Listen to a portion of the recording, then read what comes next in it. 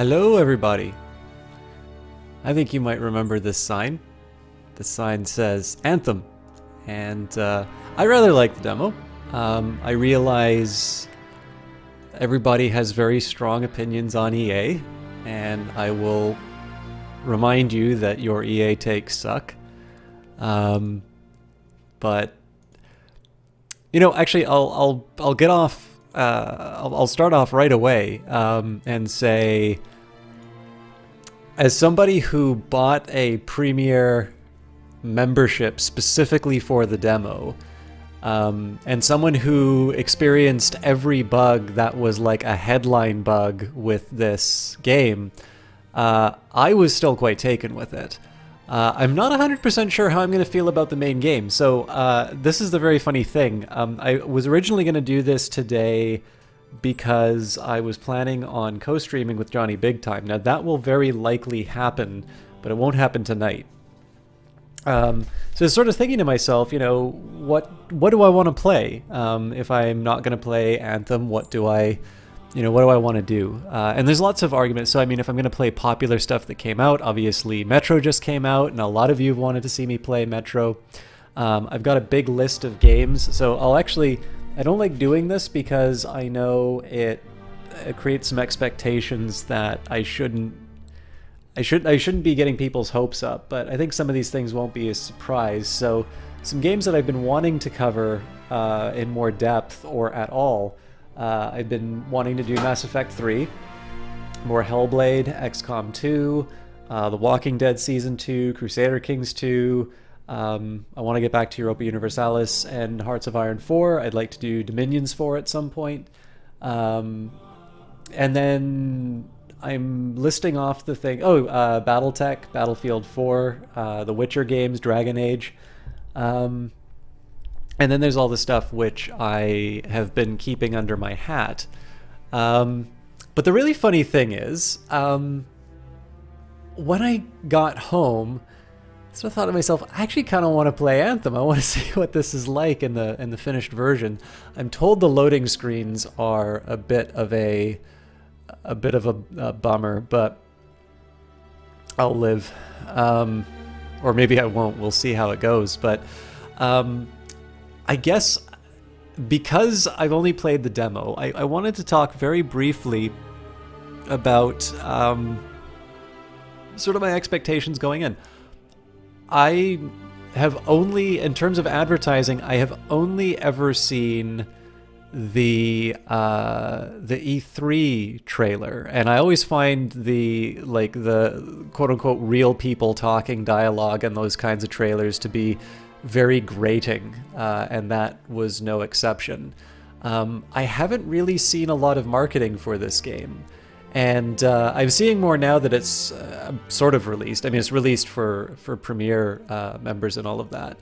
I had quite a good time with the demo, and again, like, that's not to, it's not to excuse the bugs and all of that. They were frustrating. I wanted to play in different javelins, and I couldn't until later, and it's not the best thing in the world to have to reset the game so often, but I'm very curious about where this goes, and I think especially too because we're coming off of Mass Effect and seeing how enjoyable, especially number 2 and the big story and all of that. I think deep down I just want to see what does a brand new game by BioWare look like. I try not to be too much of a fanboy about studios, unless that studio is Weather Factory, obviously. Oh, you know what? I'm gonna do something very stupid, and I'm going to try and give myself a little more resolution. So some weird stuff's gonna happen on the screen for a bit. Oh, I screwed up. All right, I think I can still make this work.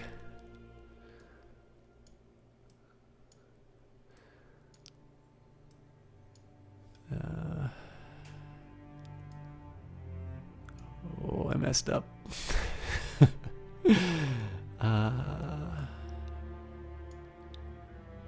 Oh, that's actually not that bad. We can do better. Cool. Okay, that's almost full screen for me, and that makes me happy. So one of the things I'm going to be buying for the stream before too long is a proper 16:9 monitor. I'd like to get, just a a nice, good, proper monitor for myself, but they are rather expensive for the specifications I'm looking for. But anyways, let's see what's going on. I don't really know what to expect beyond what I saw inside the demo. I'm most interested in what's going on with the story. And one thing that didn't quite work for me in the demo was that I did feel a bit constrained in terms of where I could go. So we'll see whether or not the game offers anything new along those lines. And, you know, I suppose the biggest thing is that if the game doesn't really speak to me, we can always try something new. Or not even if it doesn't speak to me, but if it's something that I think will be better to leave with Johnny, we can always go into another game.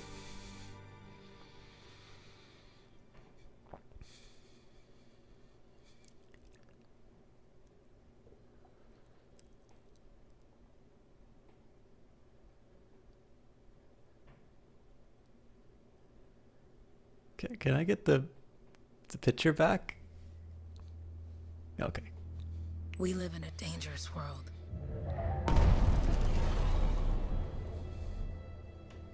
The gods who built it vanished, leaving behind their instruments that aimlessly reshaped the land.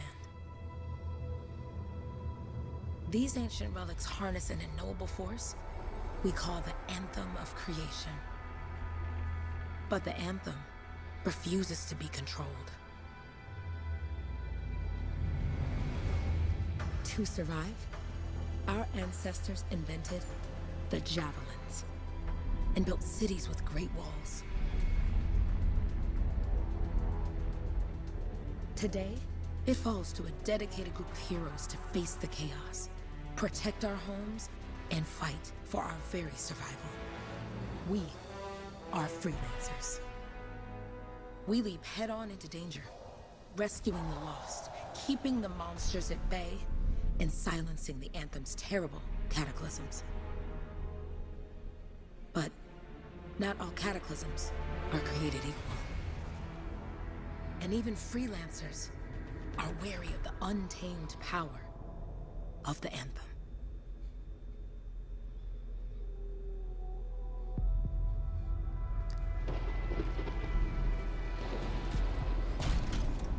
This is it. Closest we get with the Striders.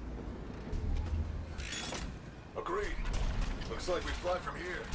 Alec, you hear that? Yep. All teams, get ciphers to their amplifiers. Let's go!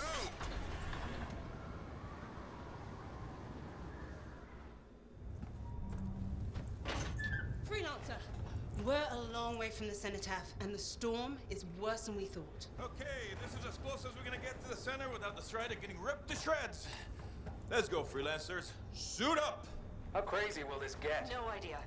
Never tried to shut down a cataclysm this big. Oh, steady, Faye. None of us come out of this alive without our cipher. Stay safe out there. Remember, we're a team. I'm right there with you.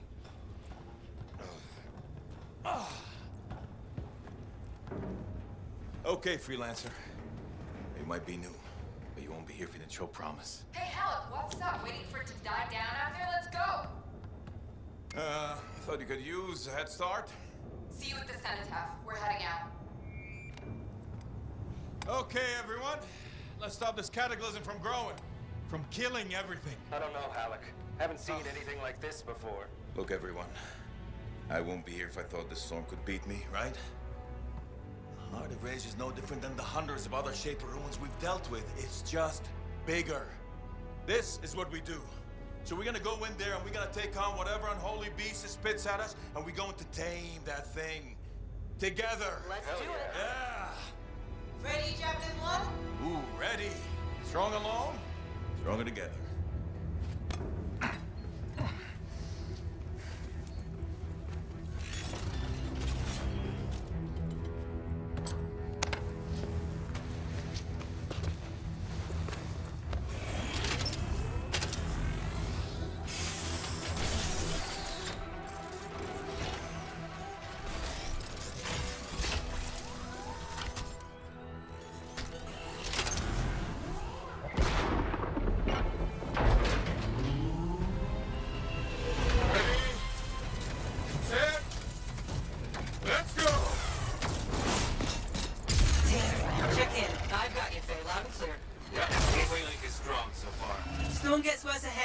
trying to find a calm pocket for you. Steady, Miller. Your heart rate is too high. Alec, check in, please. A little busy, okay? No worries on me. Got one. Team, our rookies handle with a wyvern.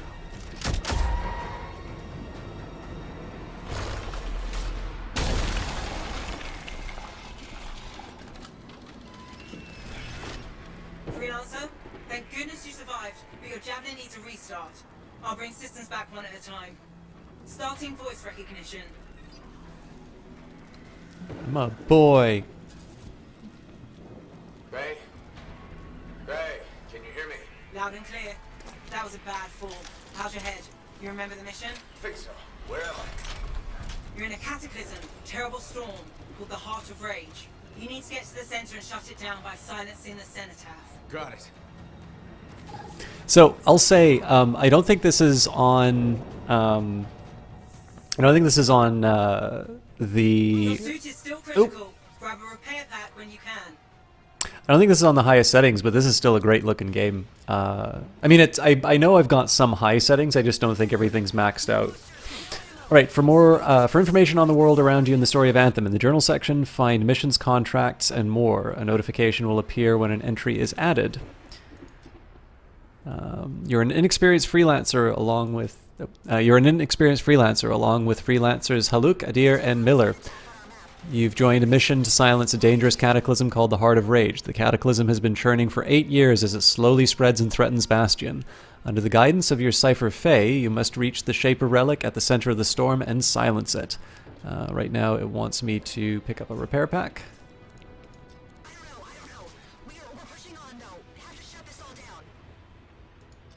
Oh, this is probably yelling at me for not doing the mission. You know what? We will read these when the tutorial's done.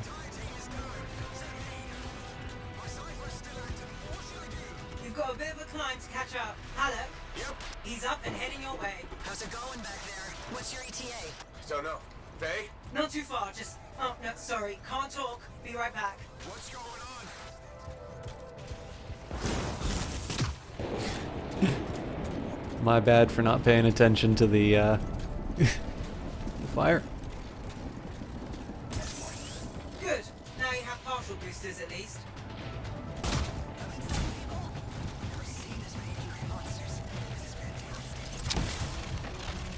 Team, the Cypher from Strider 2 is down. Comatose. His lancers are flying blind? Never mind that, Alec. We've got a Titan. Holy crap. Miller, get your head in the game. Hurry up, rookie. We can use the help. On my way. Hang tough, everyone. I'm going to assume this is where it teaches me how to shoot. Part of the Dominion Strider. From when they attacked the city. Those fuel canisters are explosive, by the way.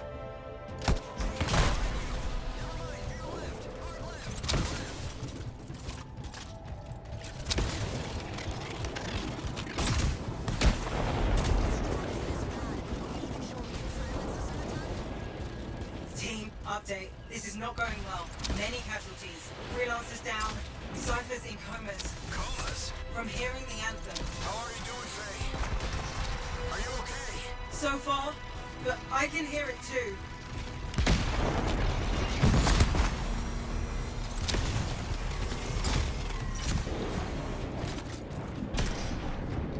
What the? Oh, Hey, Miller. that's a friend. Titan. This cataclysm is creating them by the handful. Faye, you still there? Yes, you've got down freelancers ahead, sending distress signals. They're the ones from Strider 2. Their javelins need repair. Get them moving. The flight systems aren't working yet. It looks like I still have some. I need to do a little bit. I think I need to disable some of the graphic settings during the Hang tight. Thanks, brother. Your During the Cypher's stream. in a coma. Damn. Heading back to the Strider.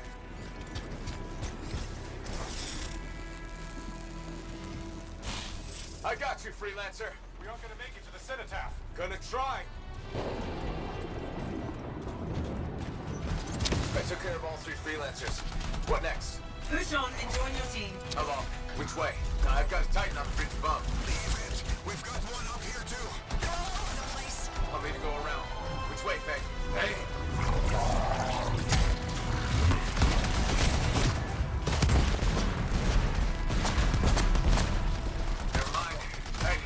blasted the wall out. Give me a shortcut. We really need your help. Gotcha. On my way. I might like jumping in games like this.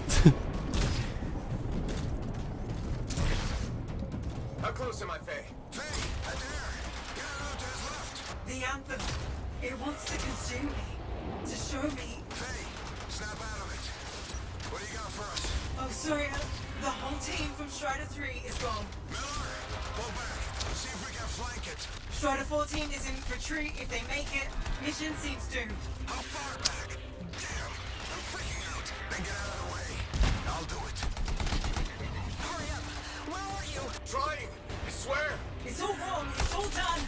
Come back. Retreat. I can hear the anthem of creation. Faye, are we supposed to fall back? We're fine. We push on. Right, team? I'm in. I'm in.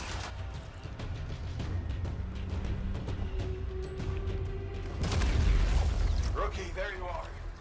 Get in here. Faye's calling a retreat. We got this. Almost there. Team, you need to retreat.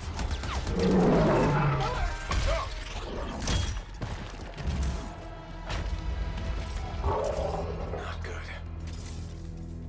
He's gone. I'm sorry.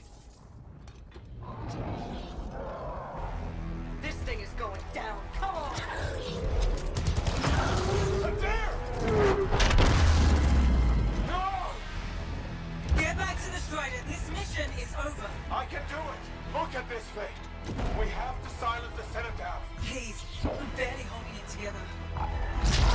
Retreat isn't an option. Not now.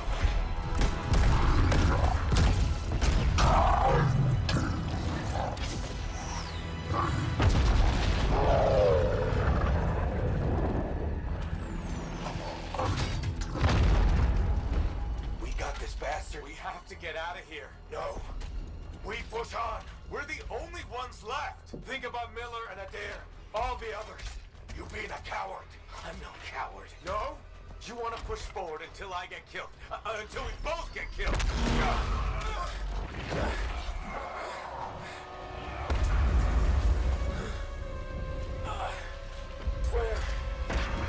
Where'd that come from? Go. Babe, we're coming back. No. It beat us, Halleck. We need to regroup. It can't beat us. Rookie, don't you dare pull me out of here.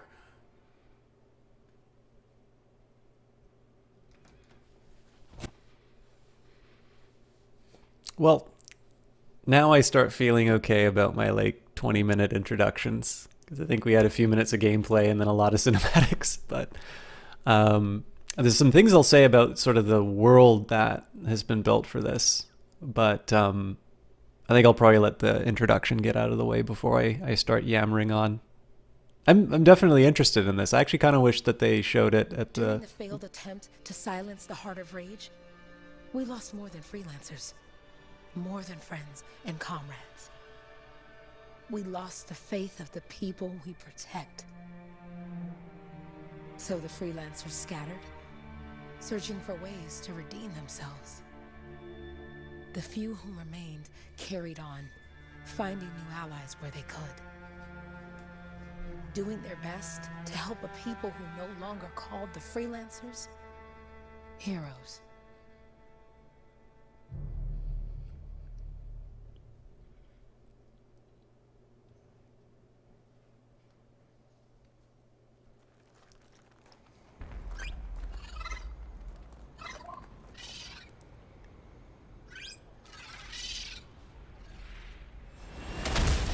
I'm at the coordinates, Owen.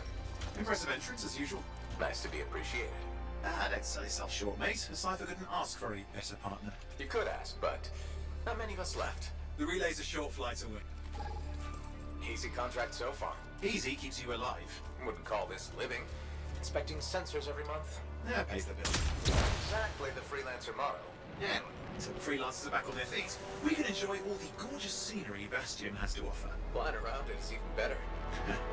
Now I'm jealous. Sitting here in the fort. So this is one of the things that I really like about the game, is just being able to take in all the There's the relay. Just oops. needs a hard reset. I really like just being able to look at the scenery while you're doing some flying. It looks like they've changed a couple of the flying details as well. Check the sensors now. First one's nearby. Oh, maybe grab some supplies before you go. Might come in handy.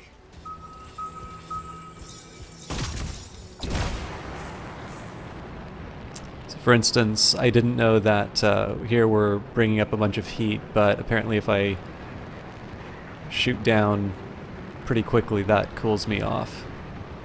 I'm going into the ravine.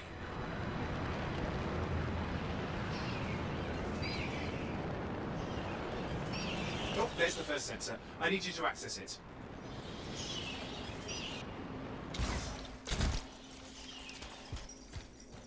One of several sensors placed across Bastion to raise the alarm about Shaper energy. I'm detecting movement. Looks like scorpions.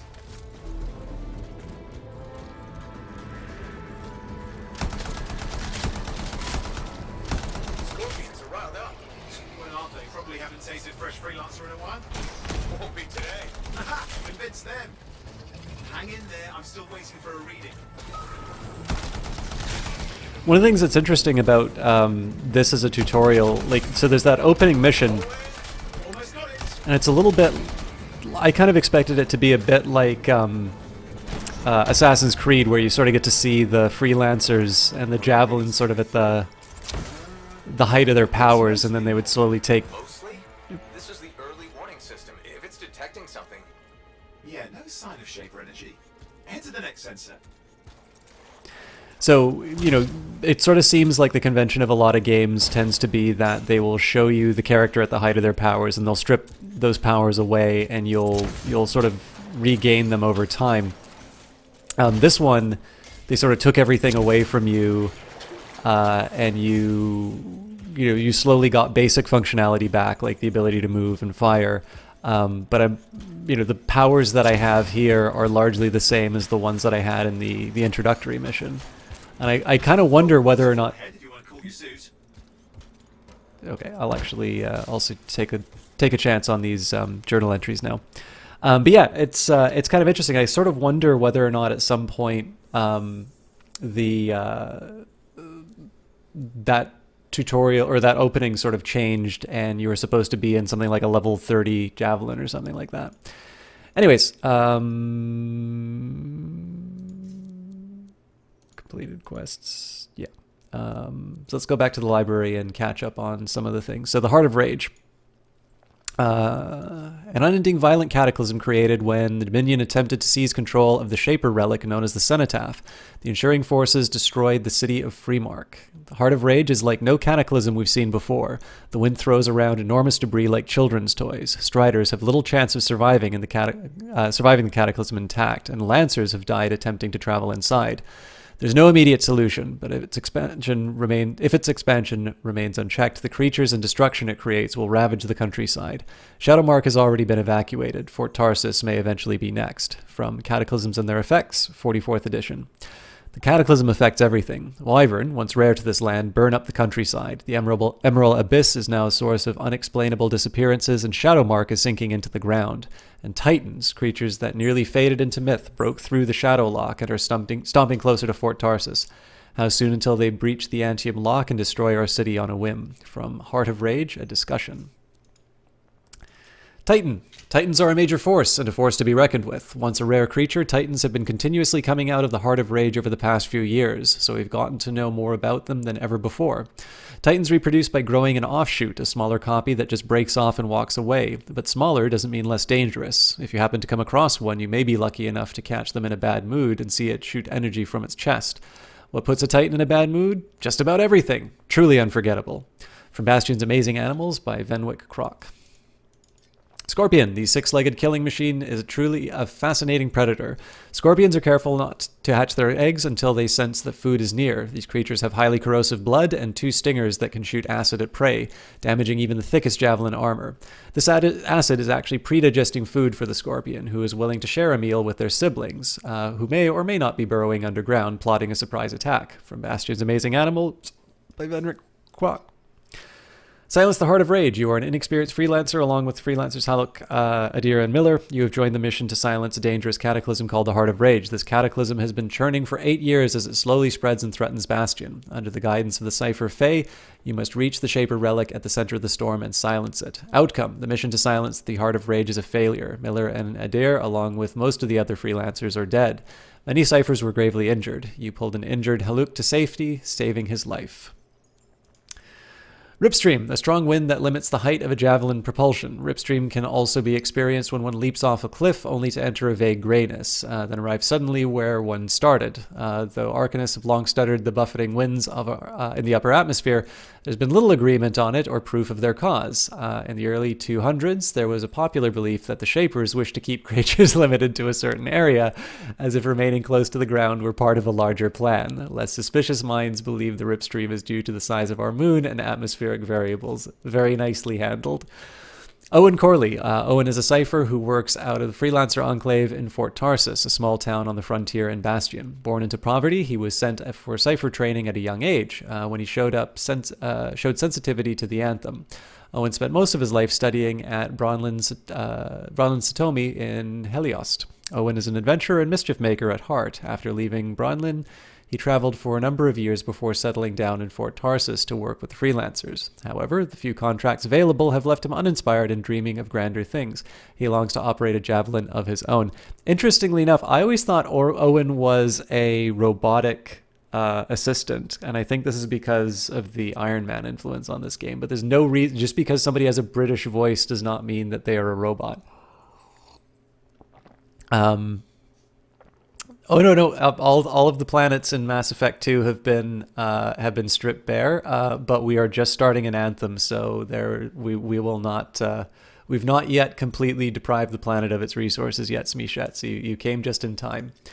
Early warnings. It's been 2 years since that fateful day in the Heart of Rage. Now, as a freelancer for hire, you're taking contracts wherever you can get them. Your current job has tasked you and your Cypher, Owen Corley, with inspecting the early warning network that detects Shaper energy.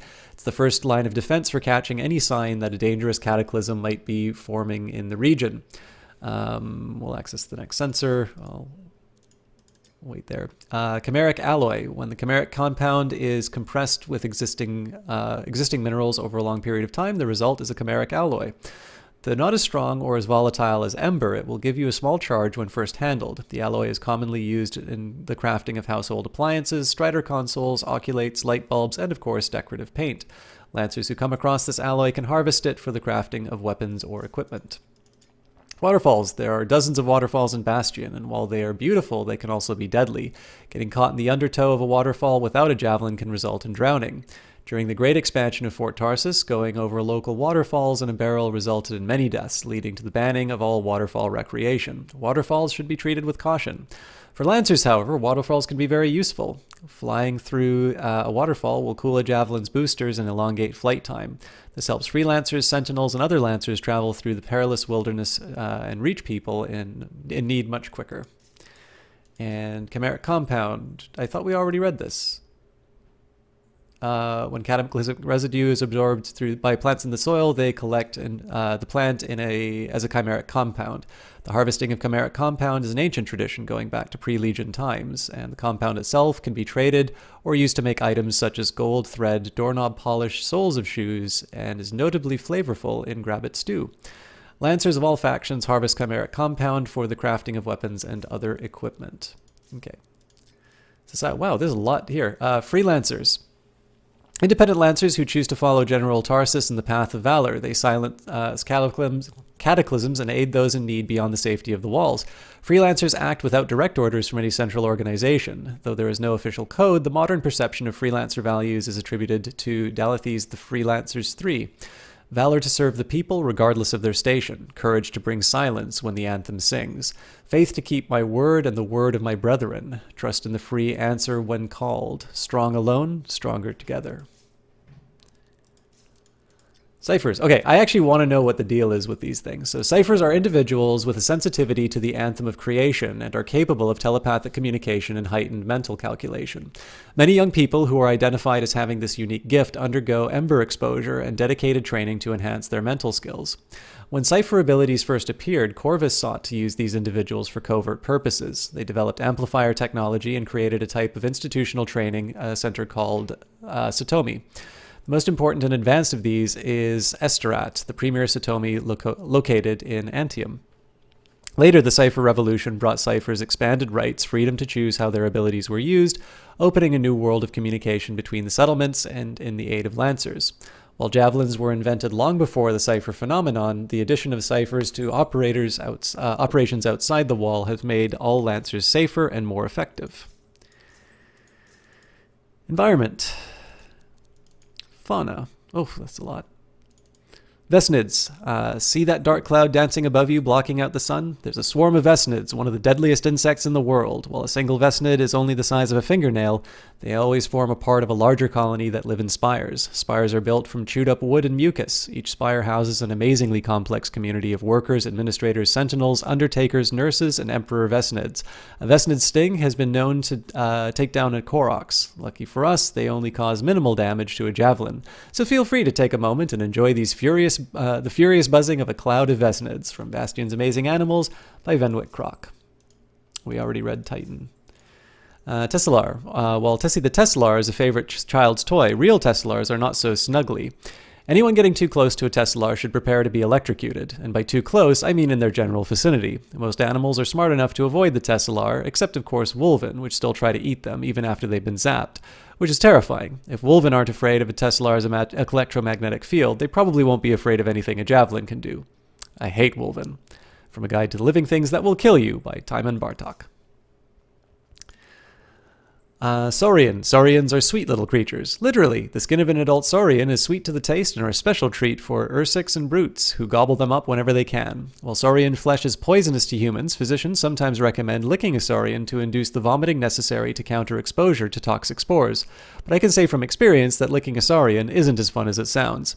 These pack animals also have a tremendous bite, so if you're going to keep an adorable baby saurian as a pet, wear your gloves. Nothing sweeter to a saurian than your fingers. From Bastion's Amazing Animals by Venwick Croc. Gazik. If you manage not to die within the first 10 minutes of going beyond the wall, you may be lucky enough to catch a glimpse of this majestic grazing animal. No matter how tempting, don't get too close. Acid spray. Lovelust, how you doing? We just got past the opening mission and we're sort of on the tutorial / first mission here, but because the voice thing tends to be something that keeps people interested. And I went through Mass Effect and still didn't finish all the codices. We're starting off right and going through the game. Guys, for those of you who don't know her, Lovelust Games is a lovely streamer. I got to see her playing Project Zomboid before. She's also very tolerant of my my shenanigans in her chat. I've seen her play not all classic stuff, but I have watched her play The Elder Scrolls IV Oblivion, which I've not yet played myself, but I'm looking forward to. Again, I don't know a lot about Project Zomboid, but I also get to comment that she was an absolutely wonderful mod when I did sort of a public Cultist Simulator stream on another channel. So if you have not seen her, she's definitely a much more consistent and talented caster than I am.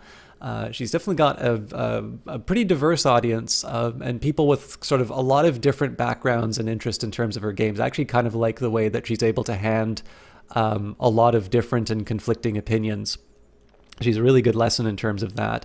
And I mean, part of that is also a function. She's just simply a larger streamer than me. So I always know that these kinds of shout outs tend not to give back as much as what these broadcasters have given me, but definitely Lovelust is a streamer I like to share with you guys. So, and we've got Casual Nothing. Oh baby, let me know when you play Oblivion, Mr. Chalk. Well, what it will likely be, Casual Nothing. So every Tuesday I do a vodcast of the Elder Scrolls.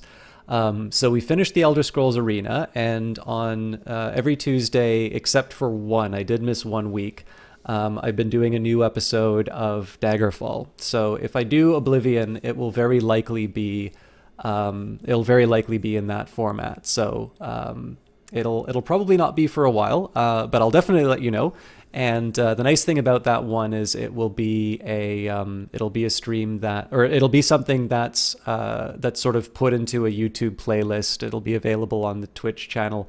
So unlike some of these VODs, which have me replying to chat, and it's sometimes a little bit hard for people to sort of understand what's going on without being able to see the chat, the VOD is already recorded. So in this case, I'm not going to be saying things that require some additional context. So, oh no, it's not a problem at all. I mean, I like watching your stuff, right? And I've talked about this before. I actually talked about this last stream, but it's easy on Twitch. Like, the rhetoric of Twitch is that everything is either the best ever or the worst ever. And I think it becomes difficult sometimes to take people's recommendations very seriously. So I appreciate the sentiment that people give when they say, follows are free, support this caster and that. But as a call to action, I'm not entirely sure that I'm really valuing. So, like, obviously, I don't watch a lot of Twitch, and the fact that you've seen me in your chat at all kind of gives an indication. It's hard because nobody watches everything I do, but it's actually hard for me to watch a lot of Twitch channels. So if you see me in a Twitch channel, it's probably because it's one that I really like watching. And so I don't necessarily think that I value somebody's channel very well if I just say, yeah, it doesn't cost you anything to follow it, so you should. It doesn't mean, obviously when people say that about me, I know they aren't doing the minimal effort possible. But the big thing is when everything is the best ever, it's very hard to motivate people to check something like that out. It could be like, I made your acquaintance once and I want to be polite, to you are genuinely my favorite broadcaster on Twitch and everybody should see it. And more importantly, just because I enjoy something doesn't necessarily mean that somebody else will enjoy it. So what I try and do with my shoutouts when I can is to give the specific reasons why I like something and a rough framework in terms of why I think a particular viewer may want to watch it or not. Because obviously if it's not for them, they can't turn around and say, well, you said it was the best ever and it wasn't, so you suck. Instead, I get a chance to say, hey, do you like this thing about my broadcast? Does this thing that I do annoy you? Well, this person doesn't do that thing that annoys you, so maybe you'll like it a little bit more. So obviously, I'm happy that you feel appreciated on that. But it's one thing I try to do with my shout-outs, is to not just say, here's a name, hit that follow button for them, but to give people a reason to do it, because it is my hope. It's hard to get new people to check out channels sometimes. And so I feel that the best way to make that happen is to let people know about it. Plus, I know people sometimes people don't care what I say. They just like the way that I say it. So I'm able to leverage that into being a little more baroque with some of my shout outs. So anyways, where were we? It can be interesting to throw a rock at a Gazik and watch it flee. Vines and brambles instantly grow wherever it moves. It's a beautiful thing to behold. You may feel the urge to stop for a spell and enjoy the wonder of the Gazik's beautiful trail. Do not give in to that urge. Letting your guard down for even a second can be fatal. You must make it back to safety. From A Guide to Living Things That Will Kill You by Timon Bartok. I don't know if I'll do all of the entries because I'm sure there's a bunch of sub-menus to all these other ones here, but I'll make at least a dent in terms of some of the material. Arnisaur. The predators of Astion have adapted to our world in interesting ways, none more astounding than the Arnisaur. The cave dweller's saliva creates an electromagnetic field that can disable flashlights and destroy flares, often leaving humans stumbling around in the dark. It takes a slow defensive approach to stalking prey, keeping its distance, but using its spiked tongue to lash out with great force from far away. Handy for taking rabbits, Gaziks, and the occasional lost lancer by surprise. You should be so lucky. From Bastion's Amazing Animals by Fenwick Croc. Oh, by the way, Lovelust, I should ask, did you get a chance to play the demo for this at all, or is this a totally brand new experience for you? You say, I do agree, though, you can shout people out all day, but you think really explaining what you like about someone helps people form an opinion. And you know how people love having an opinion. Oh, I know very much so. This is clearly Space Australia. How you doing, Woban? I never even thought about that, but you're right. Stinkhand, otherwise known as quick maw. Stinkhand has become more popular term for this hazardous plant. As prey draws close to the stinkhand, it will emit a pungent cloud of acidic mist, causing the prey to writhe in pain. Especially susceptible are airborne creatures, which the stinkhand will snatch right out of the air. The acid causes modest damage to javelin armor, but will prove quite destructive through repeated exposure. Though a stinkhand has been harvested as an ingredient in perfumes such as Fervent and Black Ember, the plant is not allowed in most settlements. From Joy of Botany by Tansy Hull. Okay, cool. I will say the flying around bit is shockingly entertaining, and it's a very beautiful looking game. So even if I don't shoot anything, I just kind of like zipping around and looking at the world. Although I think my settings are a little unbalanced because I do know that when the game loads, I do get some frame drops. I'm sorry about that, guys. Shockbriar, a remarkable plant that seems to have a unique reaction to chimeric alloys. Instead of collecting the chimeric energy in one place, it builds up a chimeric tension that results in a mild electric shock. Various arcanists have attempted to harness Shockbriar energy, but as a result, even if woven into technology, a nasty rash for all who come into contact with it. There's a large and beautiful display of Shockbriar in Antium's Royal Conservatory, from The Joy of Botany by Tansy Hull, and probably the last one, Nightvine. This plant looks like everything you'd want to find in the wild, beautiful, graceful, swaying before you, offering a gentle, comforting light in the darkness. Do not be fooled. Do not go closer. Do not stand below it. It's hiding a razor-like tongue that will cut you to shreds, leaving you in ribbons on the ground to be absorbed later. Like my mother on holidays, it will not hesitate to give you a lashing. From A Guide to Living Things That Will Kill You by Timon Bartok. All right, so geography, history. I do want to do geography, actually. So, Northern Bastion. Nestled between the Sundrix Sea and the mountains, Northern Bastion has a plethora of Shaper constructs and historical Legion of Dawn architecture, including the Fortress of Dawn. The population of this area has depleted greatly since the tragic destruction of Freemark and the subsequent mass exodus of the Arcanist settlement on Shadowmark. Fort Tarsus, the halfway point between Antium and the cities of Freemark and Helios respectively, is the only settlement that remains in this area. Yeah, I don't know about swimming, but we'll see. Flying, I don't know if it's just because I'm experienced or because okay, I think I'm going to leave these entries for another time. I don't know if it's because I'm experienced or because they changed things around, but the flying seemed to be a little more, I don't know, intuitive. But yeah, this is the beautiful world of Anthem, and I'm gonna do my flying thing now. Whee!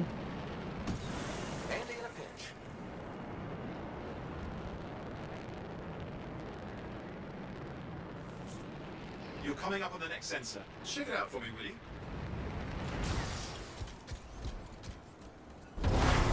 Wait there while I get a reading. No sign of scorpions, at least. They're aggressive today.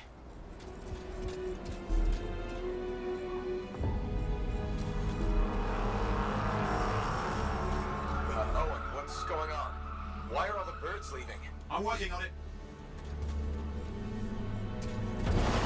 Got a reading. Not good. Possible Shaper energy detected. Get to the next sensor, we can narrow it down.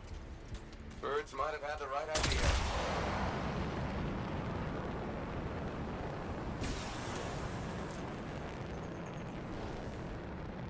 Owen, how bad could this I'm assuming that you were in the heart of rage, weren't you? Don't even think it. See these ruins? There's a theory a Shaper relic flipped gravity for a day. Uh-huh. Well, not on my watch. Okay, well, I tried to be clever with the Last sensors the zipping down, but Wyvern circling. I see them. Vibrators. We still need to get a reading. Give me a second for a reading. Heads up, more Wyvern are on you. Everything's in a bad mood today. This could be their nesting area. oh, I probably got a bunch of stutters. Sorry, guys.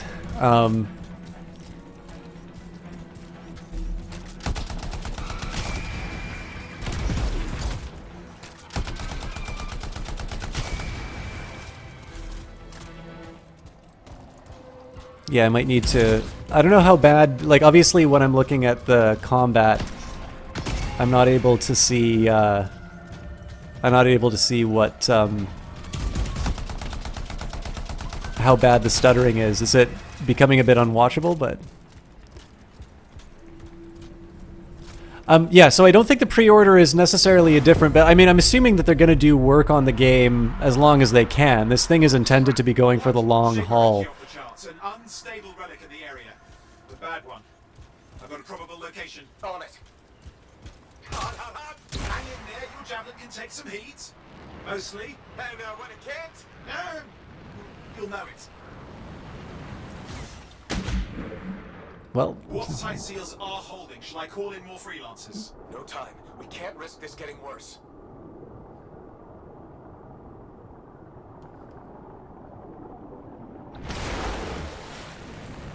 Here we go. Shaper rooms. We're on the right trail. Looks like an echo lock we need to open. I've dealt with these. Look around at the floating lights. They're the echoes. Grab them and bring them to the door. Your javelin can hold 3 at a time. That's it. A fragment of Anthem energy gone astray. You're getting the hang of it. You'll need more. Got one. Your suit can only hold 3 at a time. Take these over to the door. It's working, but you'd have to ask an Arcanist why. You'll need more echoes. Found another one.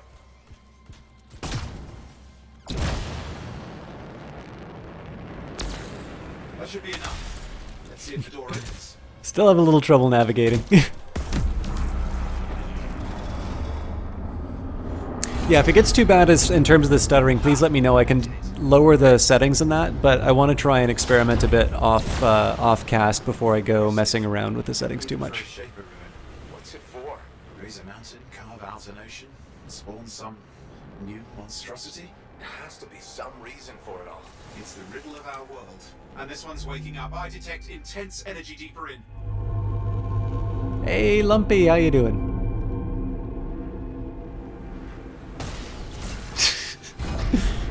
It's hard to feel heroic when you just smash headfirst into... Not me. Painful looking? This ruin's never been mapped.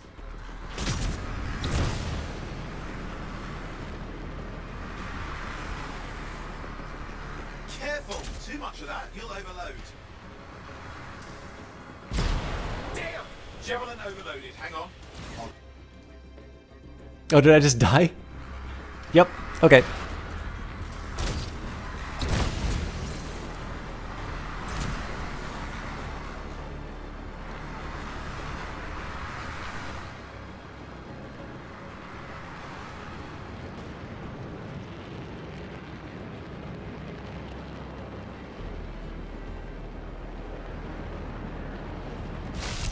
I've lost flight control.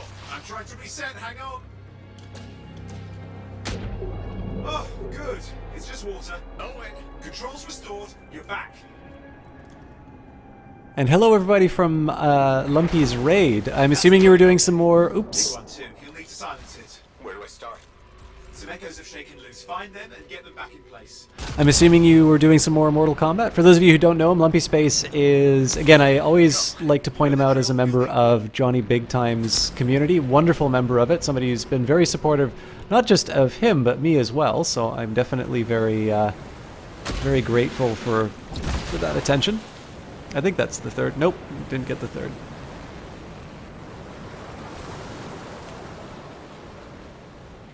I also didn't realize that the hovering was C. That's actually kind of helpful. Oop.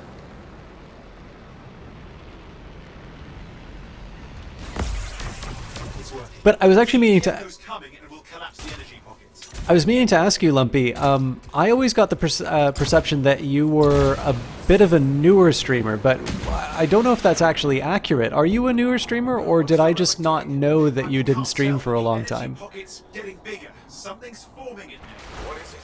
Anything is possible. Look at the waterfalls. They're going backwards.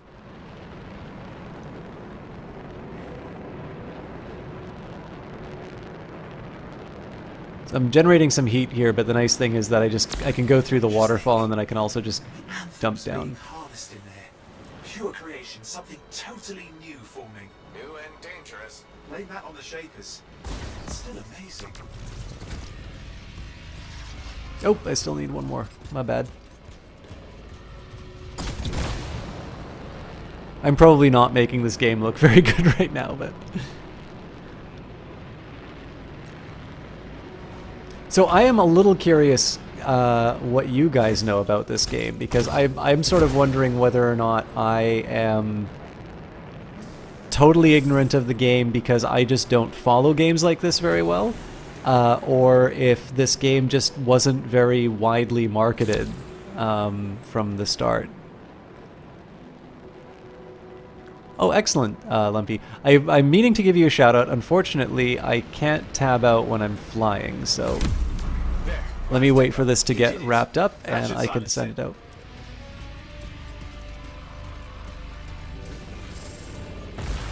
It didn't hold. I see. Damn, it's starting. You've got company. Whoop, I'm screwed. Owen, talk to me. Yes, I'm trying to work it out. Shaper energy's still increasing. These are just a warm-up, prelude to a cataclysm. Doesn't feel like a warm-up. I told you anything's possible. You've got to power through it, mate, or else it's going to get a whole lot worse. I'm clear, Owen. Good. I think we can still stop this. Those fragments of the relic that blew out, grab them and put them back together. Oh, and fun wrinkle, more company's on the way. Go. Now carry it over and put it in place.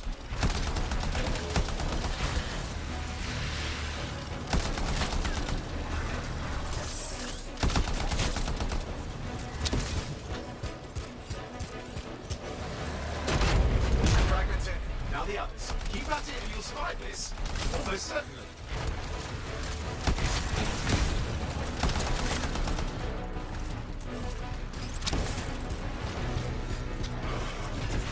Owen, something in there's growling. Something biological, that's all I can say for sure. What's happening in there? The something has teeth. Lots of them. Hurry!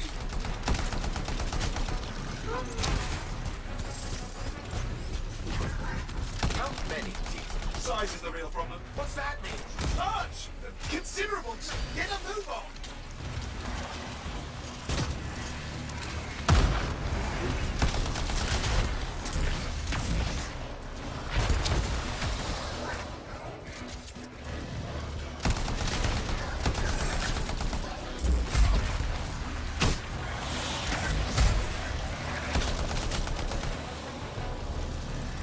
Certainly given me plenty to do.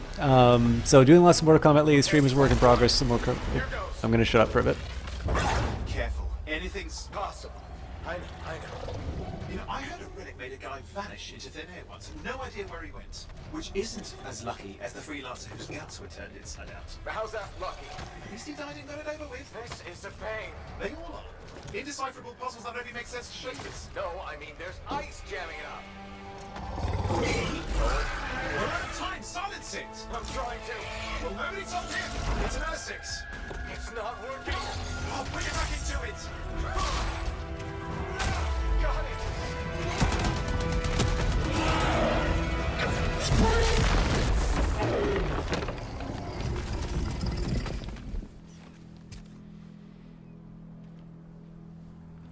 Well, at least now I've got a new story. That time a relic spawned a giant R6 that almost ate you whole.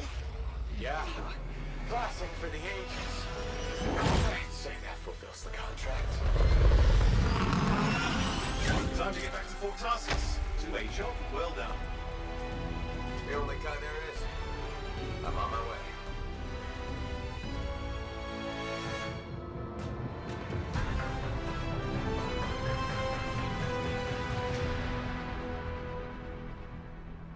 All right, that's the game. Thank you everybody for watching. No, I'm kidding. All right, I think I should be able to hit my shout out button. So yes, Lumpy Space is somebody who I originally knew through Johnny Big Time's channel. Absolute pleasure to have inside of the channel, and as he indicated here, bit newer to broadcasting. Somebody who primarily streams Mortal Kombat. Will be looking forward to Mortal Kombat 11. Oop.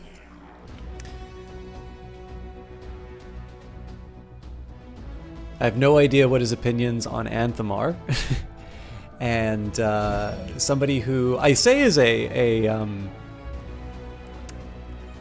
somebody who is a supporter of Johnny Big Times, but has actually been hosting and raiding me a lot lately.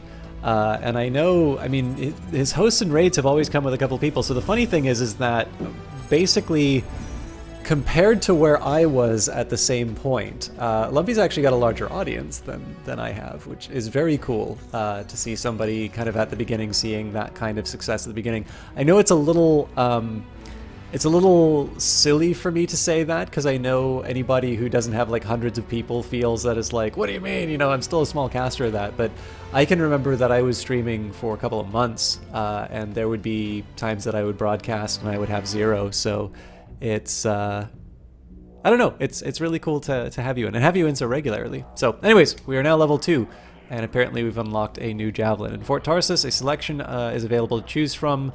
To choose one of the currently unlocked core javelins: Ranger, Colossus, Storm, and Interceptor. I think I know which one I'm gonna pick, but we'll wait. And I don't know what the other playstyle medals are, but we will find it out.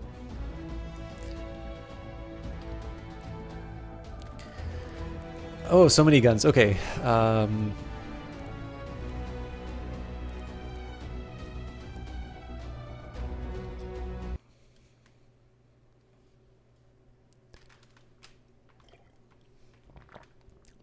I mean, the opening screen does have the title on it, but it's not. I don't think it's quite the same. Quite the same intro.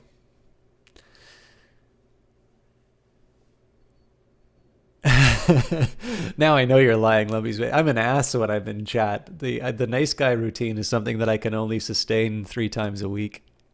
It's incredibly nice of you to say, though. It is a genuine pleasure to have you inside of. It's a little bit like Lovelist, actually.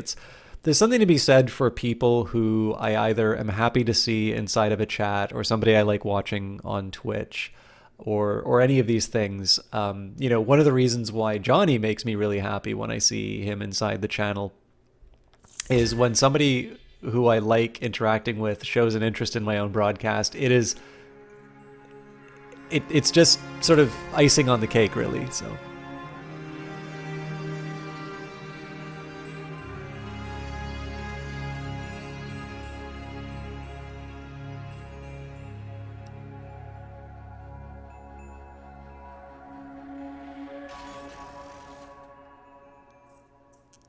Character creation tutorial. Select a face for your pilot.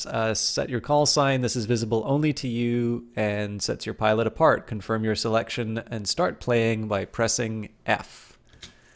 All right. I mean, that is one suave looking devil right there.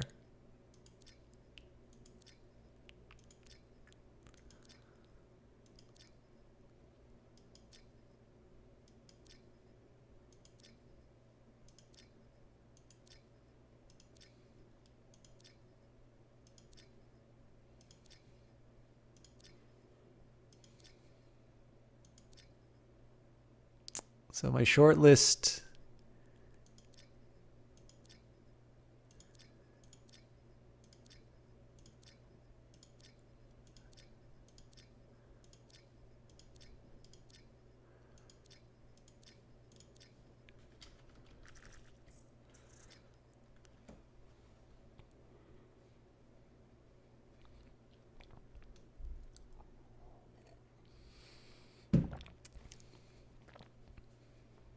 I don't actually know if you get to see your character that often.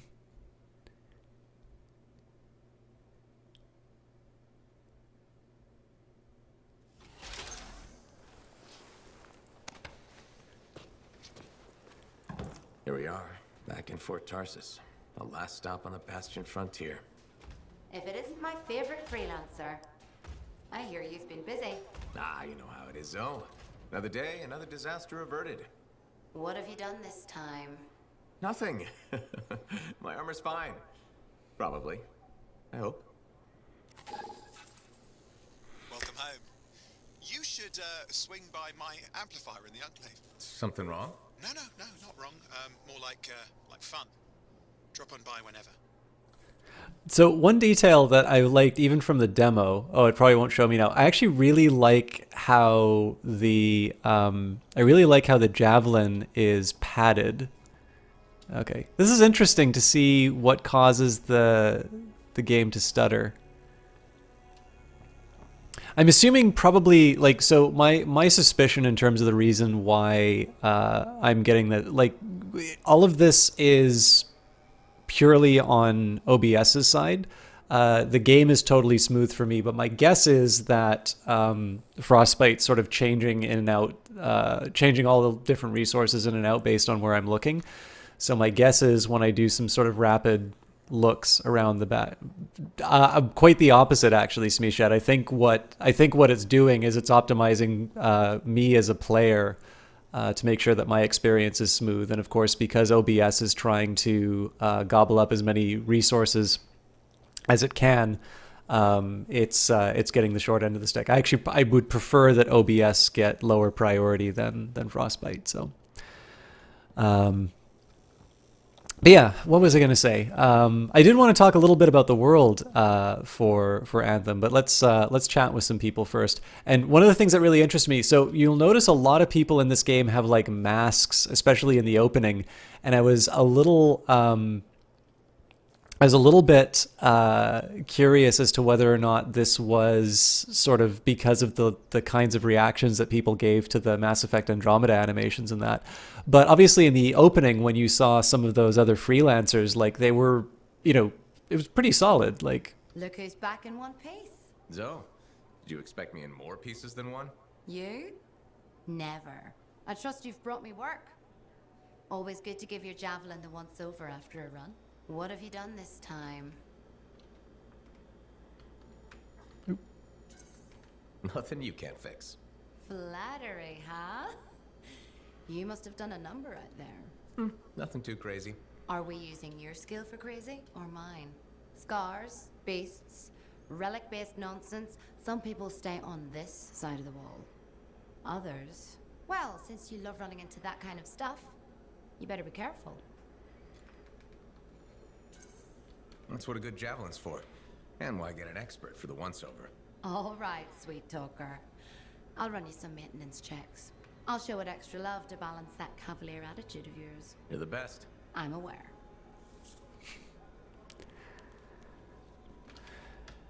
all right. Cortex shortcuts tutorial. You can enter the Cortex from the menu when you want more information. You'll return to your menu after exiting the Cortex. So what I'll do is I'll read new entries. And I'll do history entry. So grab it. It begins. I will begin this guide with a short examination of the seemingly harmless Grabbit. My cousin had a pet Grabbit once, and contrary to legend, it didn't steal shards and hoard treasure. My cousin liked to dress it up as a baby and coo at it, and when I expressed my concern, she said that the Grabbit liked it. Maybe. Or maybe it just put up with my cousin because it hoped she died soon and it would have a nice dinner.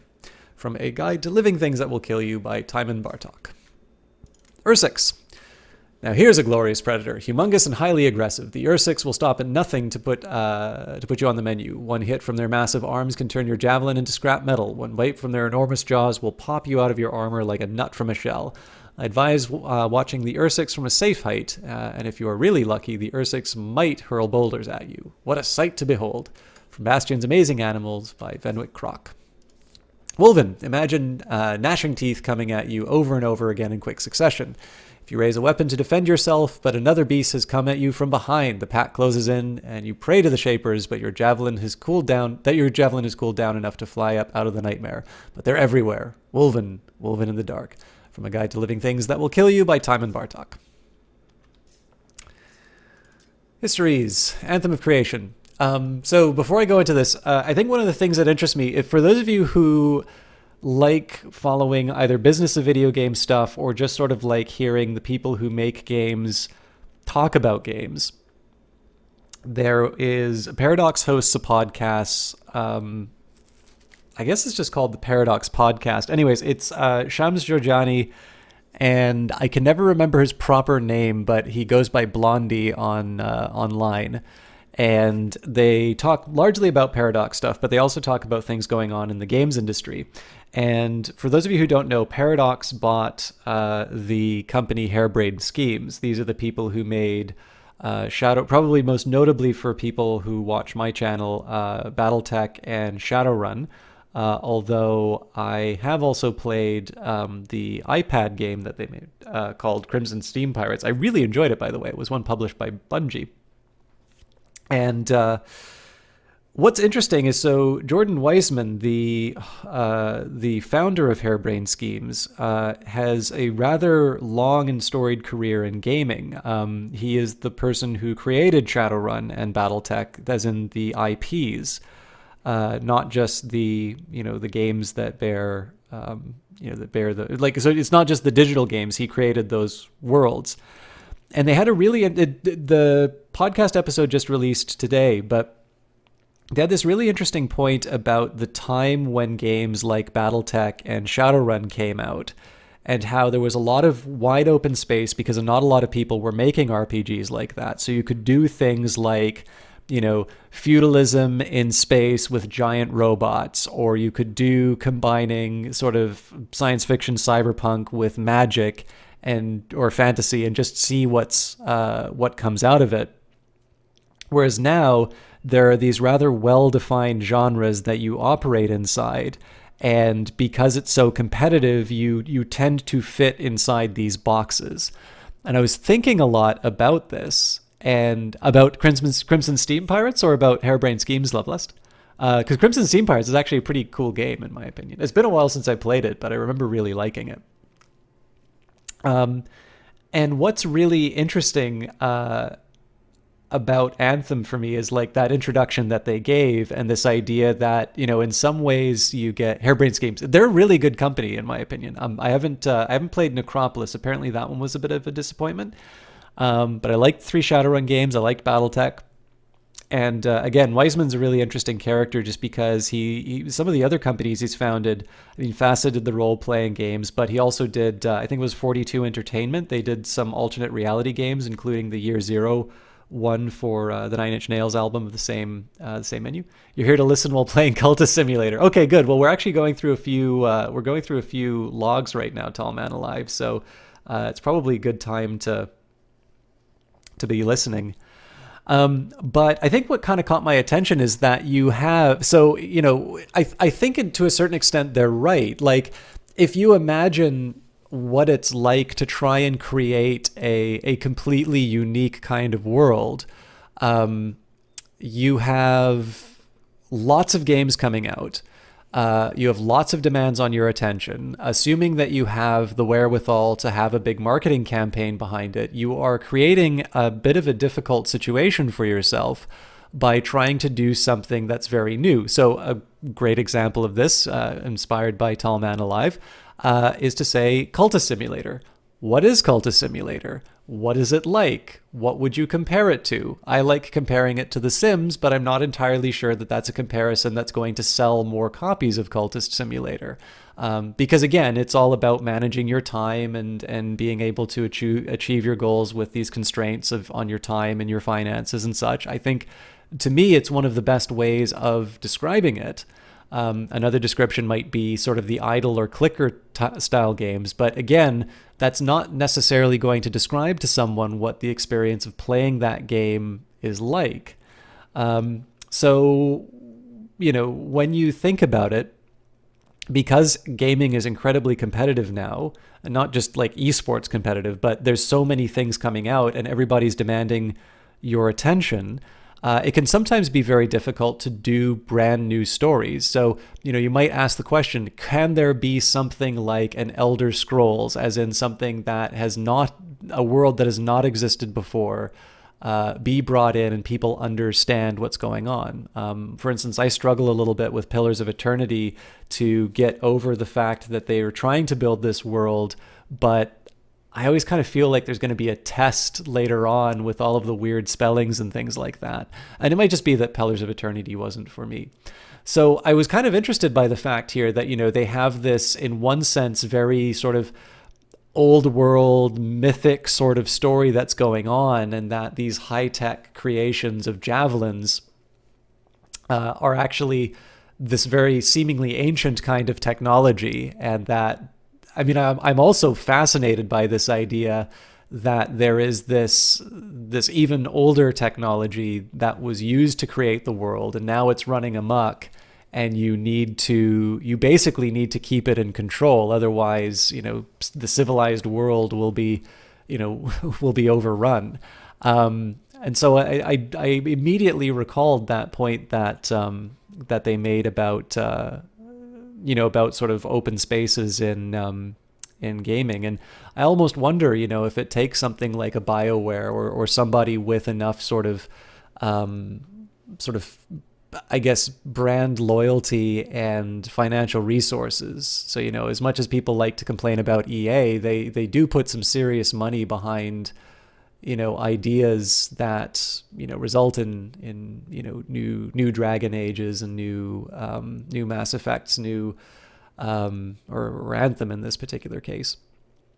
So I wonder if it's just something about the fact that you actually the creating big new worlds and new experiences is something that is now left to sort of the cutting edge of game development, and that these tighter experiences are being left to to smaller studios. So, in the case of BattleTech, that's obviously an IP that already exists, and it's very much focused on how individuals react to those worlds rather than, spending the whole time and writing some new, Game of Thrones style or Lord of the Rings style world. So anyways, the first PoE is massive info dump. It's so tiring to get into that.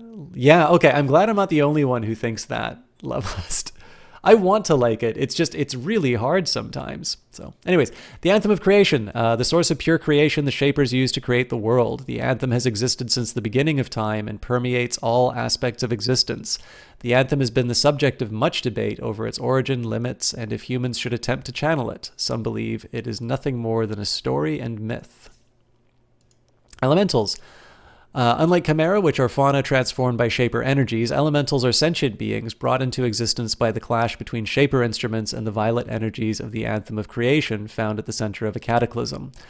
While the fire-spawning wyvern is commonly referred to as an example of an elemental, the more notorious and universally feared is the monstrous Titan. Pioneering research, Gelthold Fraff theorized that if we could unlock the secrets of an elemental's formation, we would gain profound understanding of the Shaper's design for this world.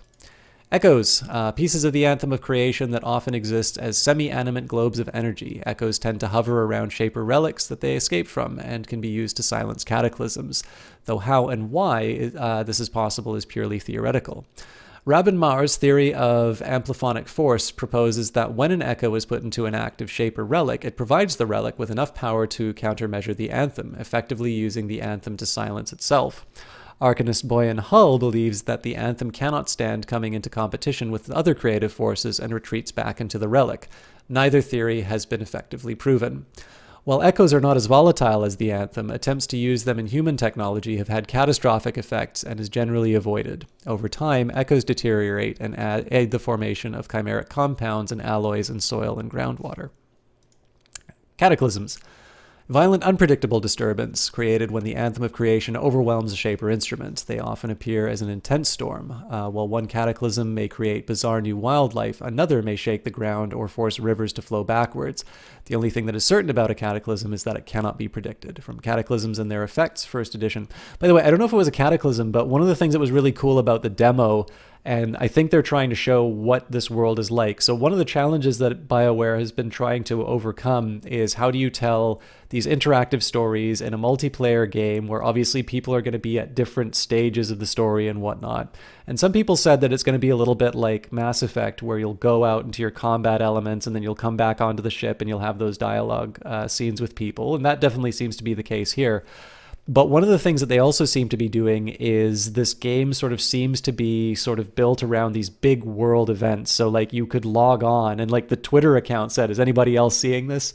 And they put an image and kind of the sky opened up and there's this giant maelstrom and all of a sudden these titans that were normally like the boss in an instance are now just showing up in the world. And I think that's going to be a really neat thing about it.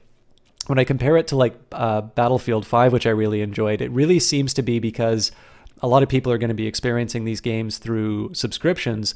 They're giving people a reason to keep renewing, that there's just sort of this where people like to complain about the content being light at the beginning.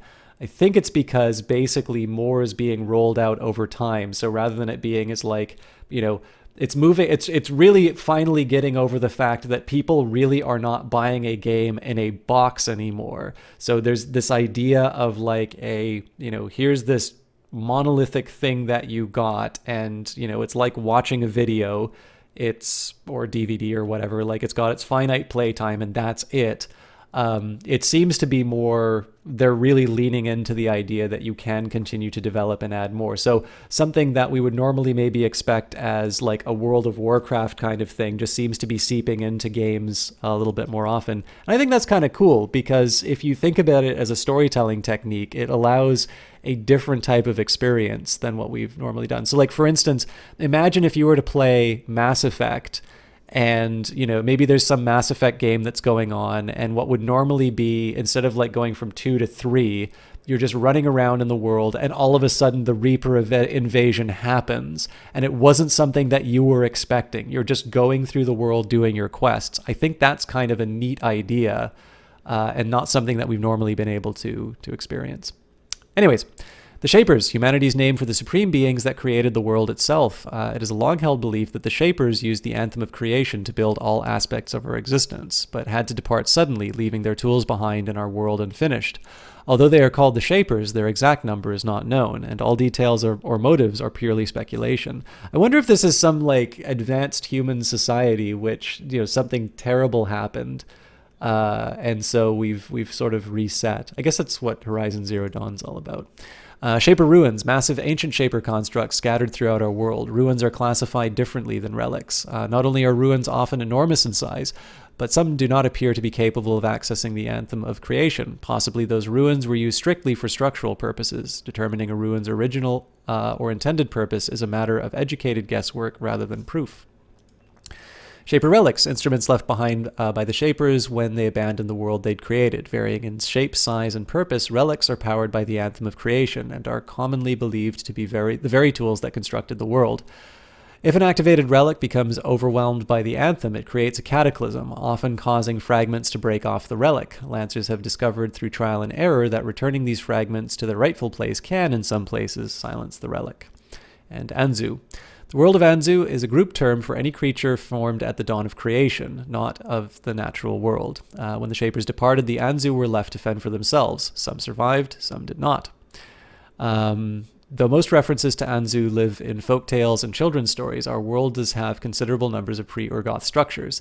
The Sunken Garden, submerged in the center of Shadowmark, the Vault of Monument Watch, and the Golden Monolith of the Mirelens possesses a similar architecture not associated with Shapers, humans, or Urgoth, and perpetuate the myth of ancient beings from long ago.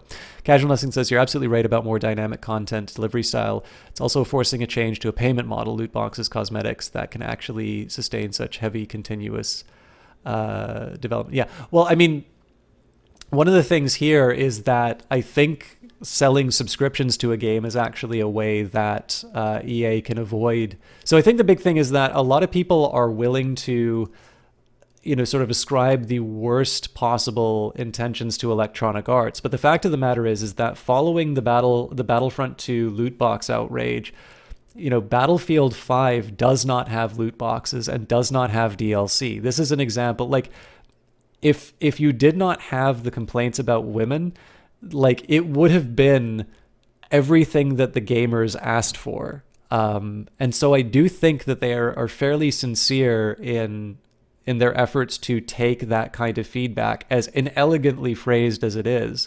So I sort of see subscription models as a way of overcoming those kinds of things. It doesn't mean that there isn't an effort to have a continual revenue stream. Obviously, like buying cosmetics and whatnot is going to be a part of these kinds of games. But it seems to me that if you're going to pay for a monthly Premier subscription, I pay for the annual subscription myself, and I thought it was a fairly decent deal. I mean, it's just a little bit more than what you would pay for a full game. I think in Canada, the difference, you're basically paying about a game and a half. And if you don't like Anthem, you can go play Battlefield 5. If you don't like that, you can play FIFA, you can play Madden. Now, obviously, if those games don't appeal to you, it's probably not a good deal. But I mean, again, I did write the article, which was more or less pro EA, so I know that everybody's going to feel a bias on this, but I don't know, like as far as these setups are concerned, between like in terms of things that are not sports games, between Battlefield 5 and Anthem, I don't really see the loot box as the primary revenue driver for these things. And I don't necessarily see a purchase that is going to confer some in-game bonus. I actually think that, if anything, the structure of these games is intended to get people to basically do what they would do with a World of Warcraft. The only difference is that World of Warcraft costs more than a Premier subscription and you get access to one game and you pay for the expansions. Whereas this, you pay a subscription if you want. I mean, obviously, if somebody just buys Anthem for the 60 or 70 bucks, depending on what country you live in, you're still going to get access to all of the quote unquote live services stuff. But for me, like, I didn't see any reason to buy Anthem because, it's like, why don't I just, get access? The thing is, there's just so much good stuff on the Premier service, like A Way Out, Fee, Sea of Solitude when it comes out. I just think there's so many things that I want to play on it that it was a no-brainer for me to sign up personally. Oh, sorry, Casual Nothing. I thought you were saying that like this game is designed to get people into loot boxes. Yeah, and that it's like it's fair. If I felt that these games were intended to like try and make people like, if it was basically kind of something that was going to put them on this treadmill of like of getting of making these randomized earnings, I would say it. Like my interest in EA is not this, devotion or unquestioning devotion to them. But I definitely think that there's sometimes a more aggressive stance on EA than is really merited. And again, like maybe Anthem's just some Trojan horse and they're going to spring like the worst monetization strategy ever on us. But again, I just think that the business model, I think if I could describe what I feel the business model for EA will be moving forward, it is to get you to rent your games rather than this rather old-fashioned idea that the CD or DVD that you bought in the box is like your possession. That essentially they want to create games with these longer tails and that they're making themselves sort of immune. So like the thing with Activision Blizzard is that if you get bored of World of Warcraft, you stop paying them that fee. And so that creates some uncertainty in terms of their revenues. Now, EA has a really deep catalog that they can go from. And if you want to get that Premier subscription, obviously they need to keep coming up with premium games that you want to keep playing. So I think the idea here is that if they create these games with this longer support over time, you've got Paradox, which releases new DLC every few months to sort of support the continued development of the games. And I think EA's approach is that they know they have a really deep library to pull from, and that the money that they spend on developing games will go a little bit further when they say, like, imagine a year from now, after they've got a few more of their big releases out, you'll probably have about 4 or 5 really good games, or at least like, really noteworthy games that are sort of AAA extravaganzas. And the thing that I like the most about it is that I am like, if it was not for Origin Access Premier, I probably would not have tried Anthem. But because of Origin Access Premier, I have tried this game and I actually rather enjoyed it. And so now I'm able to play it today. Obviously it's, because it's in Premiere, I get to play it early. And I think, like, to me as a gamer, that's something I like a lot, because clearly I do not want to spend like a $70 entry fee to see whether or not something unexpected is good. So, let me just catch up with chat. So Wobin says, just started the Origin Standard 7-day free sub 10 hours on Anthem. Yeah, so I was on your tier for a while at $5 a month, and I got access to a lot of great games. I think it's a really good. Program. And if you pay monthly for the Premiere, you'd probably spend less than buying the game outright. Yeah, so I think to me in Canada, it works out to be about a little under a game and a half. in terms of the cost if you go for the annual load up. Loveless asks, so you think this is the way to go about it, always online games? Well, I think this is unique to Anthem. I mean, Anthem seems to be designed from the ground up as like a joint experience, something that you'd play with your friends. And I mean, that was where the introduction of the game went, like that E3 announcement had companions playing. The alternative I would maybe bring up would be, so there is a single player campaign for Battlefield 5. Obviously, though, people play Battlefield for the multiplayer experience. But of course, if you take a look at the stuff that you get in Premiere, Madden, FIFA, the sports games, those are probably more single player driven experiences. So the thing about the subscription model, and this is a little bit different from a World of Warcraft, like World of Warcraft clearly is an online only game.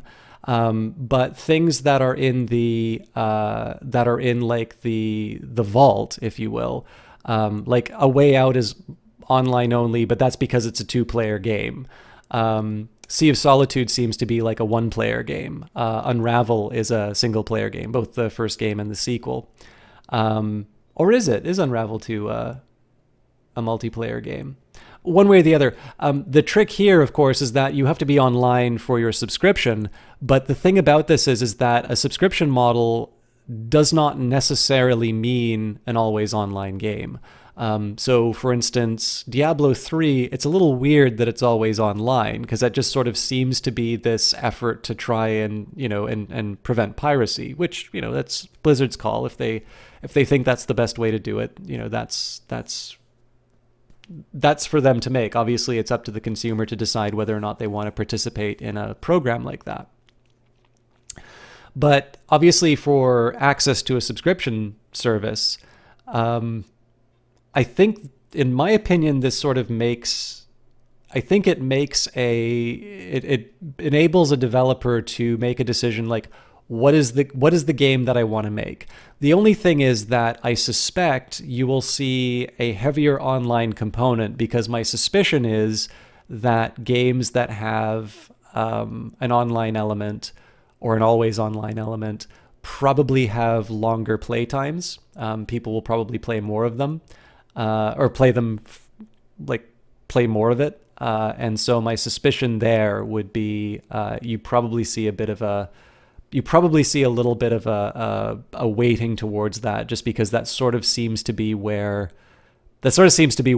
players are spending their time. But I will give as a counterexample, like if you look at the amount of time that people spend in games like FTL or Into the Breach, like these are games through the way the levels are generated and all the different challenges they give people. Like I can see games like that doing very well in this model as well, because obviously you'll keep playing FTL for hours, just trying out all your different techniques and such. So I think probably online experiences like this have a bit of a leg up in this kind of a model. But I think it's neither a necessary nor a sufficient condition. I think in the end, probably the online elements just sort of reflect the way that people seem to be playing games. And I mean, again, like obviously Fallout 76 did not hit the right notes for everyone. And that's a perfect example of, just because you make something like always online only or something like that, that does not automatically mean that people are going to like fall over themselves to play it. Like there has to be an experience behind it that people want. And clearly some people are not necessarily going to like games like that. So, but I mean, to give you an example, you wouldn't want to get a Premiere subscription for this. But like when I did the Cultist Simulator Steam stream, somebody recommended This Is the Police for me. And then I took a look and, I already have access to This Is the Police. And as a streamer, I really like that service because I don't need to go and bug a developer for a key. I already have this big library of things. And The Sims 4, I haven't played a Sims game since the first one. And I was able to just sort of hop into that and tool around a bit. So to me, it's a system that I really like. But I have a feeling that it's probably more of a complement rather than a substitute. I don't think it will be that subscription services, the Netflix of games or whatever, I don't think that will replace our current model. I just think it will be one for people who like a type of game that this will be a model that allows them some more variety and allows them to work. Because this is the big thing, right? Like if you want to buy games under the old model, you 100% can buy Anthem that way. It's just for me, because I put a bit more of a premium on that variety, I actually don't have a problem paying for the subscription. So.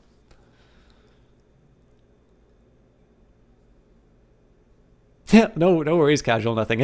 I actually have a bit of a reflex now in terms of the EA thing, because I really like I've been in bars and I've talked about this stuff, and like somebody just comes over and like gives me an earful about why EA is the worst company, and like it's really funny to have happen. I kind of look forward to it now.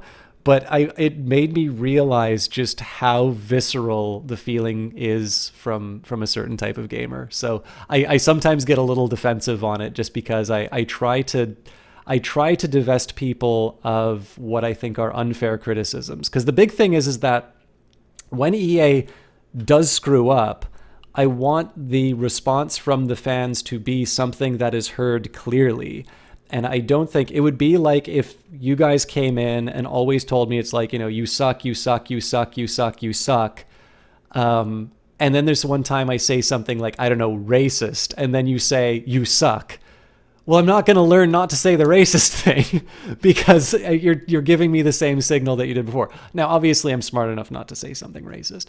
But that's, you know, the thing is that the corrective mechanism becomes blunted if the receiving end sort of feels that they can't do anything right. So, hey, Sean Bean. The Lancers who first created javelins fought back against Urgoth oppressors and won humanity's freedoms. General Tarsus led the human revolution while piloting the first javelin, invented by Arden Vasa. The Legion's ranks included notable heroes like Sandine, Leotrel, and Magnastral. Their tragedies and triumphs were recorded by Garrod and the chronicler in Bastion's most famous book, The Volume of Tarsus, though the text was printed long after Garrod's death.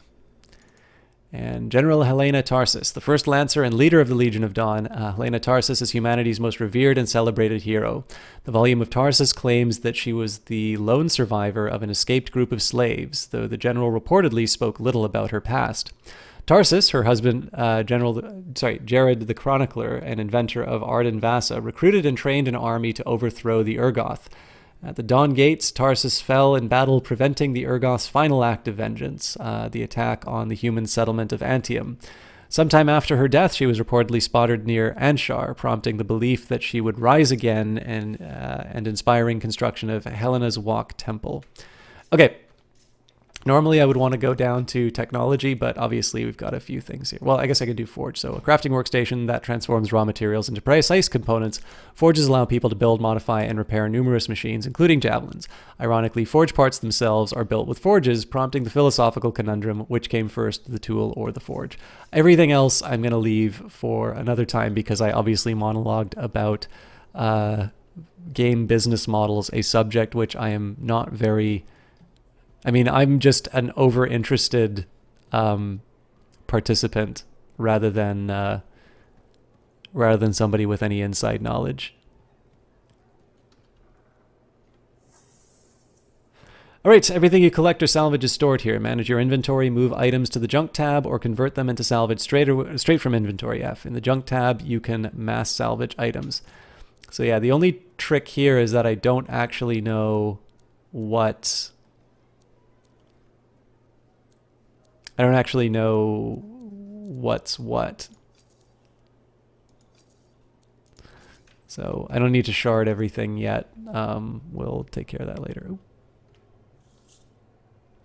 Interceptor, created as a scout suit for explorative and diplomatic missions. The Interceptor is the most agile and acrobatic javelin a Lancer can find. Lightning-fast, close-range attacks combined with specialized weaponry will thrill Lancers who crave speed on the battlefield.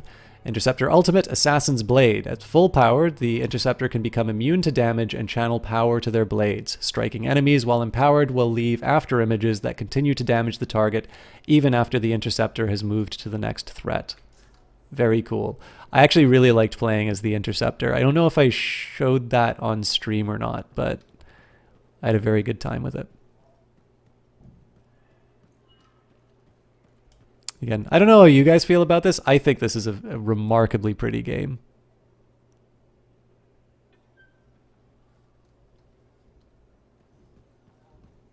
Did she make it back? Barely. Scars hit pretty bad. They've taken that route before. Since when does that matter? You get comfortable out there, you stay out there, permanently. But she's okay. Yeah, suit's being looked at, and the Sentinels will give her time to rest up. If there's anything...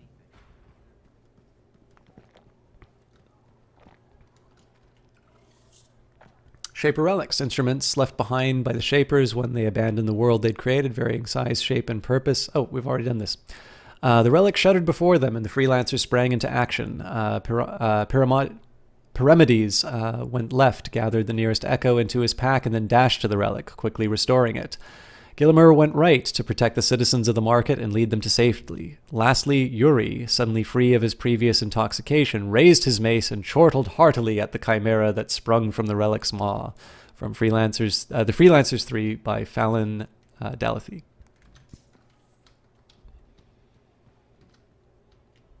Daily Trials? It is a Frostbite engine game, yes. All right, time remaining 8 hours, 56 minutes. Earn the weak point striker feat by hitting enemies' weak points to defeat them. Sure.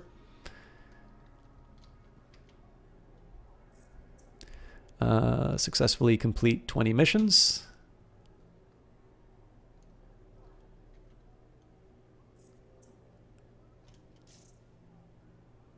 The Eyes of Sin, lovely to see you. Oh, monthly trails, okay. Complete Path to Glory challenges before time runs out. So I have 17 days to find out what a Path of Glory challenge is. All right. Again, I apologize. I know that the game stutters every once in a while, and that's so. Again, I need to stress on this one. This will be a problem you run into if you're a streamer, but I've not yet had any frame drops as a player. No need to tell me. So little trust, and even our own, they forget. How many read the wall? You know how it is. Yes. Stop talking, Come back with please. something to brag about, all right? Complete activities that further the freelancer cause. The work you do will help the Enclave grow and expand. More amplifiers in use, more freelancers, and return to the glory days. Loyalty rewards, uncommon universal component blueprints, rare universal component blueprints, and epic universal component blueprints. This is the game I was enjoying previously. Johnny was actually playing this earlier today, and I no promises, but I am looking into doing a stream with him on the weekend. So, anyways. Oh, you know how to greet a fellow. Yeah, you see what I mean? You picked up on that, right? Little warble? It's warbling, right? All readings fall within acceptable tolerances. You gotta look past the numbers for once in your life. Something is off. The connection is a bit fuzzy. How do you quantify fuzzy? You don't quantify fuzzy? You don't measure it, you don't count it, it's nothing like that. It's a feeling. Everything okay here, Owen? Yeah, well, on your last mission, I noticed that the cipher chair was giving off some very strange feedback. All readings fall within acceptable tolerances. Well, it's your call, but if you ignore it and something goes wrong... I will find an Arcanist and perform a full protocol inspection on this unit.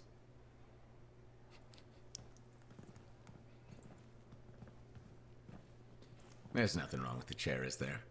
No.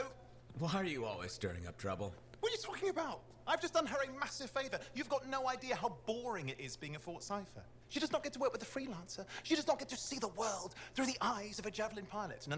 You know what she gets to do? She gets to relay official messages back and forth to ciphers at the capital day after day after day. Some people like boring. Not everyone's cut out to be a freelancer. So you have said. But you have to admit that last mission would have gone better with a partner. I have a partner. You. Every good Javelin pilot needs a cipher. That is not what I meant. Look, if I had a suit of my own, I could be out there in the field with you. Call down your boosters, Hotshot. With more training, you'll get your chance, I promise. Fine. Not like we could afford a spare suit anyway. Job board is empty. We'll figure something out. We always do. Yeah. Do you ever regret missing out on the glory days? Back when freelancers were treated like heroes. Contracts would just fall into their laps. Everywhere they went, they were given respect. And free sandwiches. Free sandwiches? Yeah, I haven't had my lunch yet. I'm starving. We're on a tight budget here. Budget has room for sandwiches. You're probably right. You know what? Why don't you head over to the forge, get your javelin tuned up, so we're ready to roll if a contract does fall into our laps.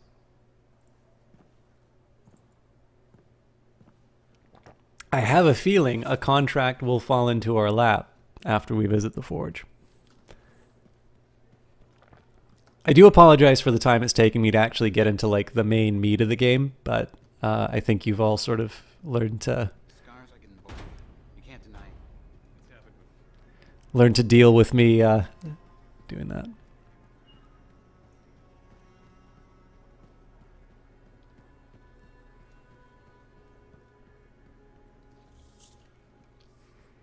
Owen, you need something? What are you talking about? I just got a message from you saying to meet you at the forge. I didn't send any. Why would I want to meet up here? Something's not right. We needed to speak in private. My name is Tassin. Do you always travel with a security escort? Not always. The Sentinels have their uses. Well, you make a hell of an entrance, I'll give you that. I have a contract for you, freelancer. I like to know who I'm working for before I take a job. Really? From what I hear, two of you will take about any job you can get these days. What's the job? An Arcanist has gone missing. Missing? I thought Arcanists just hung out in labs studying Schaefer relics. Matthias Sumner was investigating some relics at a ruin near the fort. I need you to find him and bring him back home safe. If he's still alive. No one knows more about the dangers of Shaper artifacts. I'm confident that knowledge and his own resourcefulness will keep him alive until you find him. What do you say, freelancer? We'll make it worth your while. Owen? Looks like the freelancer's right again. Well, us anyway. Excuse me, I just got a... That is excellent. I will go and run my diagnostics. Let me know when you're ready to leave. It was a pleasure.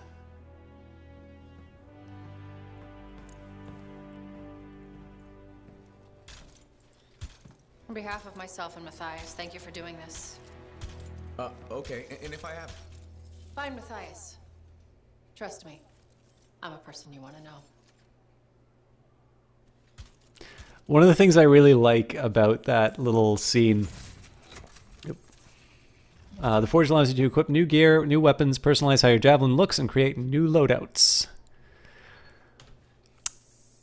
So one of the things store tutorial, purchase crafting items and javelin customization options here. Store inventory changes frequently, check back often. The rewards tab lists anything that you've earned through completions and outside programs. Is this the store? This seems like the map. But to have sort of this is the default javelin, and to have a little cutscene where you've got somebody who, I'm pretty sure that's also a ranger javelin, to have that standing right beside you and just seeing the comparison, between the have and have not is a nice little bit of visual storytelling. Again, apologies for that. There were banners hanging in the enclave.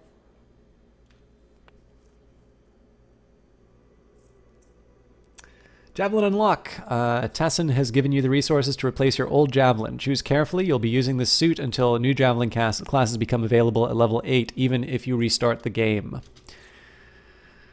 Okay, so I actually get to, my default javelin is different. So I get to start with the Storm. The Storm is the latest in javelin designs, using Ember Cord seals to harness the power of the elements. Its ability to float above combat compensates for its light armor. Operated by a skilled lancer, the javelin's lightning, ice, and other elemental attacks make it an invaluable tool against the Dominion.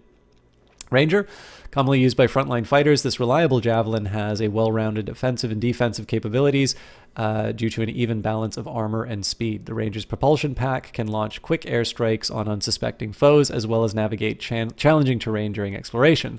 The Colossus, which I know that Johnny has already unlocked, this heavily armored javelin is a cornerstone of human society and is used in various occupations, including industrial work, deep-sea diving, and heavy transport. Though slower than other models, this javelin can withstand a punishing amount of damage. In battle, you can count on the Colossus to hold the line or disperse threats with its tremendous strength in close combat, Or finally, the Interceptor, created as a scout suit for explorative and diplomatic missions. The Interceptor is the most agile and acrobatic javelin lancer a lancer can find. Lightning-fast, close-range attacks combined with specialized weaponry will thrill lancers who crave speed on the battlefield. So I'm trying to decide between Ranger and Interceptor, but I think I'm going to go for the Ranger because it's a nice all-around one. If it's level 8 that I unlock the new one on, I'll be okay getting a specialized Interceptor afterwards. Okay. The real question is whether or not I do any fancy customization. Loadout tutorial. Use the loadout tab to change weapons, parts, and gear. Create custom loadouts in the Javelin menu. Press space on unlocked tabs to switch your equipment. Press right mouse button to move the camera and left mouse button to circle around the suit. Zoom in and out with the middle mouse button. Switch to the appearance tab, E, to customize your look. So, this inventory is Javelin specific. Press space on the items that you want to equip. Compare the currently selected item on the right with the selected item on the left. Salvage items for crafting materials by holding F. Open the Cortex for more information. Okay, so don't have anything there. Javelin has multiple slots to equip items. Press space to choose a slot. Some slots are unlocked immediately. Some have requirements. Select a slot to read the requirements. So in this case, I'm just going to see if I have an upgrade for an assault rifle. Looks like I do. Slightly higher damage for an assault rifle. There might be an argument for a machine gun. Versatile delivery of high rate of fire and solid damage capability. So numerically, the light machine gun seems to be just better all around. I think I'm gonna see how the light machine gun works on this mission. No fancy granados, and apparently no support gear and components. So we will do some appearance. There are many ways to change the appearance of your Javelin. Explore new materials, colors, and animations to start. Add finishing touches like the level of wear, vinyls, and metal plating. Use coin or shards to purchase new appearance items. So I've got dirty or old.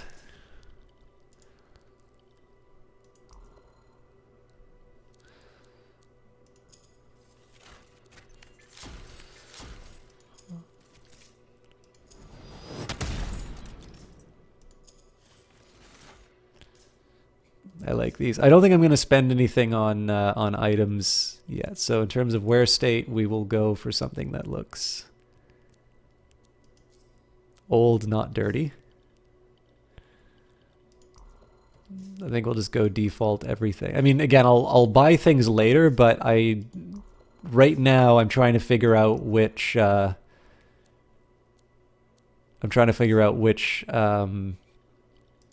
which Javelin I want. So, and of course the most important part, which is our color scheme.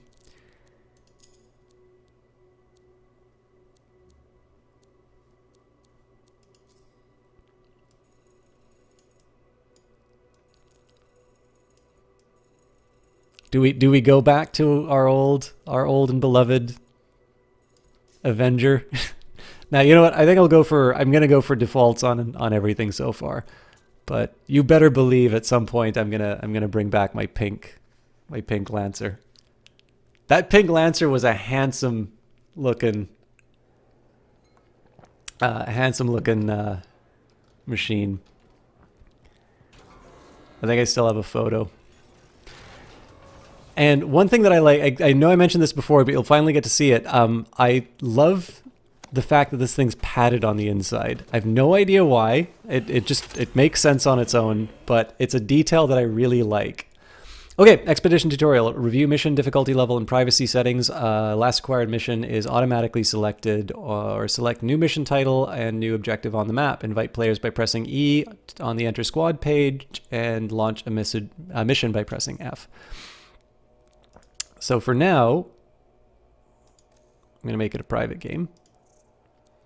I know the game says that this is better played with better played with friends. But increase or decrease the difficulty of your game. Higher difficulty means greater danger and greater rewards. Grandmaster difficulty unlocks with game progress. So we'll try hard, just because I didn't actually do that in the demo.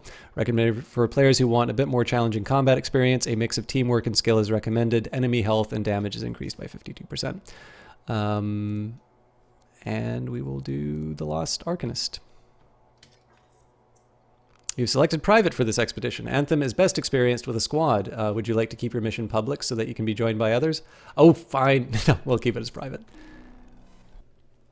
I might change that later on, but for now I'm happy. I'm sort of happy to keep this a solo experience for now. I will note that the game is pretty aggressive in recommending multiplayer, and it makes sense because this game, like, again, when your opening trailer is about a co-op experience with people, you kind of want to. Obviously, it makes sense that they're gonna push that experience as much as possible because they've made it for that. They haven't made it for me to just sort of solo run through the world. But at this point, I just want to kind of kick around and see what it's like with all of you. So. If I felt I was like representing the game, I'd maybe be more inclined for public. But Eyes of Sin says that you've just opened a can of baby corn and you're amazed at how many that they fit in the can. Is there like a standard expectation? What is the standard expectation of corn versus the amount of corn that you got? By the way, I've been told that the loading in this game is brutal. God, I love these animations. Here we are, Freelancer. You ready to jump in? Oh, hell yes. Let's not keep that big bad world waiting. Our contract is to locate an Arcanist named Matthias. Tassin has given us the last location where he made contact.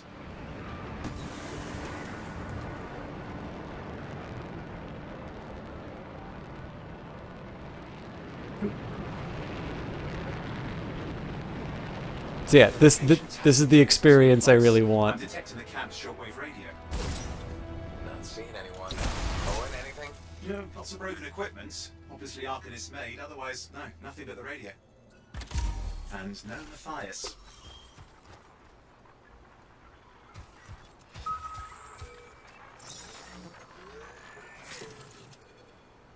Oh, hang on.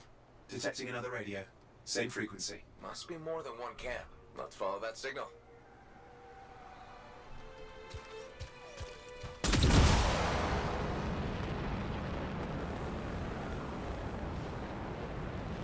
So one of the things that's cool about the storm is... Oh, they want me to jump. Okay, I've got a new trail. We'll need to get to the location I've marked for better reception. I think I'm going to overheat. Anything else I should know? Besides that Arcanists get themselves in trouble by being out here. About Matthias? Brilliant and reckless. He has a reputation among the Arcanists. Not a good one. Having a bad reputation is chapter 1 of the Freelancer's Handbook. What was I going to say? I lost it. Never mind. Oh, the storm actually lets you float indefinitely, I believe. So obviously I'll aim for the waterfalls. Clearly, Matthias established more than one camp.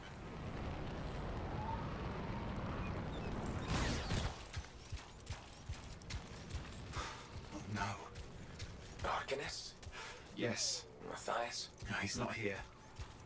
Look for anything that can help track him down.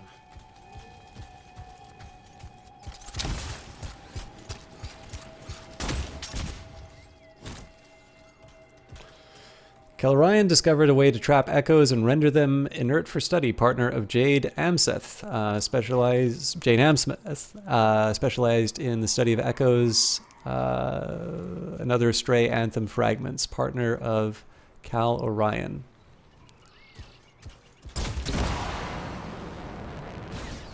I bet that's probably underground. Whee! My bet was wrong.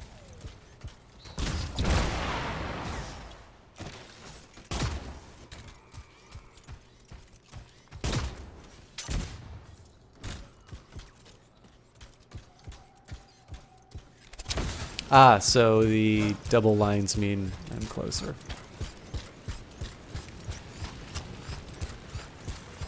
This has got to be That's it. where the signal is coming from. We can use it to help search for another camp. It'll take time. Okay, get started.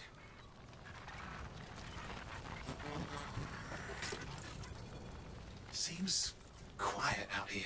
Maybe.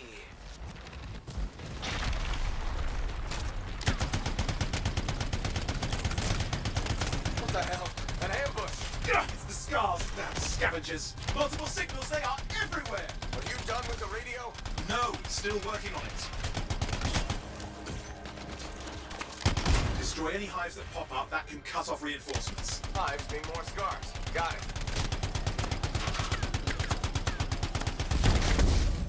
Clear out those remaining scars. Radio signal? Still working on it. I'm gonna wait on the shields before I head out.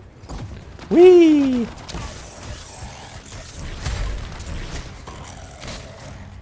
Where are you?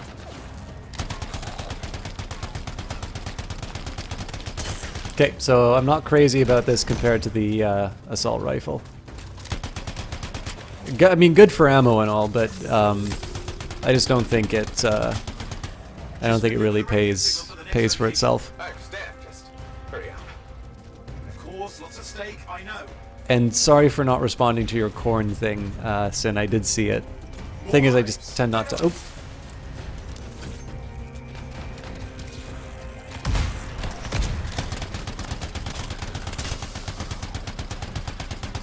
I'm surprised that the grenade didn't do anything about that.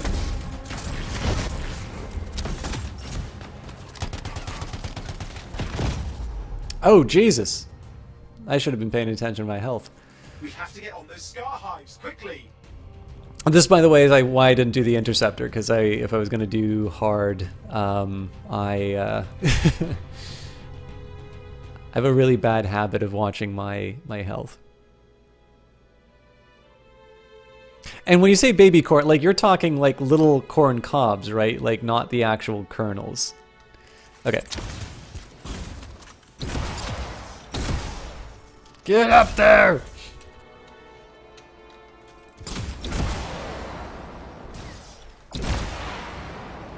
The only way to stop the scars is to destroy their hives.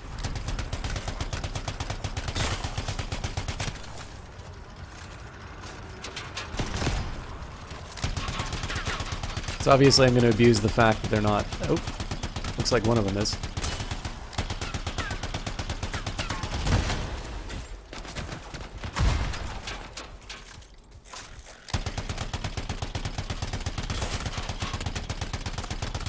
The only way to stop the scars is to destroy their hives.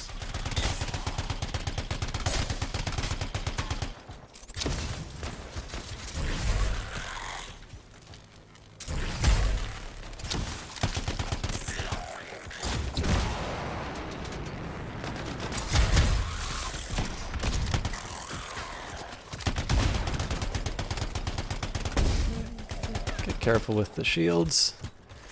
I'm already taking damage, but I should be able to get that back from what they drop. I don't know who's That's the last damaging of those horrible things. Now finish off the remaining scars.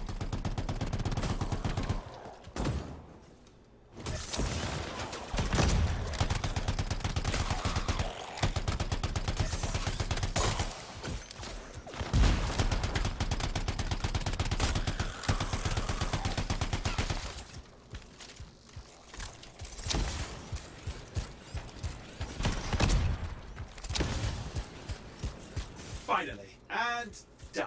This is Arcanist Matthias Sumner. Scars have attacked my camp. Need immediate assistance. Matthias, where are you? He didn't hear you.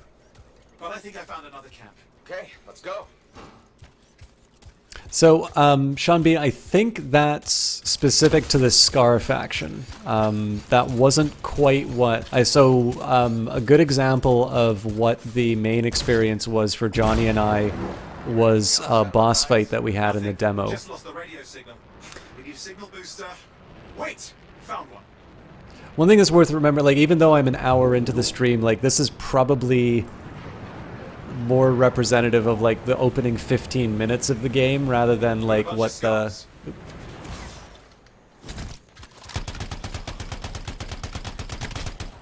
I've never seen this much scar activity. What is going on? I don't know, but it's not a good sign.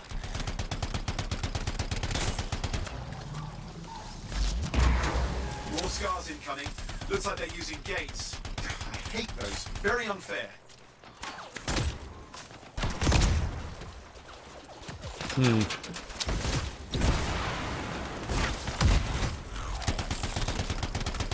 Also, I haven't used my ult recently, but apparently I'm saving it for a special occasion.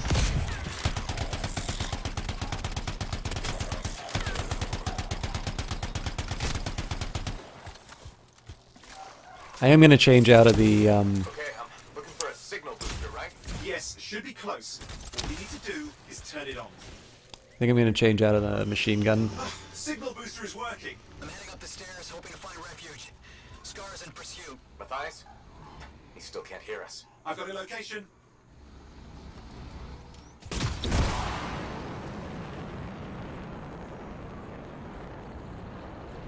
think I probably screwed up a little bit by not going over the water, but I should be able to get some kind of cooling. Yep.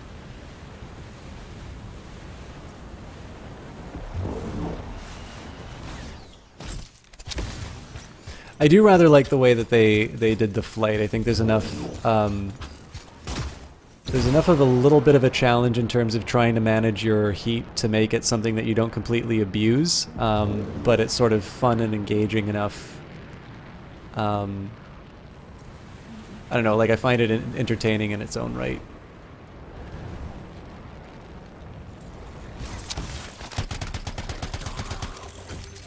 I'm not seeing our Arcanist. You know what? Help me out. He's not here. Wait, that's the radio we were following. The scars were taking it apart. We fixed that. I bet we reached Matthias.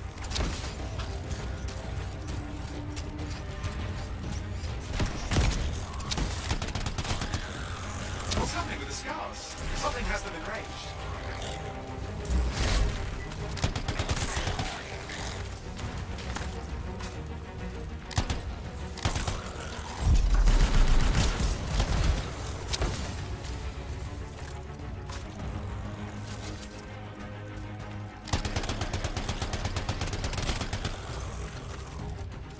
That seems to be the last of the scars. Let's fix that radio.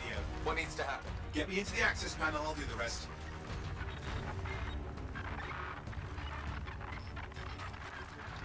That's probably true for the demo. I don't know if I'm experienced now or if they changed something, but I do find the flying... I do find the flying a lot more manageable. Can it be fixed? Nope. Alright. Of course, just deal with the scars, I'll figure it out.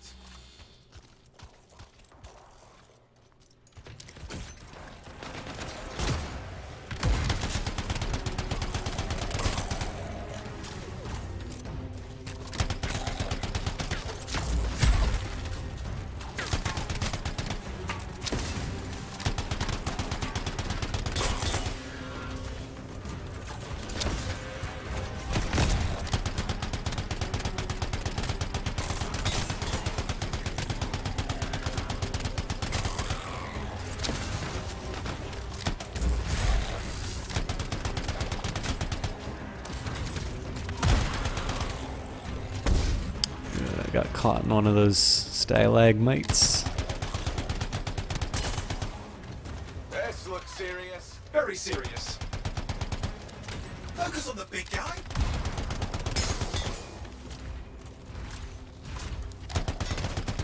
Alright, so this is where the flying gets really fun.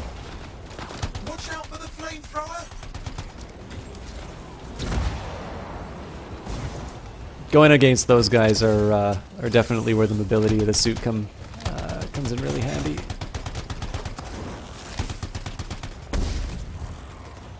I do need to mine my shields though.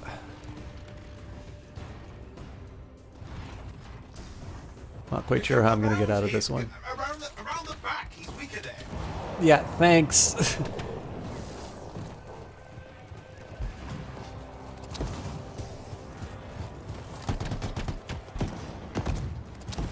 I think I gotta use my ult in a sec. Okay.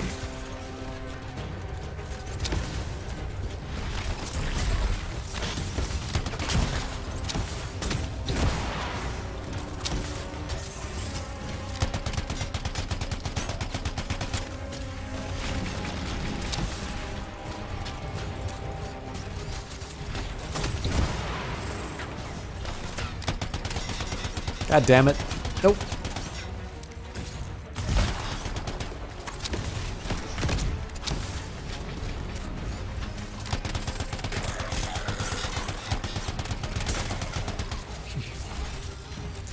So if I want to get around this guy, I gotta fly around him.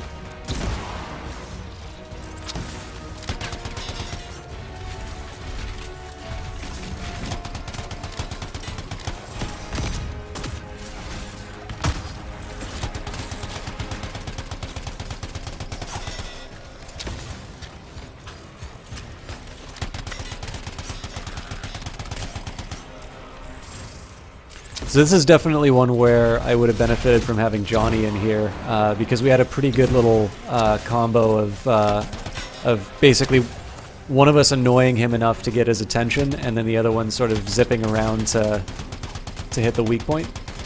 Obviously that's not working out for me here. Although, probably do one of these.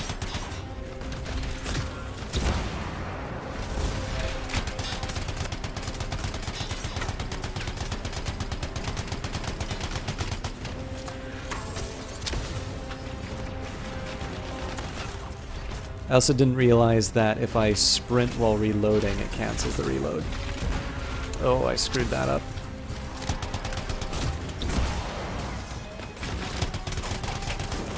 Well, worth a shot. I'm still on fire. Oh, Jesus. Okay, as soon as I get my shield back, I'm gonna make a run for the health.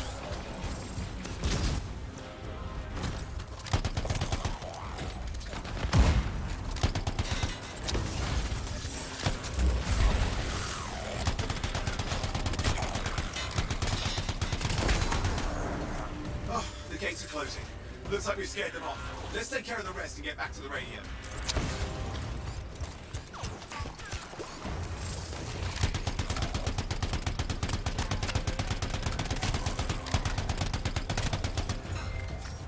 Ha! Okay, I think I got it. Are you sure? Mostly sure.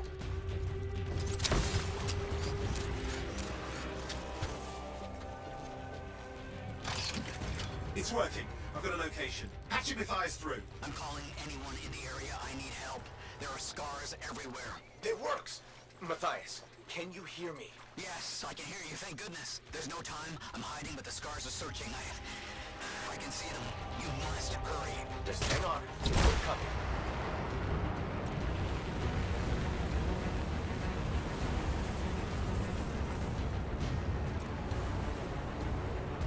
Matthias managed all these stairs to get up here, with an army of scars at your heels. Great things are possible, I guess.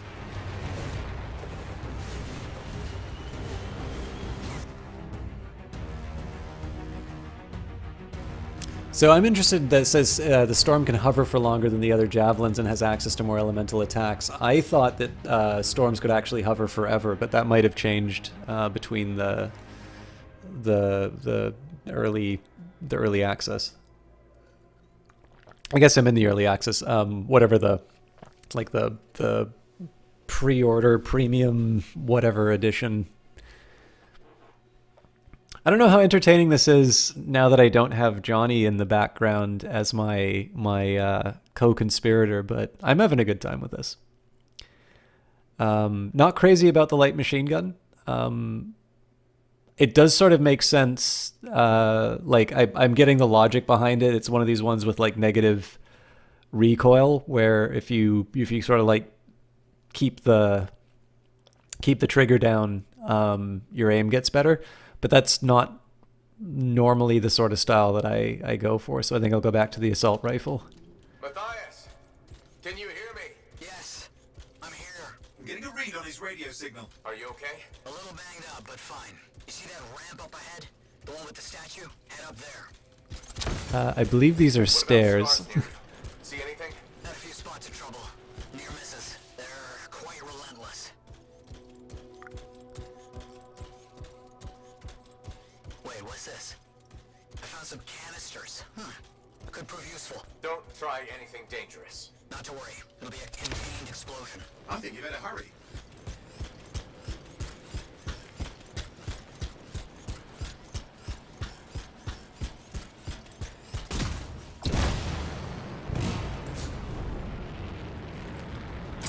Bonjour.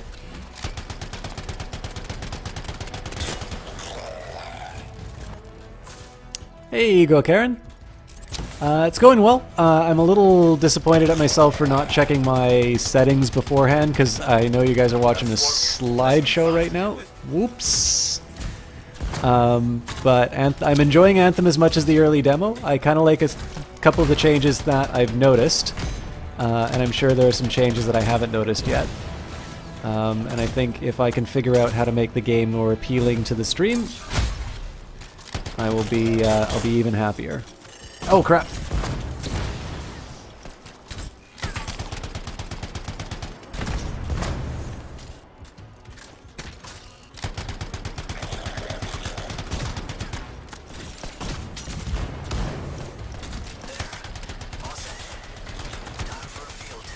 What's happening?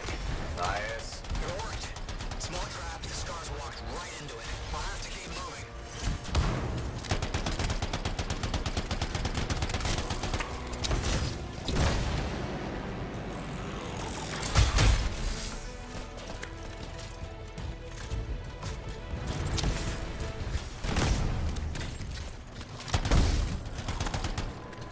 More incoming. Watch those hives. Well, see, yeah, this is the funny thing, Sean Bean, is that I am noticing the frame rates because I'm actually specifically looking over. So OBS, when it's running into frame rate problems, gives me a big red sign. This game on my PC has not actually dropped, like the frame rate's not dropped below 60.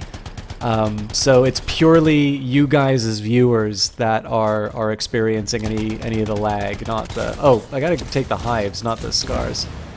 This thing would be going on forever otherwise. So yeah, I apologize for that, and I need to learn...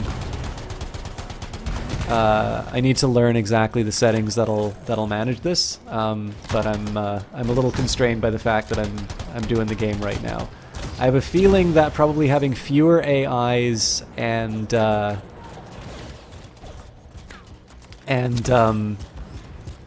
not moving locations a lot will probably minimize the effects, but I don't think this is a Twitch thing. Like I definitely think that. So like it's worth remembering. Oh crap. Okay, I'm screwed. Nice of them to give me ammo.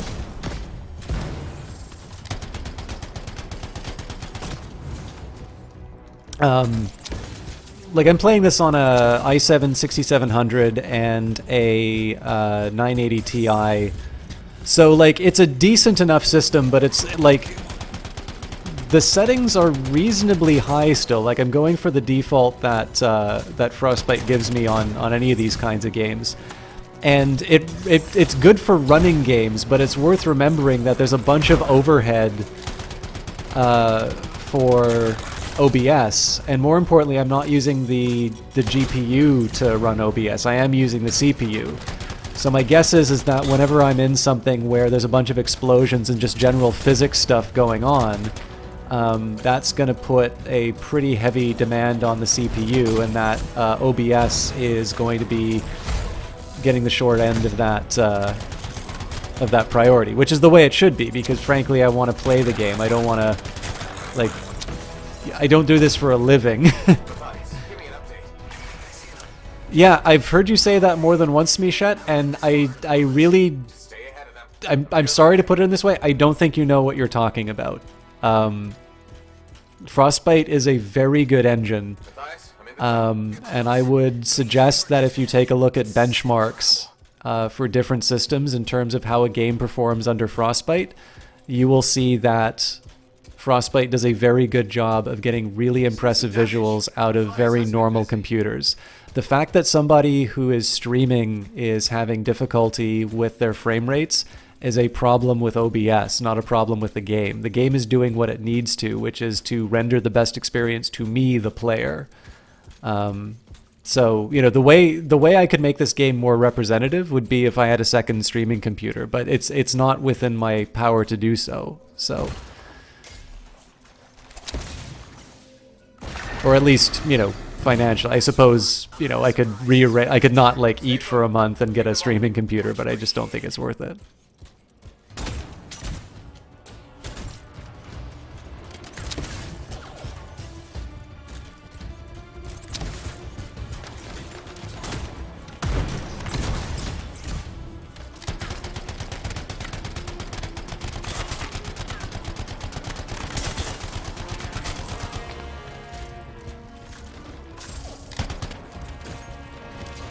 That's screwed up. I might use the ult on this one, but... Where are they all coming from? Scars have too many ways to add to their numbers if needed.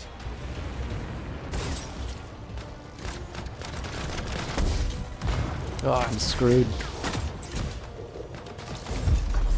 Oh, damn it. Well, at least the ult gave me my health back.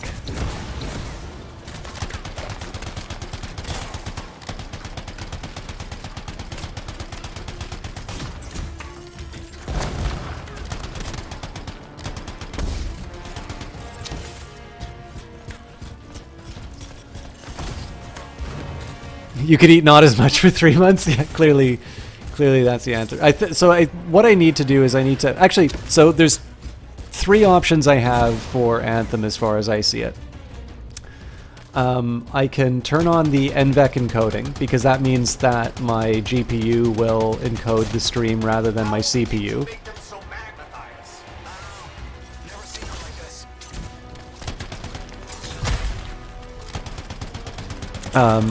I think that'll take a little bit of the load off of the, well, obviously, encoding using the GPU. Apparently there's a small decrease in image quality, but I'm gonna guess that it's better than watching the PowerPoint presentation I'm giving you right now. Scar, have to keep moving. Can't argue that. Close quarters. Careful. Gonna find a way of dealing with the fire guy. Oh, I'm screwed. So yeah, going to NVEC is a possible option. Lowering the settings, but again, the settings are a tricky one because again, OBS is using CPU power. It's not using GPU until I specifically tell it to. So if I change certain graphics settings that don't use the CPU at all, then I'm lowering the visual fidelity of the game. I'm dead. I'm lowering the visual fidelity of the game, but I'm not gaining any performance benefits as far as the stream is concerned. And then, of course, the alternative is to just do a hardware upgrade. But I think a better long-term... So the thing is that Anthem is the only game... Well, actually, I guess that happened a couple of times in The Division 2 as well. The only time I've really run into this is... you know, is a game like this, and obviously, like it's a new. Actually, so if you want to see what the settings are at,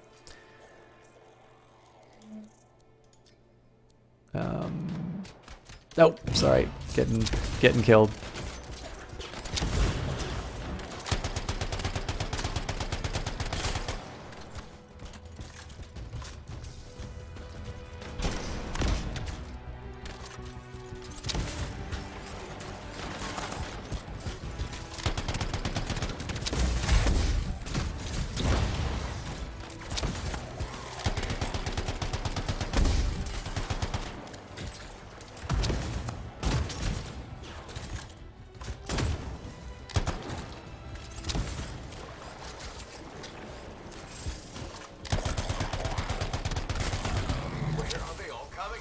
Scars have too many ways to add to their numbers if needed. I wish I could... Oh, that's not going to do anything. Okay. Be So careful. I'm trying. I need to remember the ultimate gets my health back, so I'm going to use that a little more often as a get out of jail free card. So I apologize. I am really focused on the game because this is a hard mode. Apparently, is actually hard. How did you make them so magnetized? I don't know. Never seen them like this.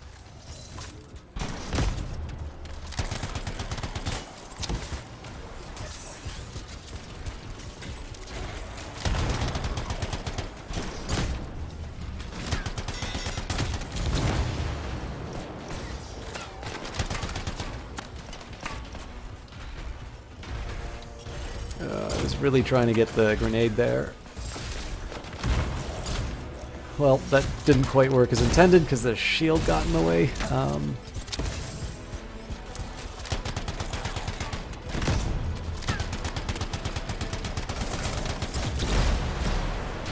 Oof, I forgot the flamethrower is a great way of getting rid of my get out of jail free cards.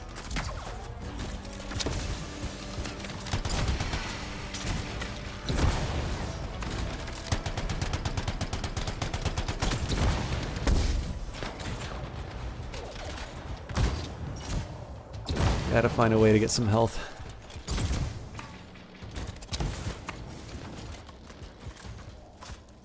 Is this... so I'm not able to focus as much on the stream. I know that I'm getting a lot of frame rate warnings, but is it, like... Is this really bad? Because I'm getting the impression that it is. But I don't know if I'm complaining about something that... that's actually only just bugging me.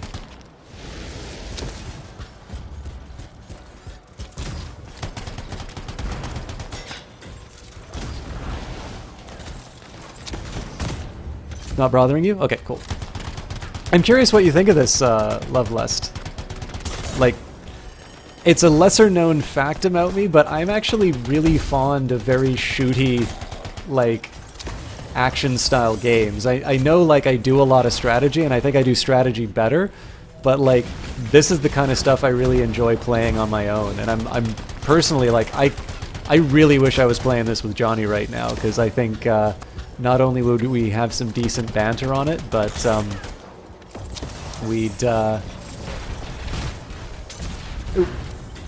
think we'd be able to get a slightly more sophisticated strategy than what I'm doing right now. Oh, crap. I want to try and get around on the flamethrower guy, but...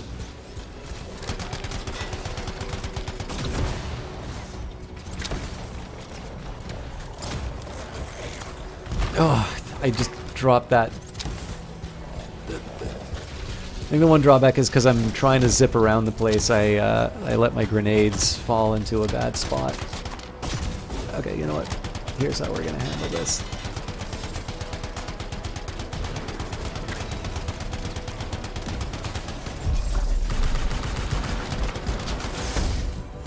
Okay, well, that was probably should have been expected. I don't care what its name is. Damn it!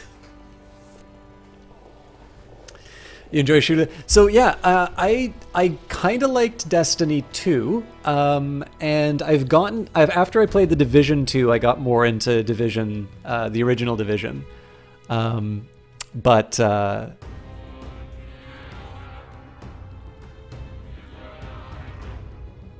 am feeling like a bit of an idiot for getting my ass kicked on this game.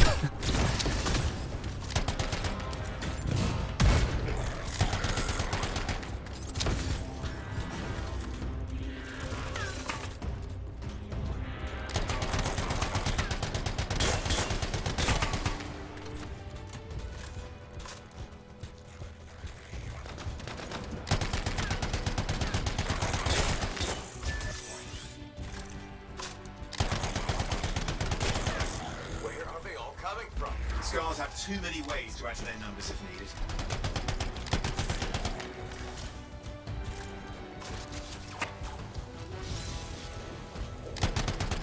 So this guy I want to prioritize because he keeps throwing those mines at me. Be careful. I'm trying.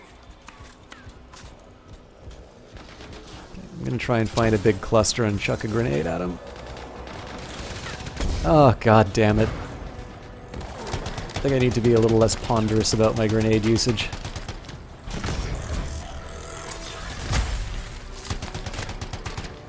How did you make them so mad, Matthias? Never seen them like this. Oh, get out of there. Okay, I want that sweet, sweet health.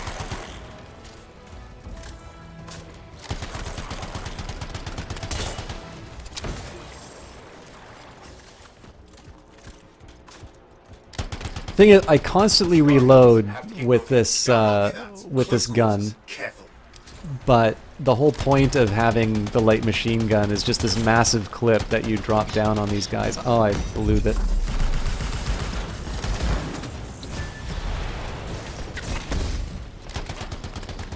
I made a really bad call by charging into that. I don't care what its name is.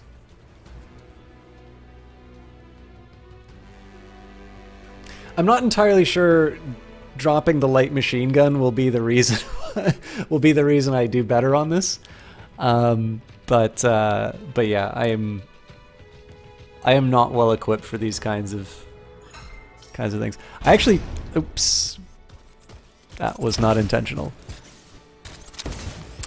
Yeah, I wasn't thinking at all about it, Lovelust, but then because I don't know if you've seen, but down below I'm part of the Epic Support a Creator program now, and they gave me like a key for the private beta, and like, again, I've played The Division. I did not dislike it, but I also didn't make a huge impression on me.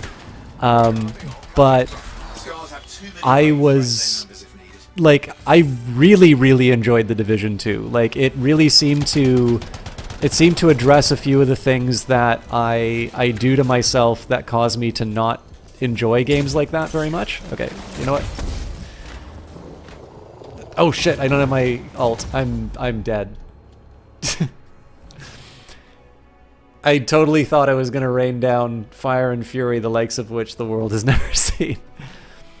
Still on the fence on this game. Yeah, well, it's tricky. I definitely had, like, so I'm having a good enough time on this one. I'm slightly frustrated at myself with the number of times I'm dying to this, but I'm playing on hard, and I'm also playing like an idiot. But I did have a hell of a time with this with Johnny, so I'm looking forward. If I get a chance on tomorrow, I'm gonna hopefully do a co-cast with him, and I am told the banter is rather enjoyable when we play games together.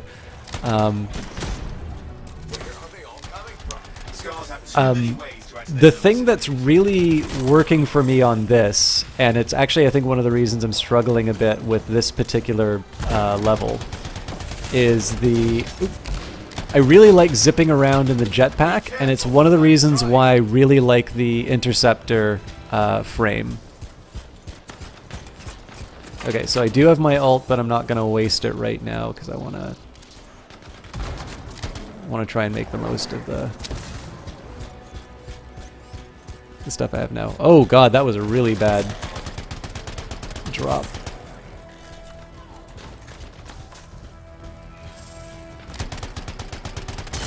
I'm wondering if I can lower the encoding setting. I know I can't do it on I know I can't do it during a live stream, but I'm wondering maybe if I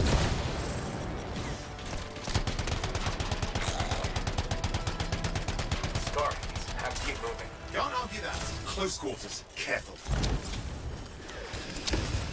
Okay, where is this guy? That is a lot of dudes.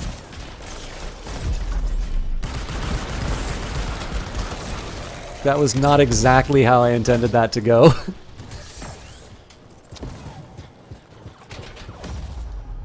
All right. I didn't think I was going to get caught in the fire afterwards. So the interceptor, when you do its ult, you become immune, and then you just go slicing through stuff with your blades. And I'm treating the ult like that.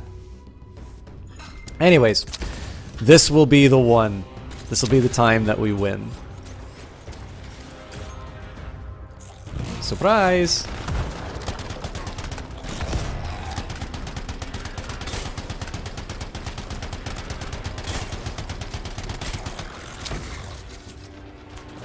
I think one thing I also need to learn to do is, so this is the dodge button. when I run into more of those mines that come after me. Scars have too many ways to add to their numbers if needed. If I get caught by one of those mines, I need to remember to start doing one of these.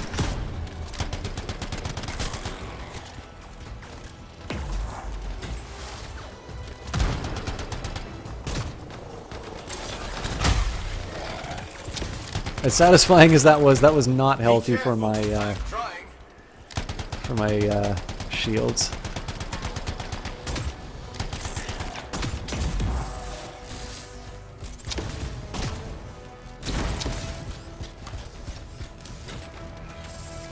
That's not a good one.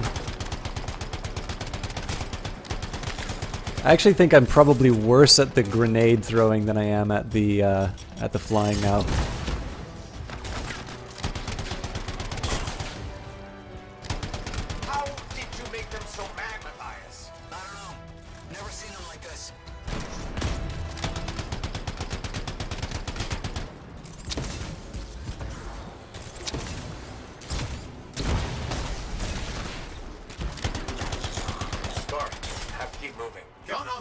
Close quarters. Careful.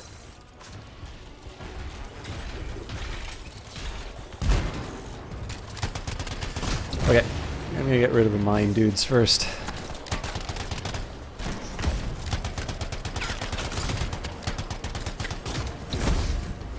Oh, I'm fucked.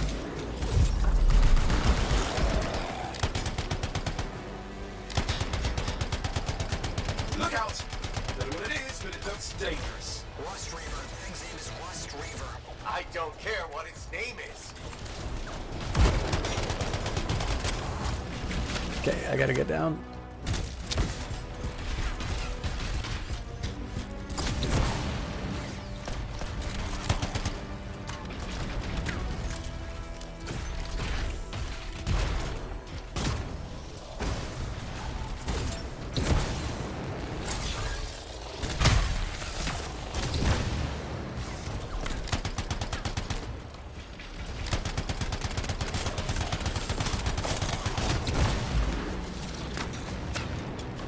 Is that a second one? Jesus Christ.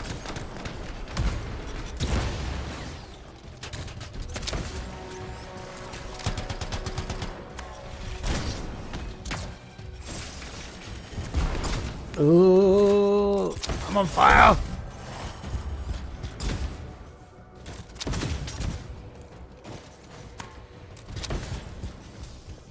Okay. Small break while I regroup, then I'm going to start throwing mines to try and clear through the numbers. More guys I kill, more I'll be able to... Okay, so there's some delicious health down there, but I want to be careful about the Enforcer. Ooh, that was not worth it.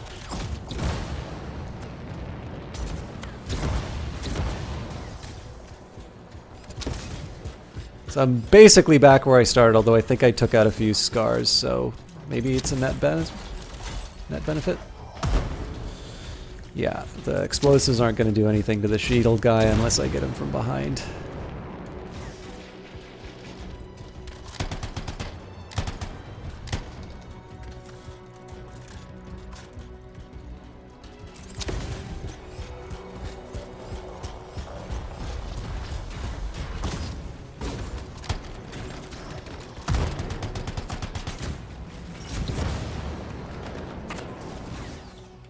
If I don't kill guys, I'm not going to get health, so this is not an effective strategy because I'm just going to wind up taking damage, and the first mistake I make is going to take out my precious resources.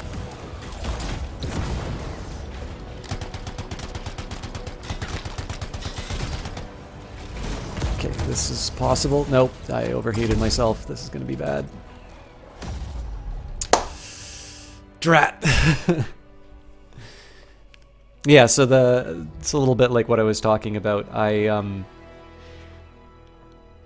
Because I decided that trying to pick them off from the side, I wasn't doing enough to kill a guy. And that time that I decided to get a bunch of health, I charged straight into an Enforcer, which is capable of overheating me, as well as doing a lot of damage. So any gains that I got from picking up the health, again, that was unintentional.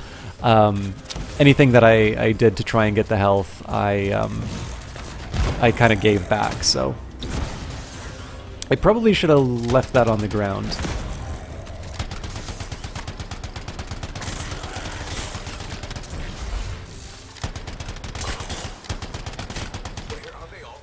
Okay, didn't give up any health.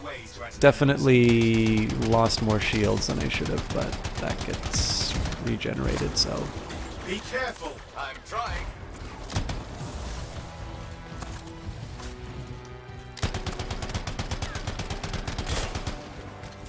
This makes you miss Warframe? Warframe's still around. Yeah, it's interesting. So the comparisons people have been making are Destiny, Warframe, and The Division. I completely see... I completely see why, and I don't think that they are as unfair as what other people might say. Having played all of them now, I definitely think this is sort of its own beast, and I'm a little more inclined to opt into this one. Close quarters. Careful. Okay.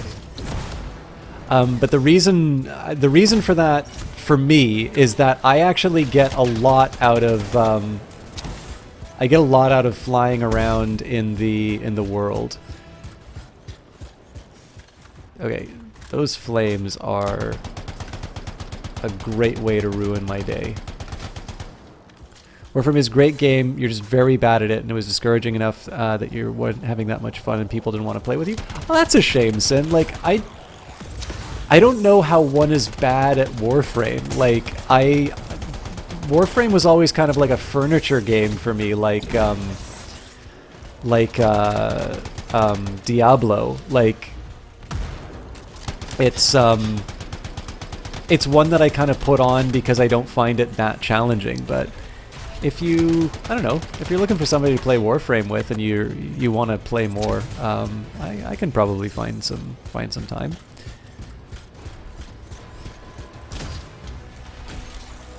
That was a mistake. Putting myself in flamethrower range.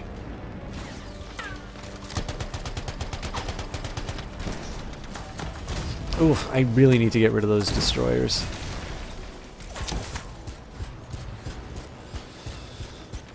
Okay.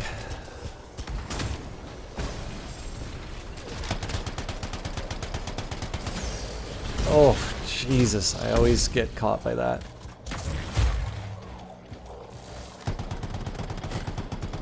Okay, I gotta ult.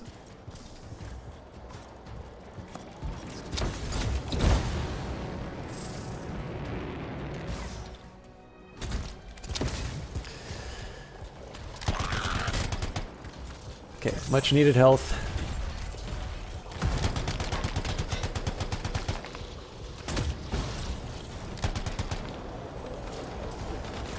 Okay, so I'm losing too much energy.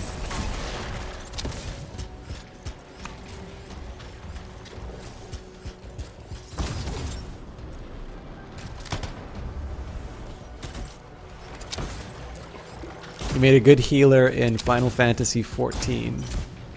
I've never played that. I think the massively multiplayer online games I've played are Rift, The Secret World, which I thought was a very unique and a really interesting one, and World of Warcraft, obviously. Or I think I might have already said that. I gotta get out of here. Oh, that's right, he overheated me. It looks dangerous. I don't care what its name is. So here I'm just gonna run around like an idiot until my health and my shields are back up. Right now I need to find some sort of single guys to pick off, and secondary is to try and take down one of these enforcers.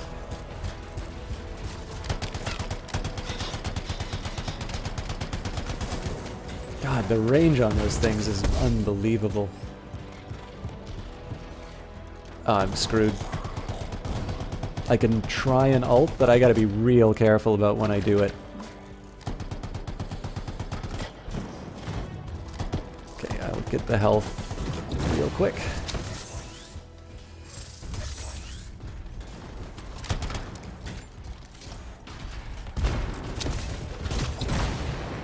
So I will take out Rust Reaver, but I want to make sure I get the weaker one first.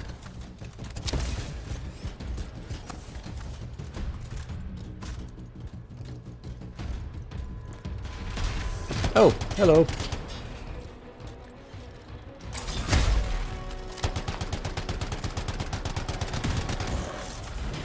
Whoa! Okay, that's gonna be a big problem. I think I need to get up high, find where I can ult, and get my health back. Okay, this is tempting. That was such a waste.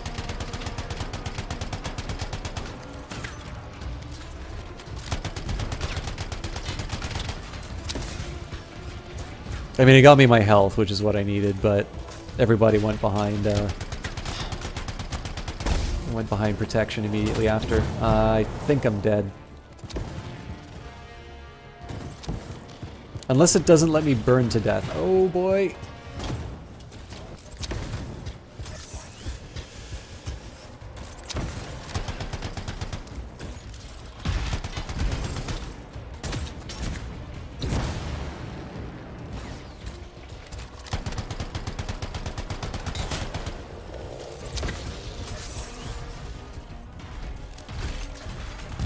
Yeah, he turned his shield just at the right time, but I think we should be able to wear him down.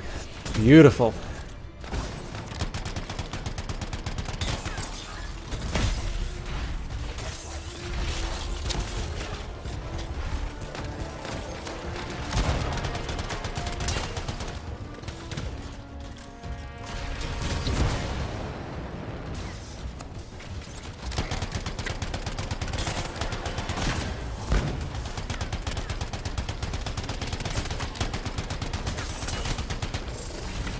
He is not letting up. Okay, I need to find a way of zipping around him quickly while also staying out of range of his fire. That was the only time this thing has gone below 60. Apparently that was the mightiest... I don't think I'm surviving this.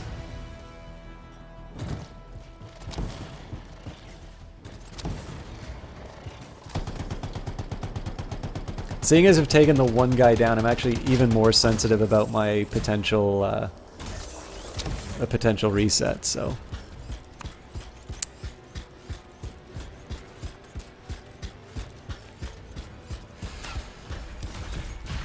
This is not a good...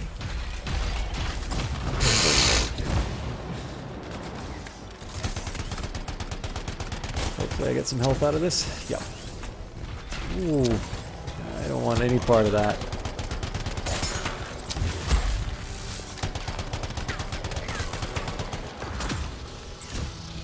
Okay, I got an ult. I think I'll save it though because I'm back to full health. Let's see if I can take on the... Where's the boss now? Okay, this is doing nothing against him. But at least it's taken out some of his friends.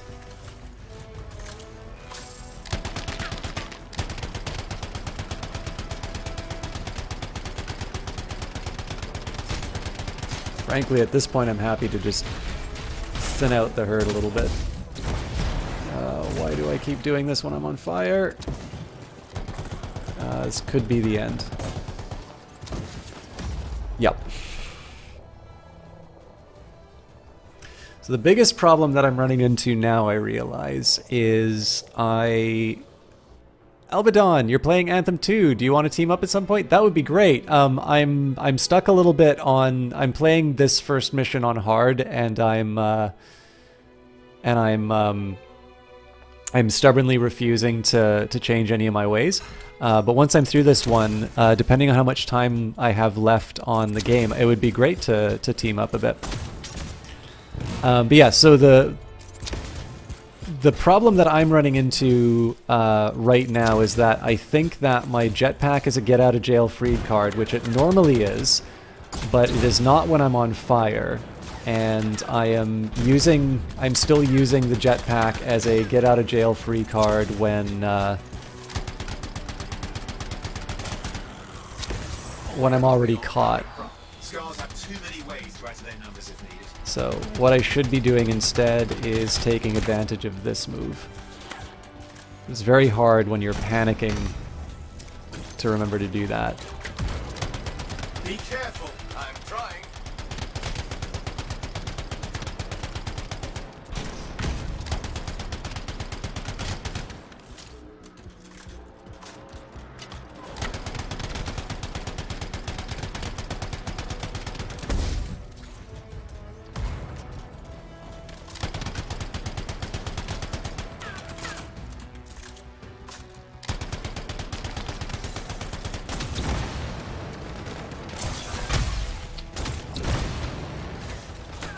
So I mean, losing half of my shields just to get that hit, I'm not entirely sure that's the right call.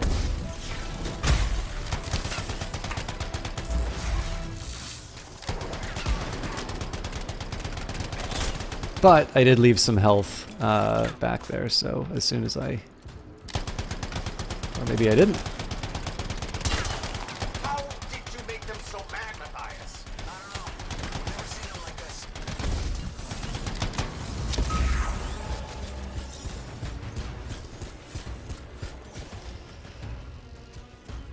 Okay. Guardians have to keep moving. Can't argue that. Close quarters. Careful.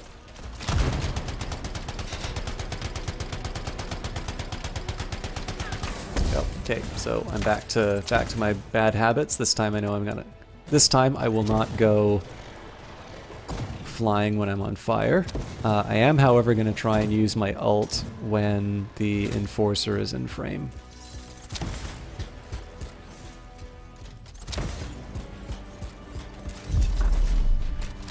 What? There were way more guys in that... Oh, you know what? It's because I didn't lock onto him. That's why. This is a bad spot to be in.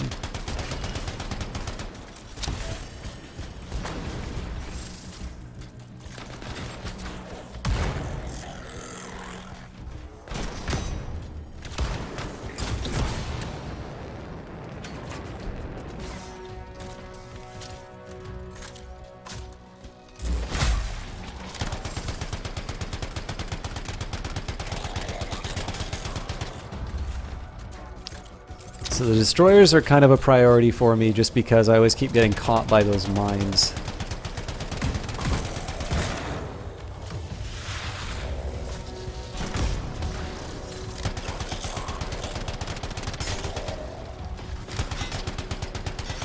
Okay, that's good news he turned his back on me for a little bit, but I'm still not... Ah!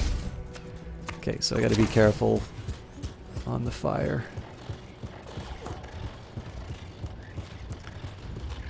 The real killer is the combination of getting burned down and then just having one of those, just one of the common guys fire a bullet at you. Unfortunately, I've squandered all my ammo, but I should be able to make something happen here.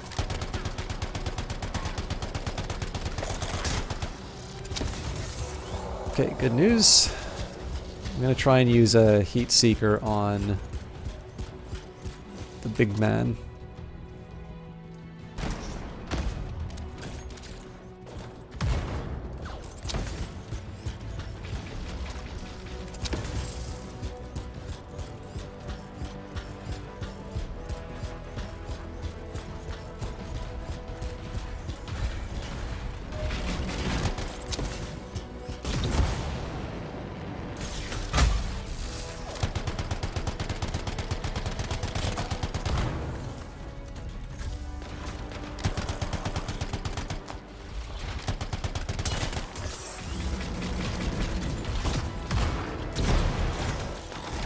This was a mistake.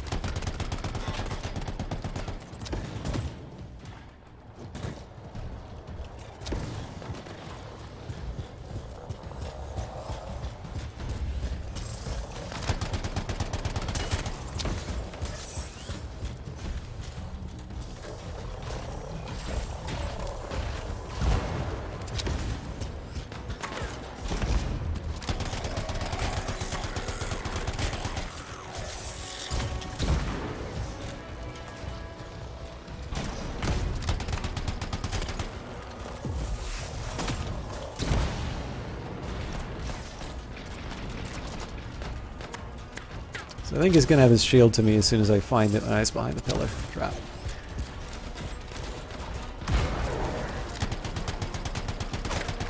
Look out! Don't know what it is, but it looks dangerous. Rust Reaver, the thing's name is Rust Reaver. Damn it. I don't care what its name is.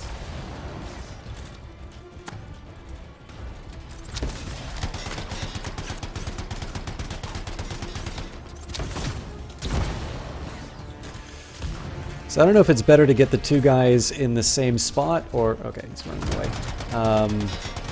Or to keep them on opposite sides of the map. The problem with the opposite sides of the map approach is that they... Like, if the giant hulking guy gets to sneak up behind me, I'm in a lot of trouble. Yeah, it didn't work as planned, but it was a long shot anyway.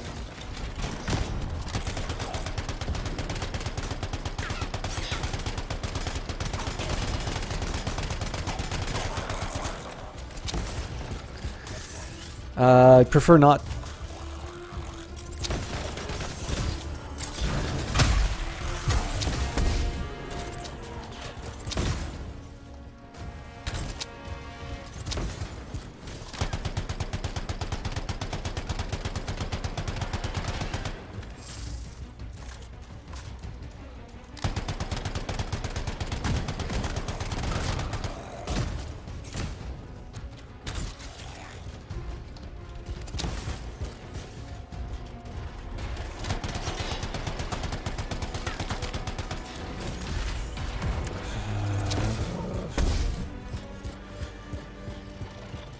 So the good news is if I can find a spot for the ult, I'm back up. The bad news is if I do it in the wrong spot, I don't actually get to deal any of the damage that I want. Okay.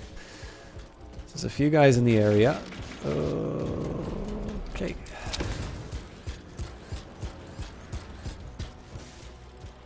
Yeah, you know what? We'll just work with what we got. It's nothing to write home about, but it's got my health back, so... And I did not pay attention to where that was going.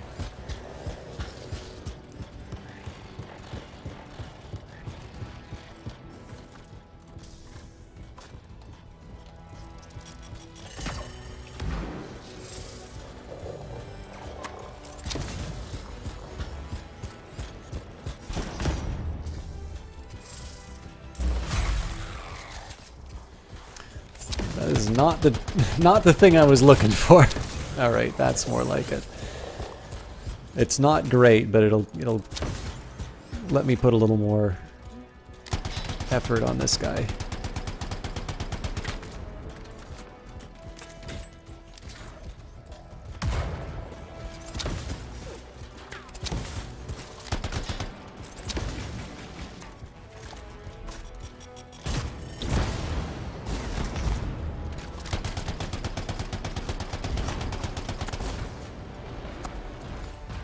Can't get too close now.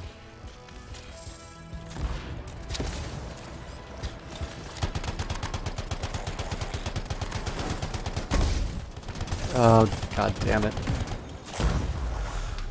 I kind of saw where that was going. Alright.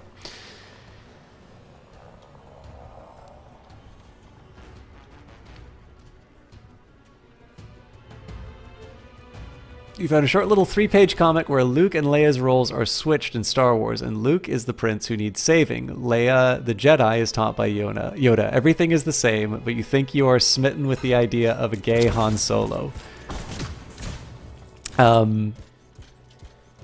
Here is a fun bit of trivia for you, Eyes of Sin, and I think you've been exposed to this fact before, but I'm curious if you remember it.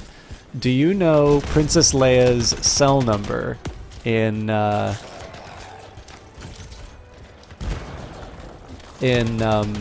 first Star Wars movie?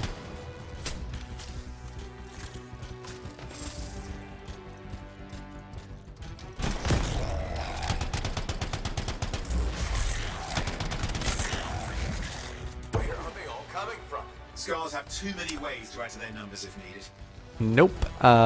Sin, do you remember Arthur Lipset?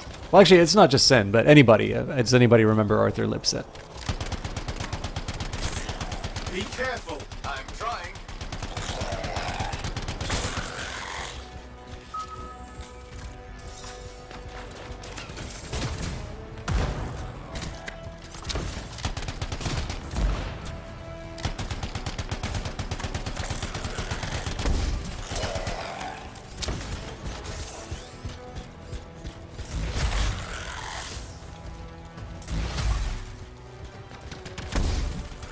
He's tougher than he looks.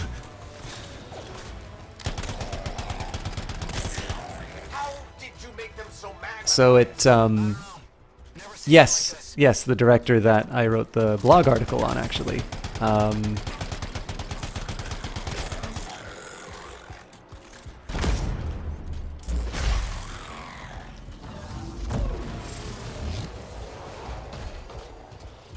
Scar, have to keep moving. Can't argue that. Close quarters. Careful.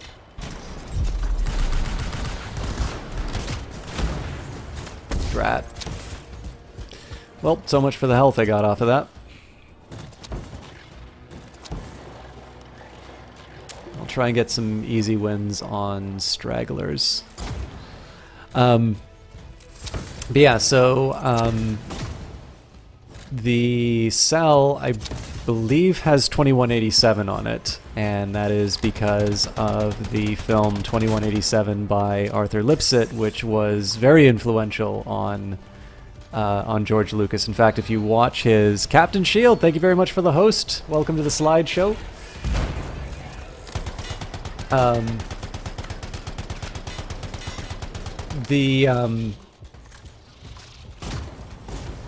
If you look at Lucas's student film, THX 1138-4EB, it's basically, it's obviously a fan tribute to Arthur Lipsett, but the overt reference to Lipsett's work in the first Star Wars movie is Princess Leia's cell. And for those of you that haven't seen it, all of Arthur Lipsett's... all of the Arthur Lipsett movies that are worth watching are available on the National Film Board's website, nfb.ca. I would say probably the most accessible one, and keeping in mind these are like 1960s art movies, so accessible has a very specific definition in this context.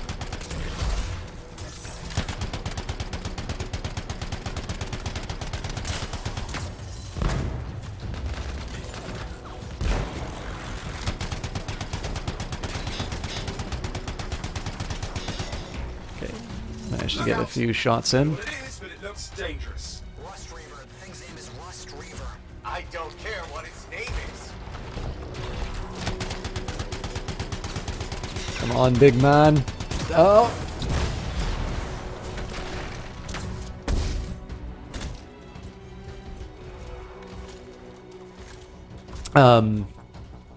But yeah, so the most accessible one, if you're interested in this influence, I would say is probably his film Very Nice, Very Nice, which is the one that he got an Academy Award nomination for. I don't believe he got an Academy Award. It's the one that also inspired Stanley Kubrick to give him I'm dead. If I kill a couple more guys, I should get my ult, but I've been really careless on these last couple. So that should get me some health, but I don't think it'll be enough for... but yeah.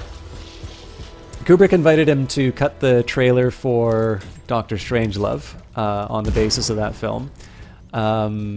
Lipsett declined, but if you actually watch the trailer and then compare that against Very Nice, Very Nice, you'll clearly see that the influence is there. 2187 was the first one I watched. It scared the hell out of me, but I thought it was brilliant. I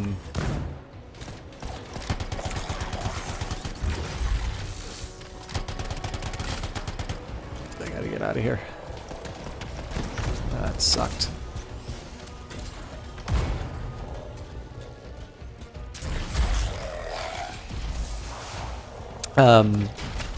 And I think So I also like one of the... So there's the...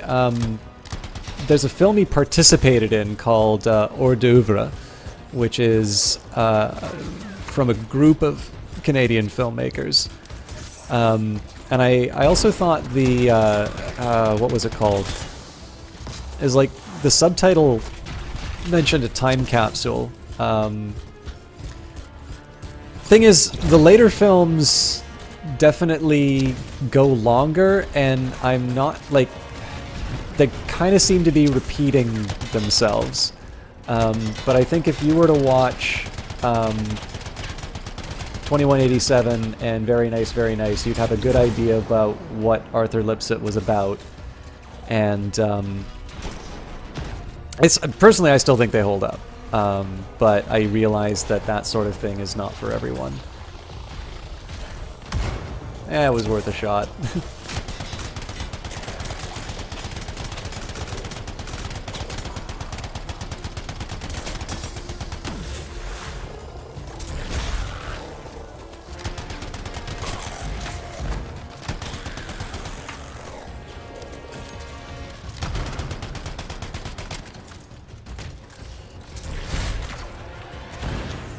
I tried to dodge, didn't work.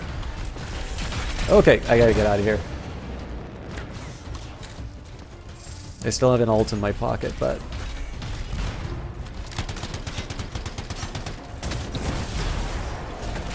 Same bad habit again, this is gonna cost me.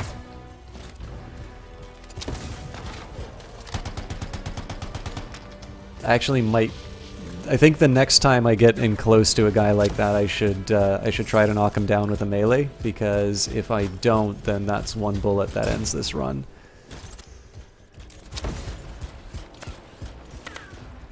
Okay. I want to try and get an ult off which has both Rust Reaver and the scars in, but I have a feeling that's a bit greedy. Yeah, that's not working. Thing is, I actually want to get I want to get this ult on cooldown as soon as I can, because every kill that I get where the thing's already at full power is just wasted energy, and obviously the ult is... Oops! Obviously the ult is reasonably powerful. I'm really trigger happy on my shift key now. This might have to be it.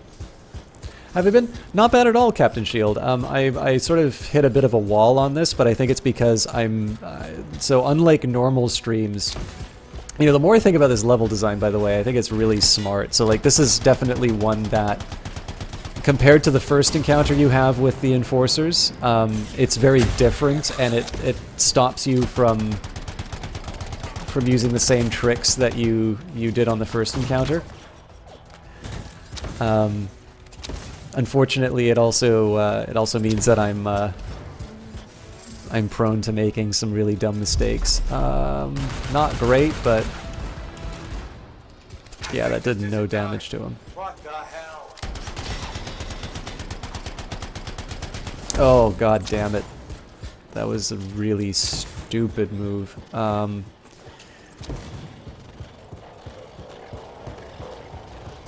this case, I'm just going to try and get the natural heal in.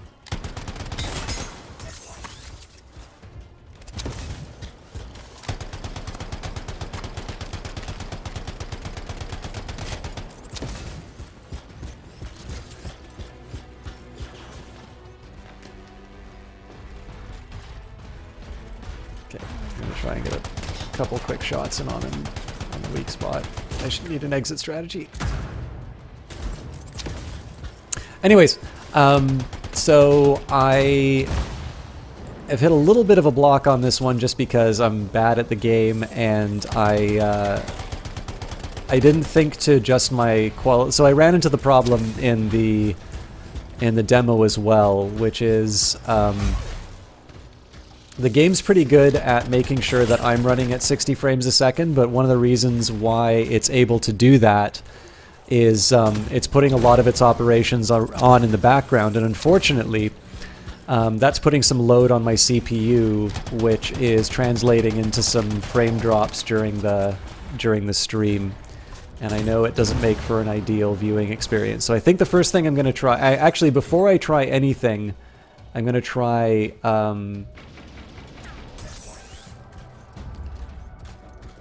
that's not going to work. Oh, that's surprising. Didn't think I got hit with acid. So I think before I try NVEC, I'm actually going to try taking the quality setting down by one notch, because I believe I've actually... Oof.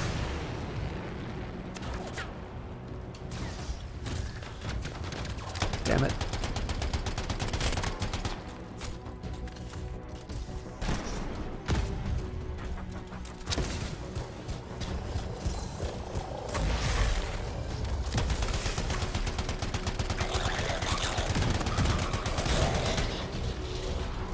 Okay, anyways, while I'm making excuses... I went to go get that health, and now I'm back down to 1 as a result. I gotta get away from any bad guys. Okay, anyways, so one of the things is because I've been doing my my PowerPoint-style presentation on stream, I've been, instead of just watching chat as well as... sorry, watching the combination of chat and the game, I'm also sort of looking over at OBS every single time a red sign comes up, and of course the red sign is going to come up at particularly intense moments in the combat, which is exactly the point where I don't want to get distracted. So it's definitely causing me to get a little upset at myself with some of the mistakes that I'm making. But boy, am I having a good time in Anthem.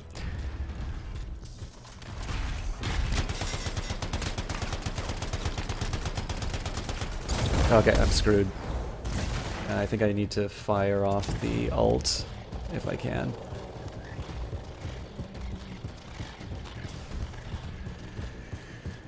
I think the game... Oh, no. I thought the game was having mercy on me and stopping the enemies from spawning, but no such luck.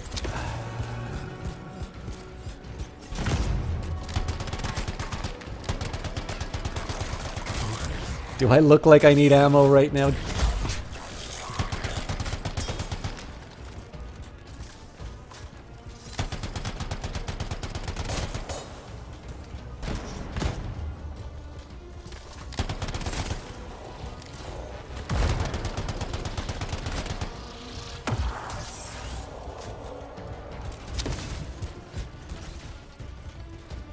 How many can I get into this window? Not enough.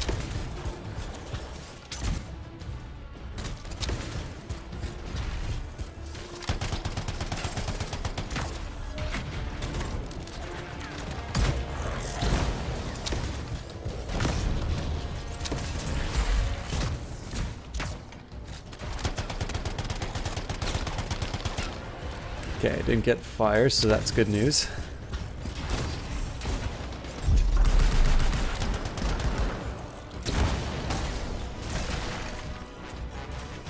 There is nothing more inelegant than just slamming into the wall head first.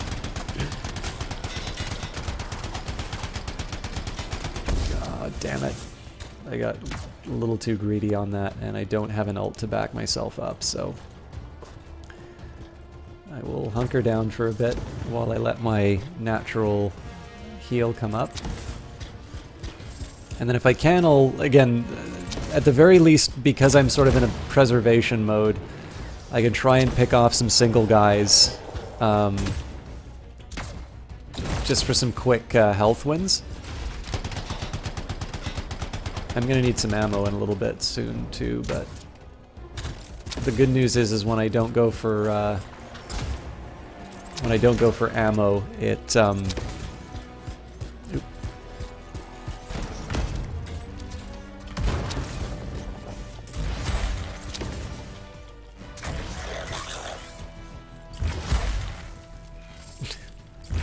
oh, damn it. When I'm low on ammo, it actually prevents me from doing stupid reloads at times when I need to have my gun able to fire.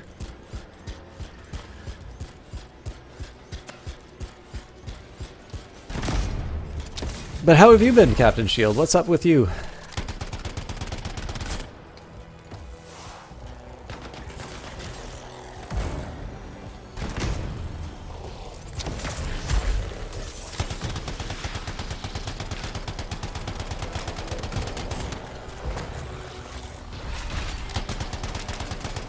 Let's get out of here. Oh, damn it. Oh, thank God I didn't get flamed.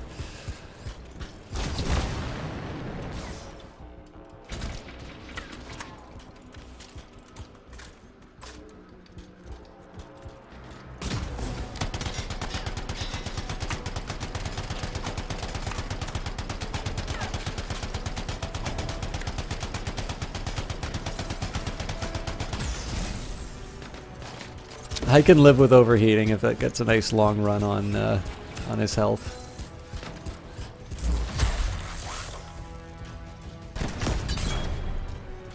Oh, cool. Oh, I get it, because he's okay. So that I need to keep that in mind for future. To oh, good. I didn't get flamed.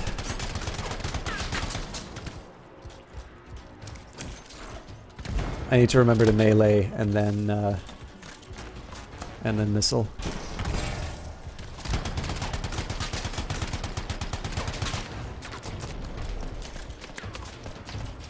So I'm not quite brave enough to try and go down and face him one-on-one, but I'm slowly improving in terms of my position. So.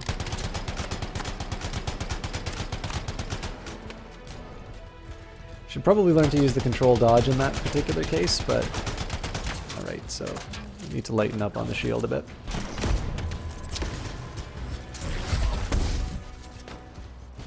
Okay, that one was a blunder.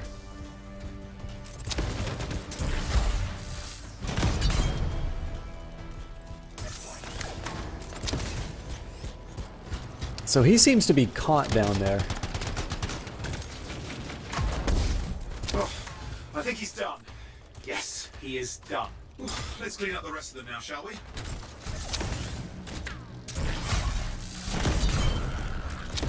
Okay, so that's a combo I'm gonna keep in mind.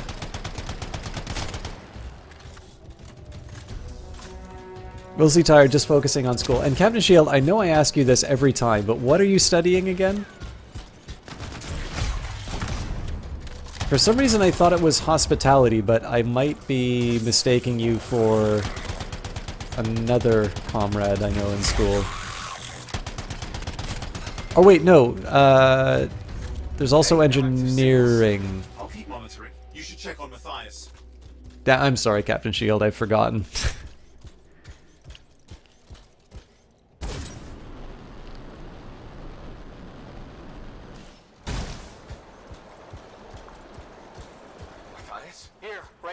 Scars. I don't know what to think.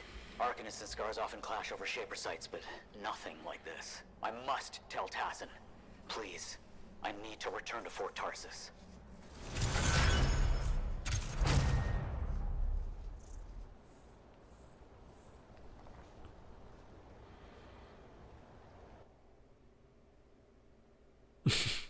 Yeah, well that's, I mean, I've definitely seen a couple, I mean, I've modded for streamers where they tried to communicate, like,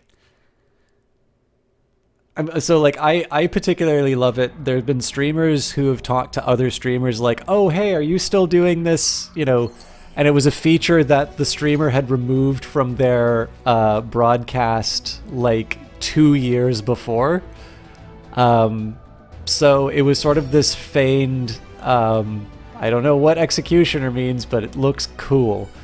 So like it was sort of this feigned familiarity, but like what it wound up doing was just revealing that it's not just that they didn't know this person, but they had like not engaged with them in over 2 years. So hospitality is correct, as well as English, chemistry, modern history, and math methods. All of them are ATAR subjects, except hospitality. That's certificate number 1.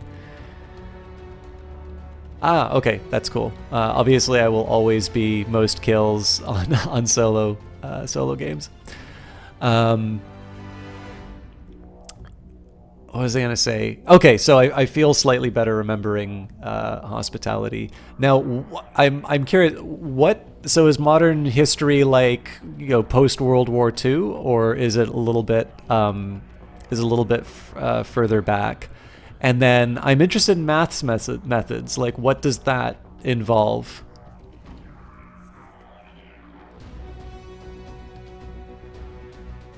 Okay, let's see what we've got here. So we've got venom darts, fires a volley of 3 acid darts that seek a single target. I mean, that's kind of interesting, but I'm not sure how that'll work with my seeker. So we'll compare that. Frag grenade I just think is better than what we've got. Impact combo, marksman rifle, which I probably won't wind using. Convergence core increases impact damage by 35% of base and decreases blast damage by 35% of base. More frag. I mean, I guess I can shard one of these things. Sticky grenade, fair enough. Increases melee damage by 30% of base and electric effect by 30. Okay, that's definitely one I want to consider. Okay, well, let's go to the forge and see what's going on. So, forge.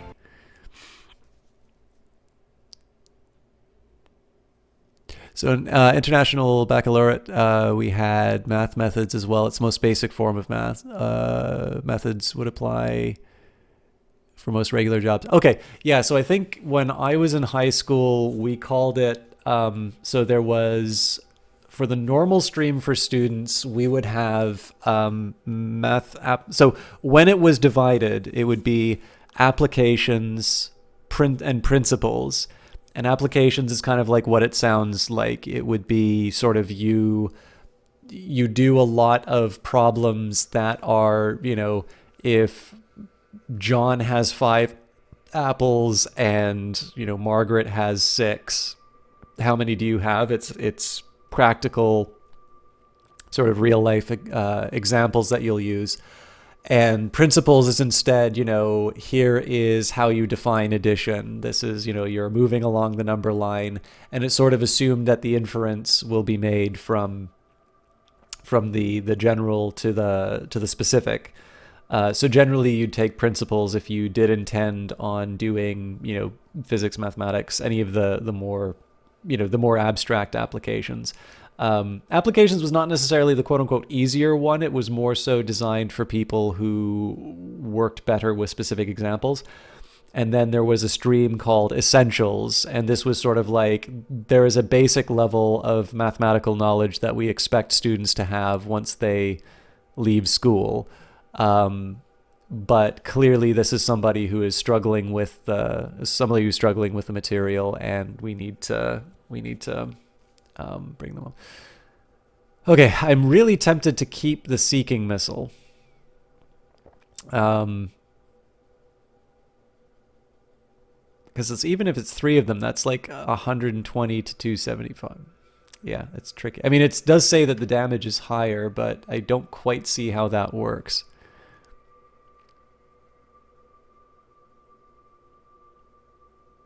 Oh, interesting. So it's actually very similar to the way we label them. I don't know if the content will be the same, but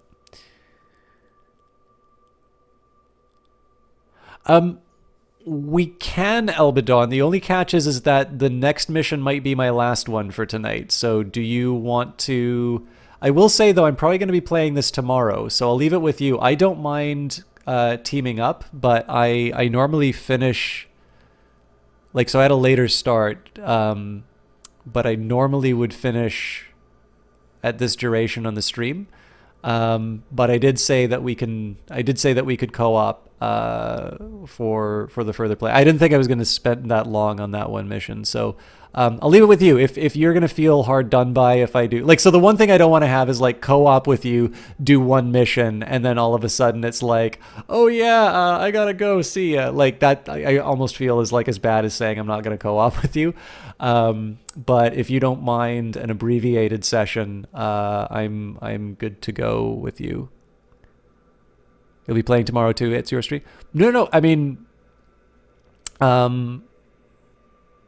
I'll leave it in your, like, if I were to do another mission, would you want in on that? Would you feel that that's a worthwhile use of your time, or would it be better that we maybe try and work out something for tomorrow? I'm also okay with doing both. I just don't know how big of a deal it's going to be to try and team up. Let me while we sort that out, I'm gonna get my beloved assault rifle back.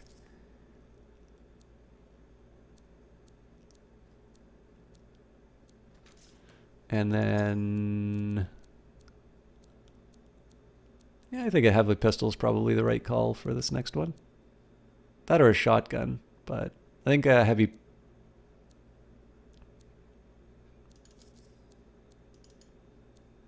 It's either heavy or machine pistol, but I think a heavy pistol is the right call on this one.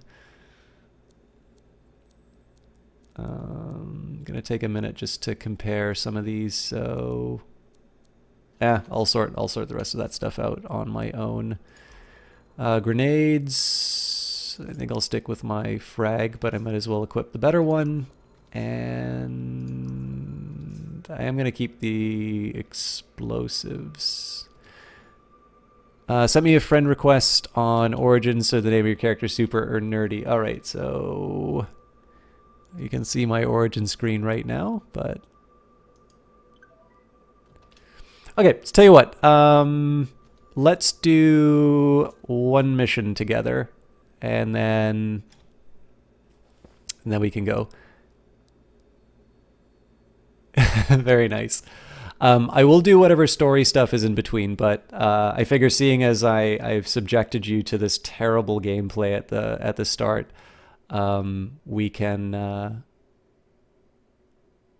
suit up and you can endure me for a round, and then obviously we can sort out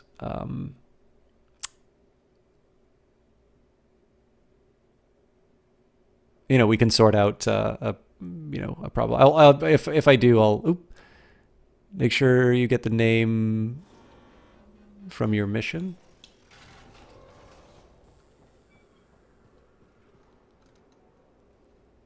Freelancer. Thanks for the save. That trouble was unexpected. Okay. Often hang around outside the walls like that? Occupational hazard, but this was different. Something's making the scars more violent. I think it's the Dominion. We think they're back. I'm sure you must know Freelancer Yarrow. I think Tassin's right. This feels like before the attack on Freemark. The one that set off the Heart of Rage? I don't really know the whole story. I do.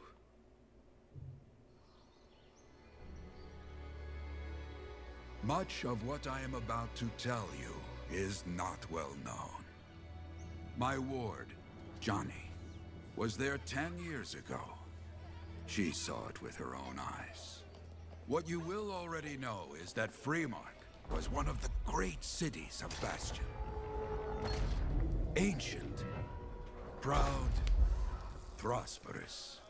But most important, it held the largest and greatest enclave of freelancers anywhere. The freelancers, along with the Sentinels, guardians of the walls, protected Freemark and its people from the chaos of our world.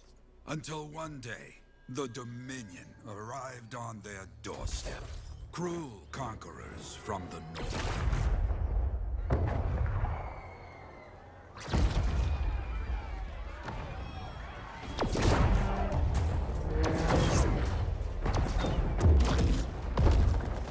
The Dominion, the Sentinels, and the Freelancers would make their claim for Freemark that day.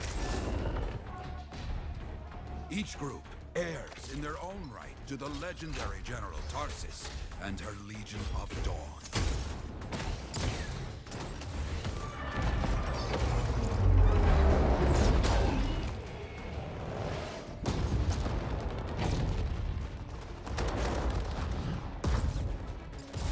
One of our best, Freelancer Adams, led the charge as the Enclave leapt to meet the Dominion forces head on.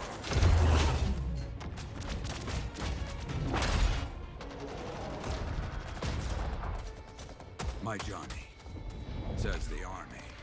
was massive. The Dominion was led by Dr. Harkin, a man never seen before or after that day. He came to take the city at any cost.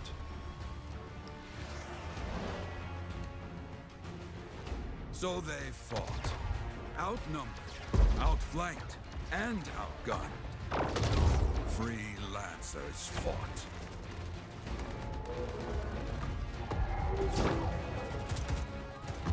They did well for a time.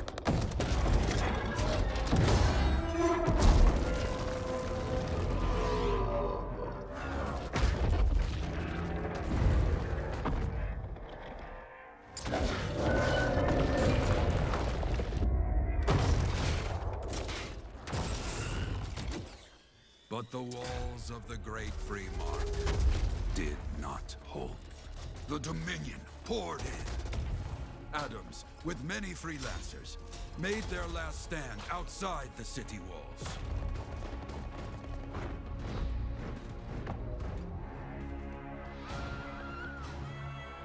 While some, like Johnny, stayed to help who she could.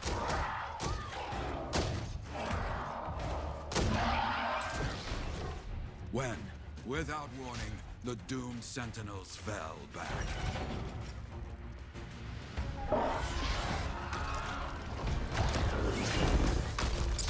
But now I tell you that deep in the city, Johnny discovered what the sentinels already knew. The Dominion didn't want to destroy Freemark. They wanted to capture an ancient Shaper relic that was protected deep inside the city. The cenotaph.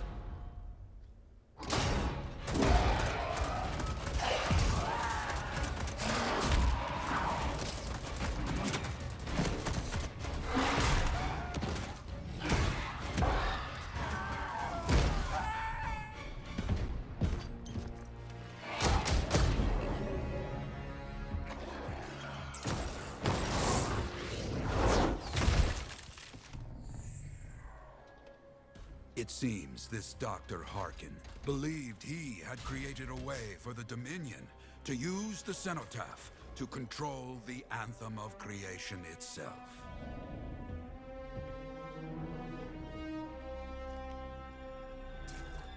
Arrogance. The Anthem will not be controlled. The terrible cataclysm, which was unleashed that day, destroyed Freemark, destroyed the Dominion, destroyed everything.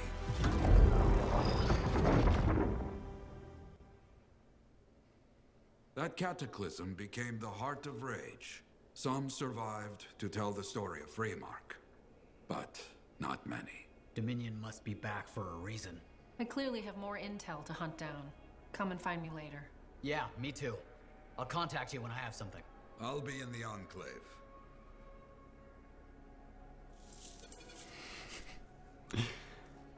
All right. Hello, Galva. Okay, gotta speak with Prospero. Hey there. I figured you'd make your way to me soon enough. You're the new freelancer I've been hearing about. Only the good parts.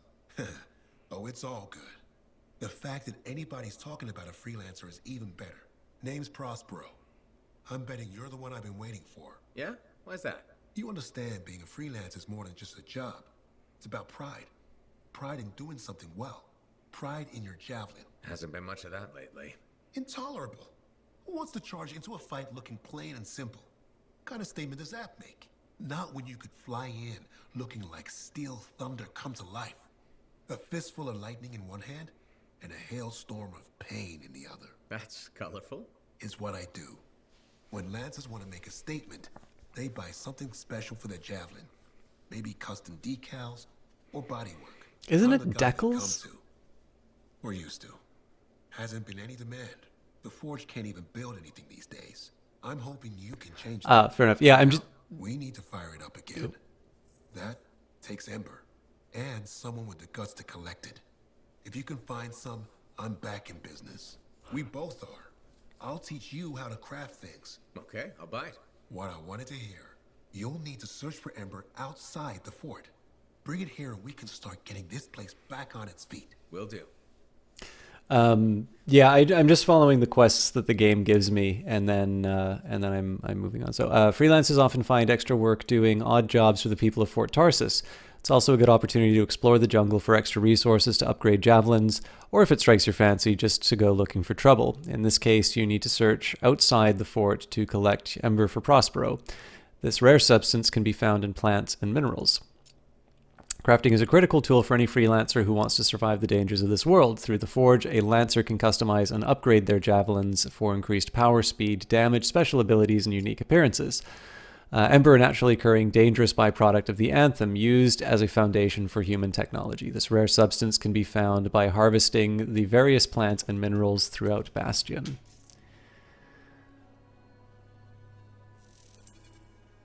Mission accomplished. I don't know about the... Oh, okay. Is free play... Oh, that was unexpected. Is, I guess, free play okay with you then, Albadon? I'm not sure... I'm not sure how substantial this thing is, but... let's go...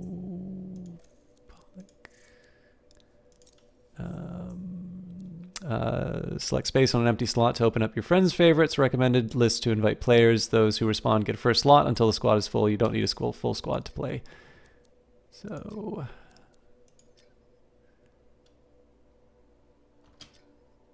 that should work.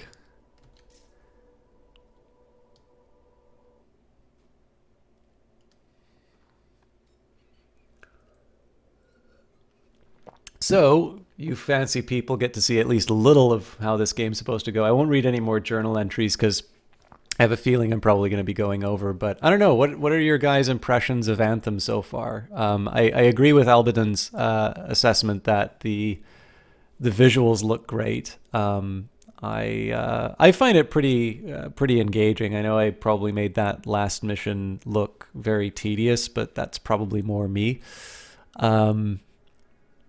And I'll admit, like, I do like the fact that I can see the story now. I actually was a little worried about that from the demo because I had no idea what the hell was going on. But I don't know. I'm engaged enough in sort of these javelins and a little bit of what's going on to find it. I want to know more of where this is going. So.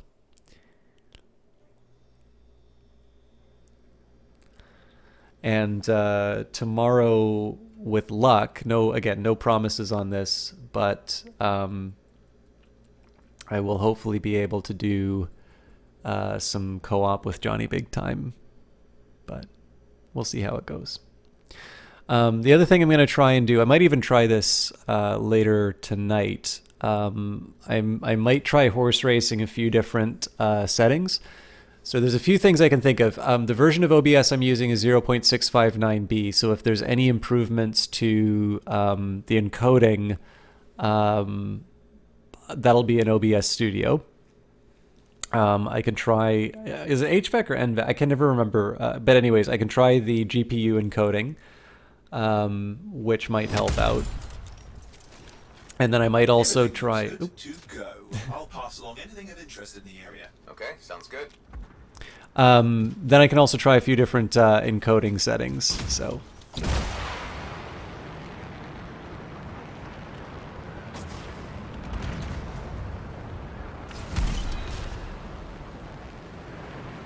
I guess, do we just randomly kill stuff on its own?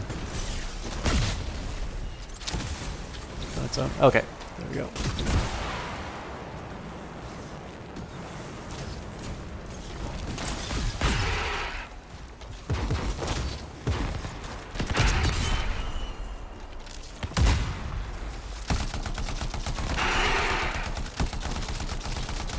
Ah, my old friend, the rifle.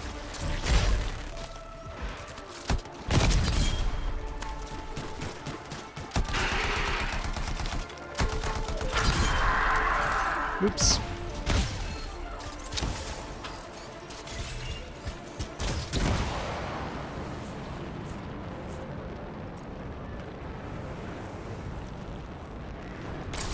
Bonjour.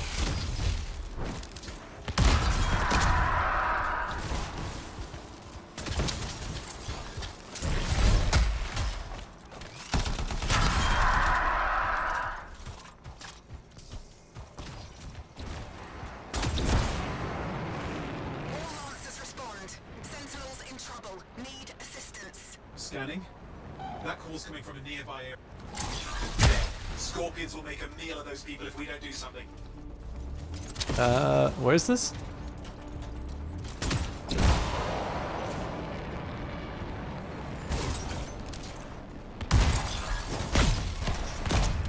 Scorpions. Won't take much to set them off.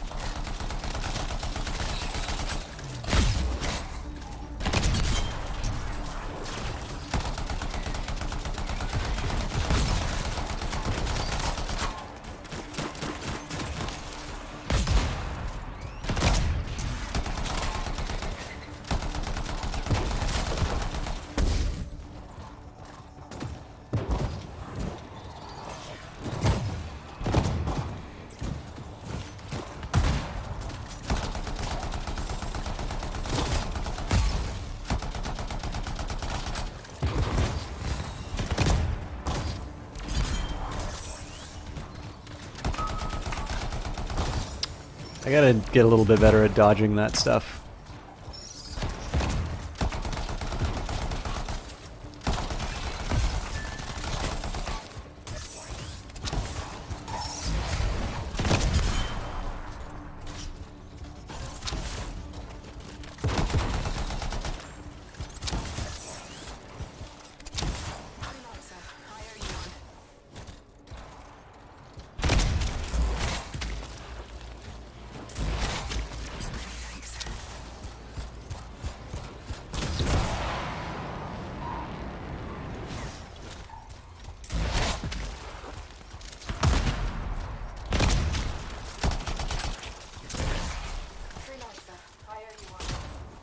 We've got scorpions heading this way. Eyes open. We've got trouble inbound.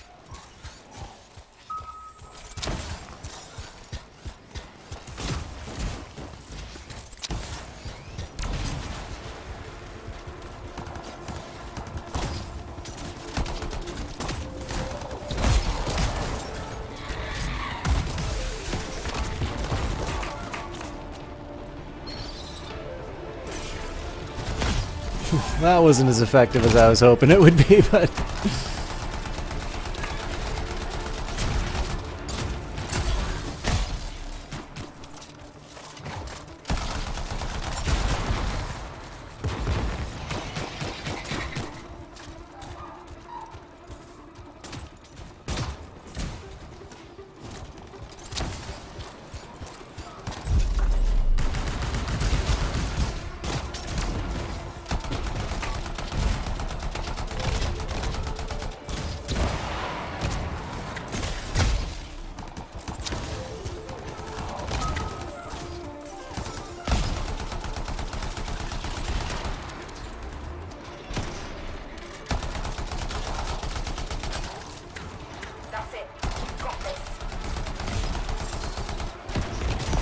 Back, foul beast.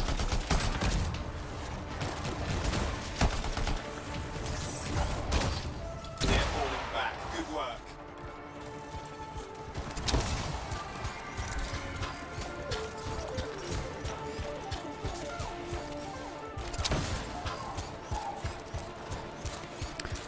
So you can upgrade... Why, I've never heard of this game being compared to Warframe before. Yeah, so the big... we were talking about this before. The big comparisons everybody seems to be making are... that was a really short one, Albadon. Is there... So it says to return to Fort Tarsus. Is there anything nearby that we can get up to that won't kick you out of the party? I don't mind searching for something, because that's like a little shorter than I was thinking that a mission might be. I know normally in the demo I just sort of ran farm the nodes. I don't know what you mean by nodes. Also, I've already the quest I've already got, so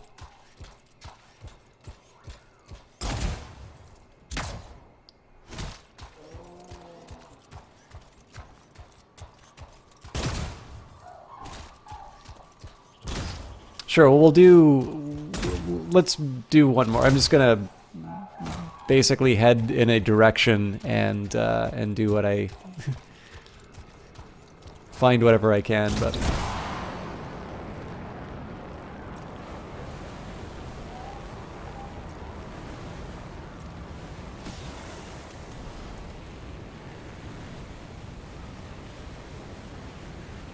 Hey, more beautiful scenery.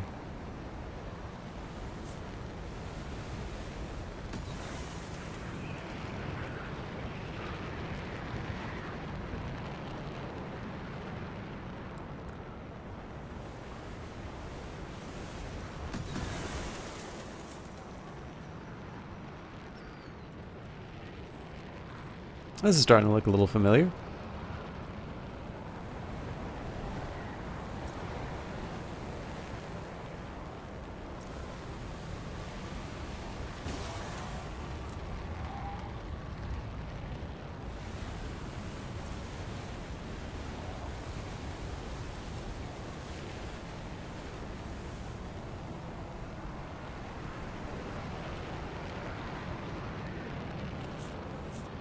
I think this is where I found a bunch of, like, ash titans. I'm reading a spike of shaper energy.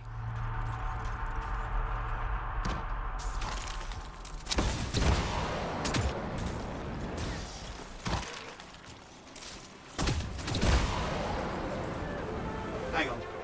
I'm detecting some shaper fragments scattered about. See that? It's charging this way. It won't go down easy. Good luck out there. Many mines in the area. Step lightly. I have no idea where any of these fragments are.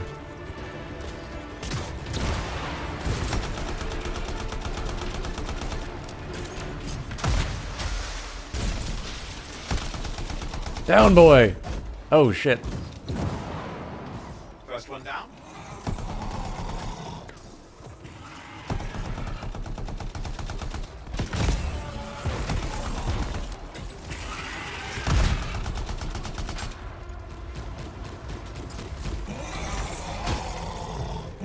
See, I keep thinking I'm dodging him, but something's taking me out.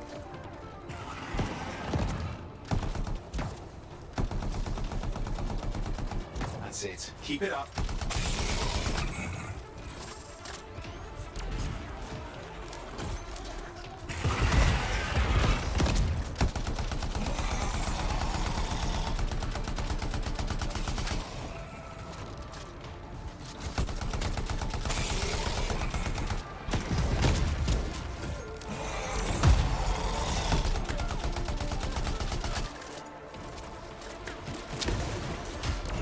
Oh, crap.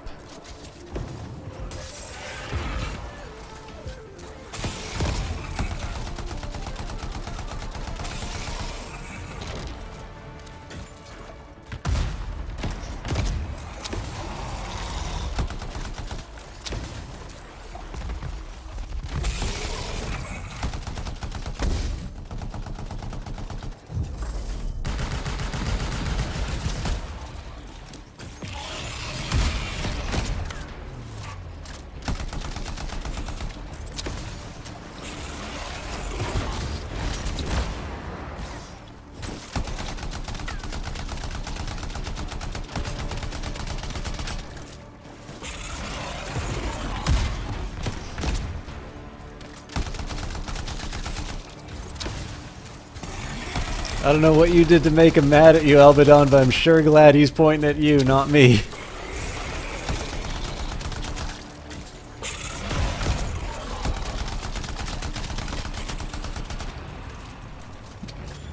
Well done indeed. Excellent. Not finished yet. Yes, Kalishtar. Sorry I didn't answer that right away. So this is because I am a subscriber to the subscriber to Origin Access Premiere. I've got a I'm part of like the week ahead of things. All right, I have no idea where these. Oh, here we go. I'm just blind. But yeah, so the anybody who's a Premiere subscriber gets gets like a week early access to this thing. They'll be interested in what we found. Your stream is actually the first you've bothered to open that was streaming that. Oh, that's really cool. I mean, I like it. It's but I mean, I like it for the same reasons I liked it from the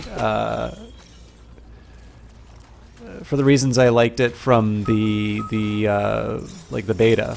It looks like we've got some noobs to pwn.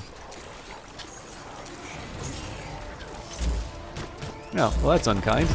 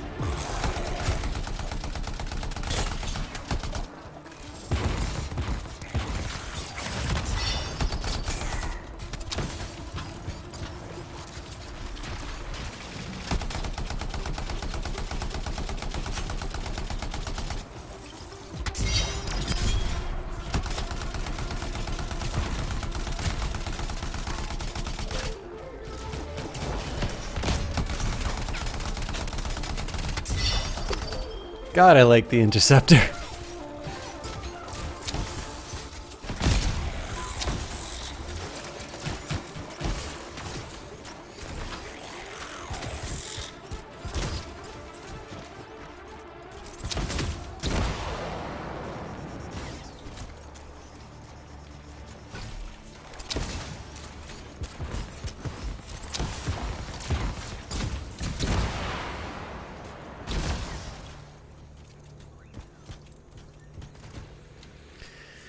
Okay, I think what I'm going to do, Albadon, I'm going to head back to Fort Tarsus, but obviously if we run into anything on the way, you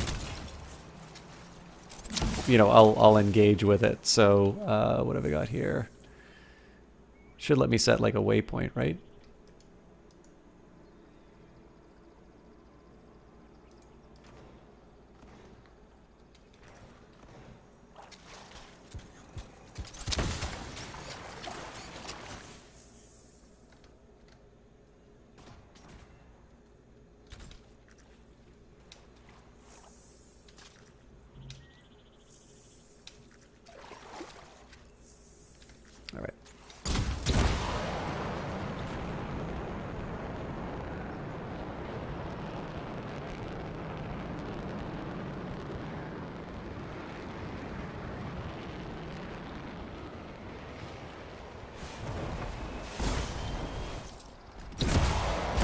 Oops.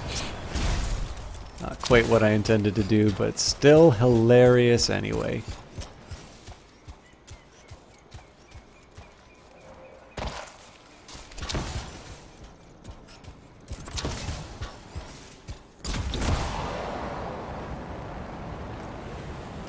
So what I think I'm going to do for this weekend, I'm going to sort out the co-op plans with anyone who's sort of available, probably as like a warm-up, and again, like I'm gonna try and deal with whatever you know, whatever quality settings I can mess with.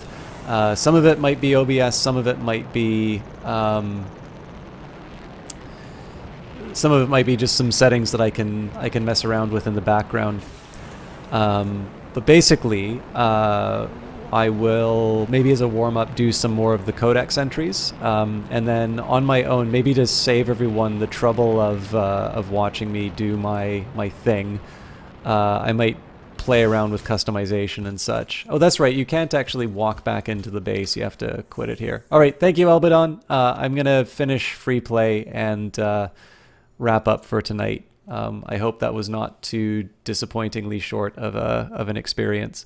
But yeah, let's do a debrief on Anthem. So at the beginning of the... Okay, so like it would be wrong of me to say that I had zero interest in Anthem from the very beginning. I specifically got... I actually specifically got my Origin Access Premiere Soldier.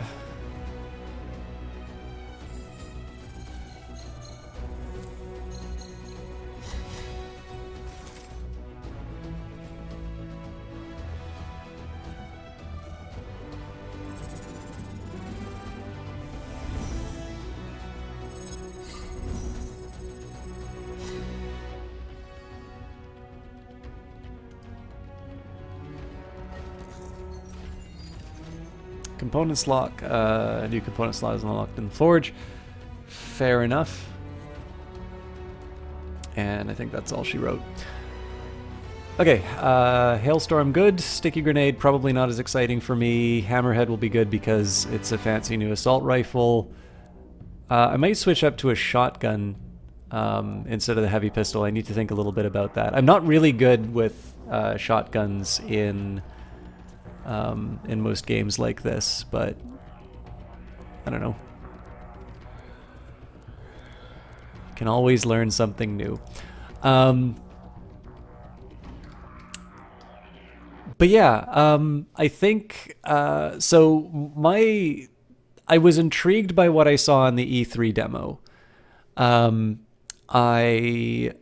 Obviously BioWare is a very... I mean, I particularly feel attached to BioWare because it's a Canadian company. But if the games aren't fun, then, you know, that doesn't really mean much. But I will admit, like, I was not quite sure what to make of this because I saw that E3 revelation, or, you know, reveal, and then didn't really hear anything else about it. I should go for the extra armor, but...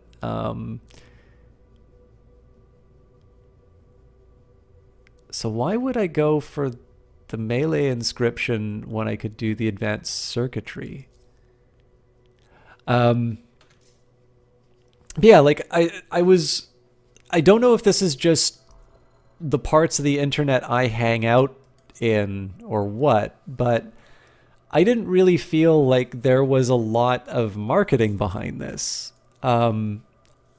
I was intrigued, but intrigued from that original thing that I saw when they sort of announced the game. You know, I already know how heavy pistols work, so let's switch to a shotgun. I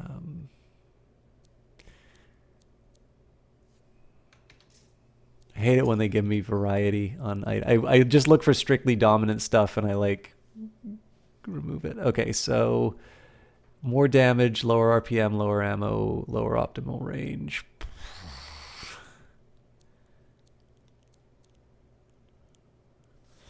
I'll stick with what I got now. But yeah, I don't know. Like it was definitely really interesting to see, basically just see a little bit more about what the game was. So like, to be able to play the demo, I specifically got an Origin Access Premiere account so that I could do that first like VIP demo. And that was mostly because I wanted to see what it was like, but also because I sort of knew that with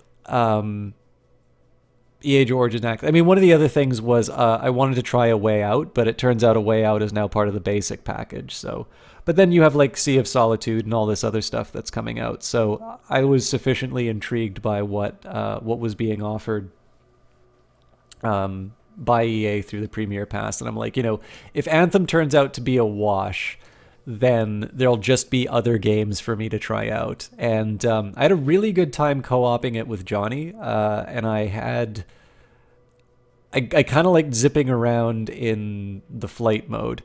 I definitely liked the demo a lot more when I unlocked the Interceptor. I think that's probably my favorite Javelin right now. I remember really liking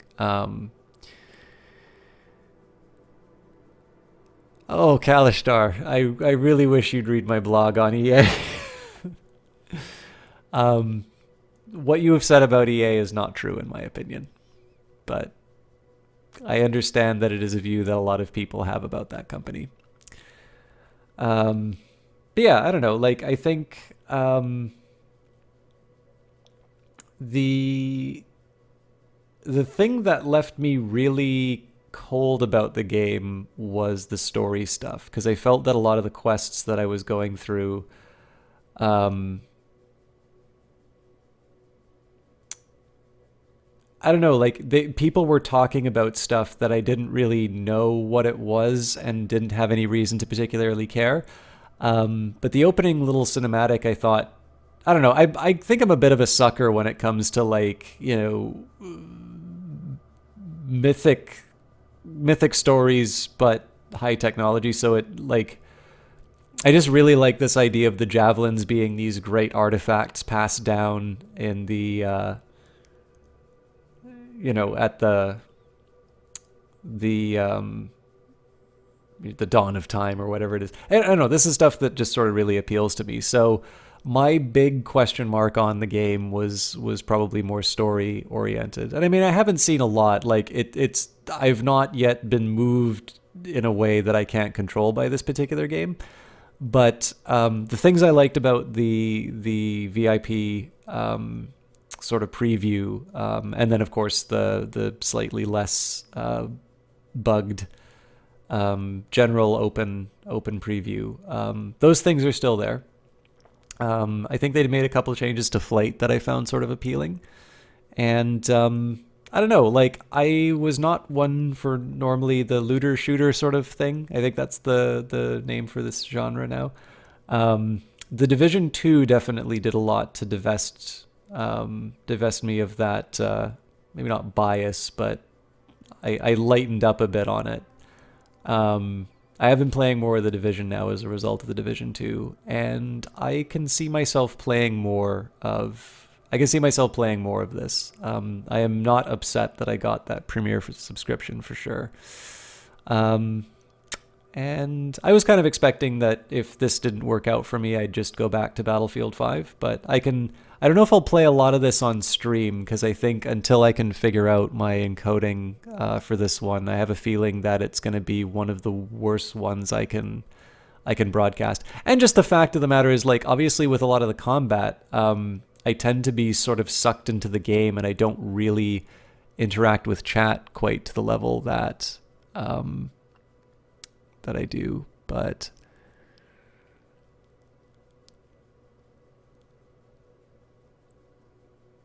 is that gun made out of 95% duct tape?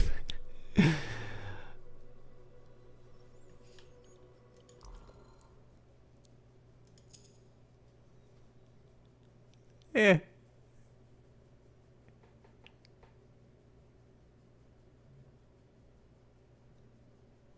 So what did EA do to you to make you hate them so much, Kalishtar? Like, why? This interests me. This is a genuine. I'm genuinely curious about this, because there's a lot of people who come in here, and, like, if I'm playing, you know, Mass Effect, EA's terrible. If I'm playing Dead Space, EA's terrible. If I'm playing Anthem, EA's terrible. And I don't think that. I actually, in some ways, find it a little hard to think that way. But it's obviously one that is really commonly felt, like, to a way that companies that I think would be more deserving of that reputation seem to get a free pass.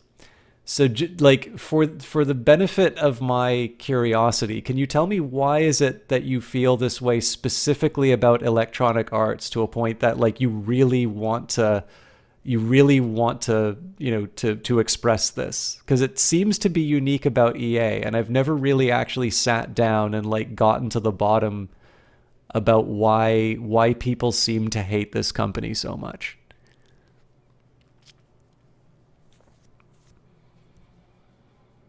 So is it, so you're like, you don't like the fact that they closed Bullfrog and Visceral and things like that? if the people who were involved in those studios moved on to like other divisions inside of EA, would that make it any better? Or is it specifically the fact that there was a corporate entity that existed at one point before and was closed? Like, is that the reason why you dislike them? Look at them. EA, only an idiot would take it. Yeah, EA did the worst marketing choice by not anticipating that early access would be a thing that also people negatively associate with it.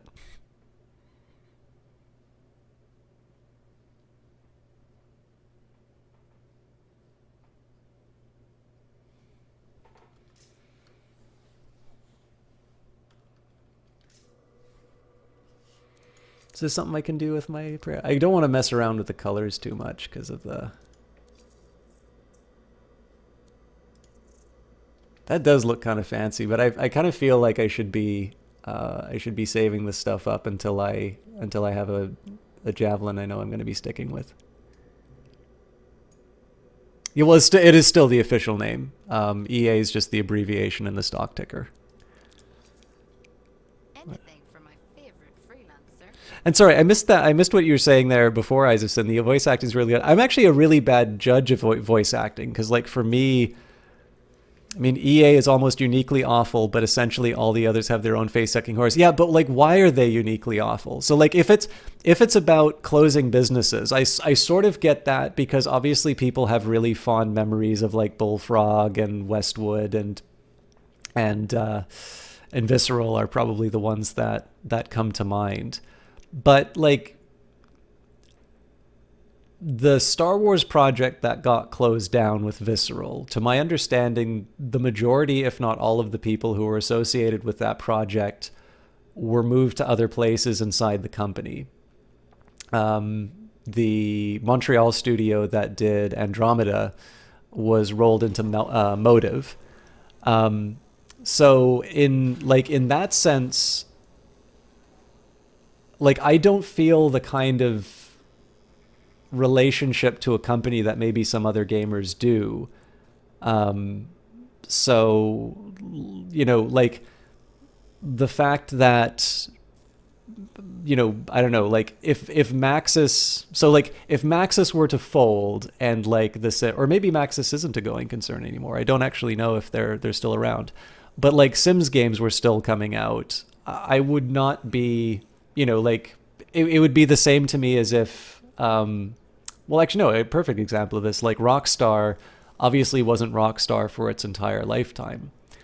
Now, if it's a question in terms of like they're letting some of their best talent go, it's like, you know, there's probably a little bit of an argument to be made there because obviously in the past of the company, they acquired a number of studios and it seems that whatever they were expecting to get out of it didn't pay off.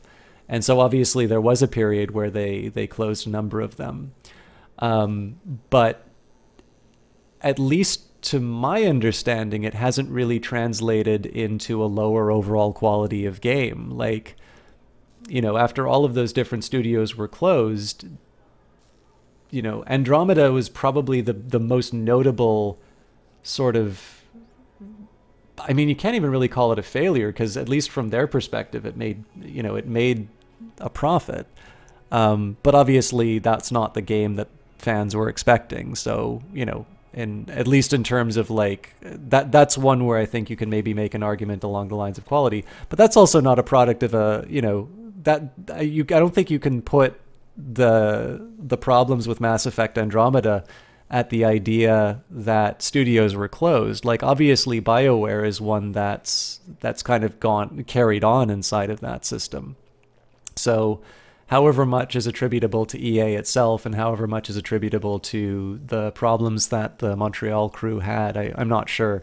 But that's like, I think that's one of the reasons why I'm so interested in the EA hate, because I think the things that people complain about EA don't necessarily have the direct through line to some of the things that people like. So there's the hate for EA and there's the reasons that they give for it. And I don't always find them related to the cases where I actually think there is a legitimate complaint against the business. So Johnny, how the hell are you? you always thought the main hatred of EA was buying out studios and gutting them. Yeah, it's tricky, right? Because there's definitely like a peer. So like there's definitely, it was, I think, under John Riccatello that EA bought a lot of different studios, and obviously they weren't able to make them all work. But again, like to me, I don't know well enough in terms of like, so one of the reasons why you buy a studio is not just for like the assets that they have, but you kind of want their production processes and their talent. And what EA seems to be doing when they close down a studio inside of their business, the people involved tend to move on to other internal projects. So in that sense, I'm sort of like, well, are we really losing out, or is it just that, you know, the corporate entity that we were talking about is no longer a thing? But Maxis is still an EA subsidiary. Yeah, I wasn't sure about that. I know like Will Wright isn't at it anymore, but we're pretty sure you also recall how with EA, if you got banned on their forums, you were also banned from Origin as well, resulting on being banned from all your purchased games on Origin. I did not hear that. That's interesting. I don't actually go on the EA forums that much. I'm curious though what their standard for banning is.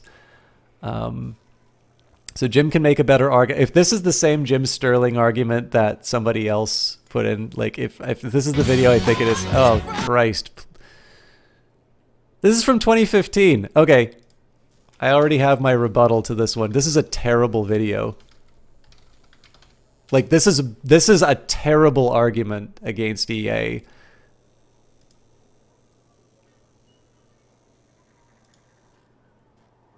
I swear to God, one day I should actually sit down and explain everything about this video that is terrible about it. But because I'm in a good mood,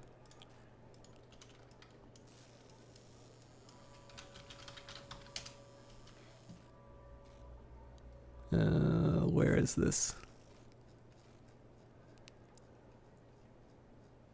I've got the Arthur. Okay, so for those of you who don't want to see me like rant about EA on a blog, this is the Arthur Lipset article. For those of you who want to know why that Jim Sterling video is just terrible,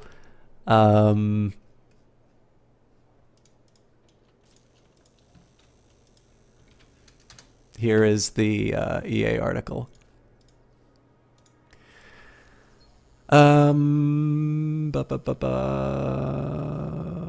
Pretty sure it was just an attempt to create a Monopoly chalk. They were just buying up studios to remove competition. I thought you were talking about Monopoly the game. I think that's a Ubisoft property.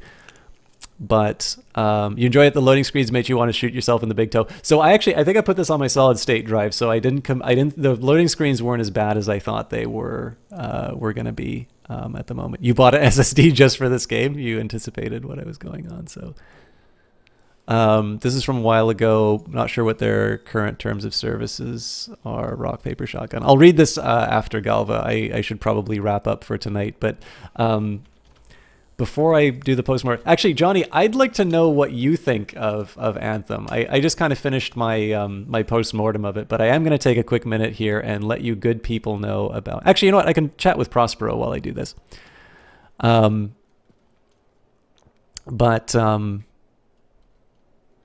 Johnny is my absolute favorite broadcaster on Twitch. Let me see your javelin. It's still the default, Johnny. I didn't mess around with it yet. This is such a weird bug, by the way. The permanently stuck javelin.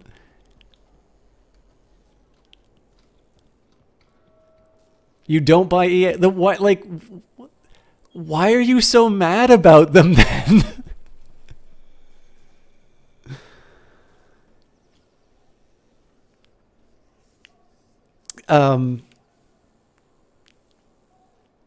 Like, there's so much other stuff you could be doing with your life. I'm worried about you now, Kalishtar.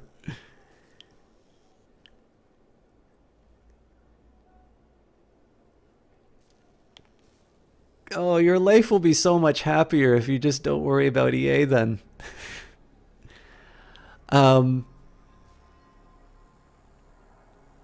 But yeah, I will to follow my own advice. I will talk about the good things in this world, and this is Johnny Big Time. He is a player of Anthem. I need to figure out what the deal is with OBS in this game. It's my crappy computer in this game. It's nothing to do with OBS. Johnny has got a quick wit, a razor sharp wit, brilliant at coming up with fancy one-liners to put me in my place. He is a lover of Colossi. He is somebody who I like.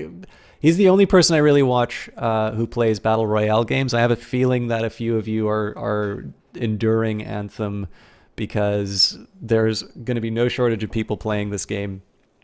And I just really wanted to play with my new toy.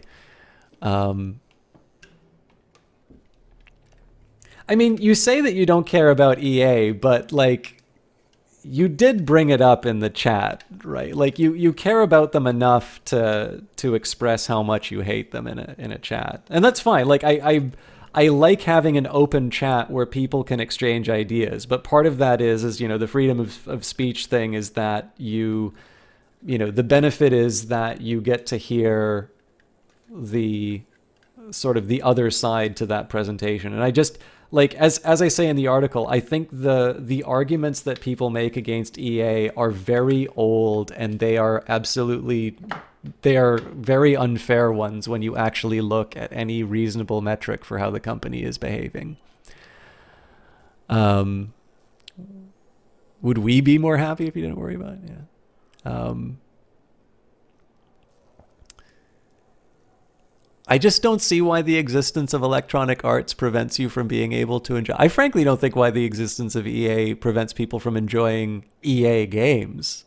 Like, they do a lot of very, very good ones. But I mean, again, like, there's no disputing taste. Like, if somebody says, I don't like FIFA, don't like Madden, don't like The Sims, don't like Anthem, I hated all the Mass Effect games, Dragon Age is the worst series in the world, Wing Commander is a joke, Syndicate's terrible, absolutely nothing that has come out of this publisher appeals to me. It's like, I can't really say anything to that other than, yeah, you really don't like EA games. But that's also just one of these ones. Like, I didn't really like, I guess Transformers was mildly entertaining. Like, I don't really behave that way. Like, so Universal Studios hasn't really made a lot of movies that make me all that happy. Warner Brothers is pretty okay. I think Disney also gets a really bad reputation, but I actually think it's I would definitely put their collection up against their competitors. But like, I just don't have that real visceral reaction to movie studios, and I'm like a huge movie buff. And there's definitely the same story that can be told in movies. Like, there are definitely divisions, and there are definitely sort of careers that have lived and died based on the decisions of some of these. But there just does not seem to be that kind of reaction that people have to EA.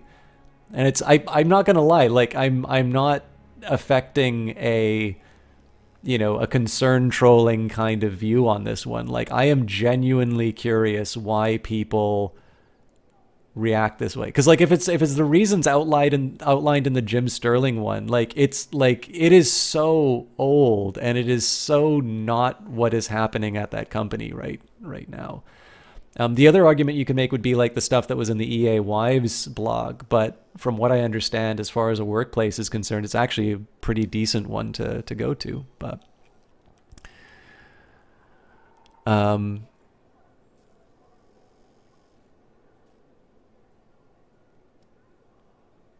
You just want more EA single player games. You loved Mirror's Edge Catalyst for from this generation. I've actually not played the Mirror's Edge games yet, but I've heard they're really good. When's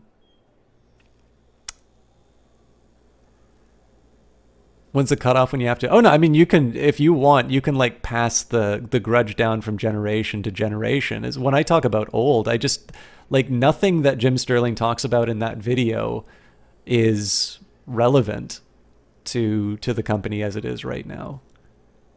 Do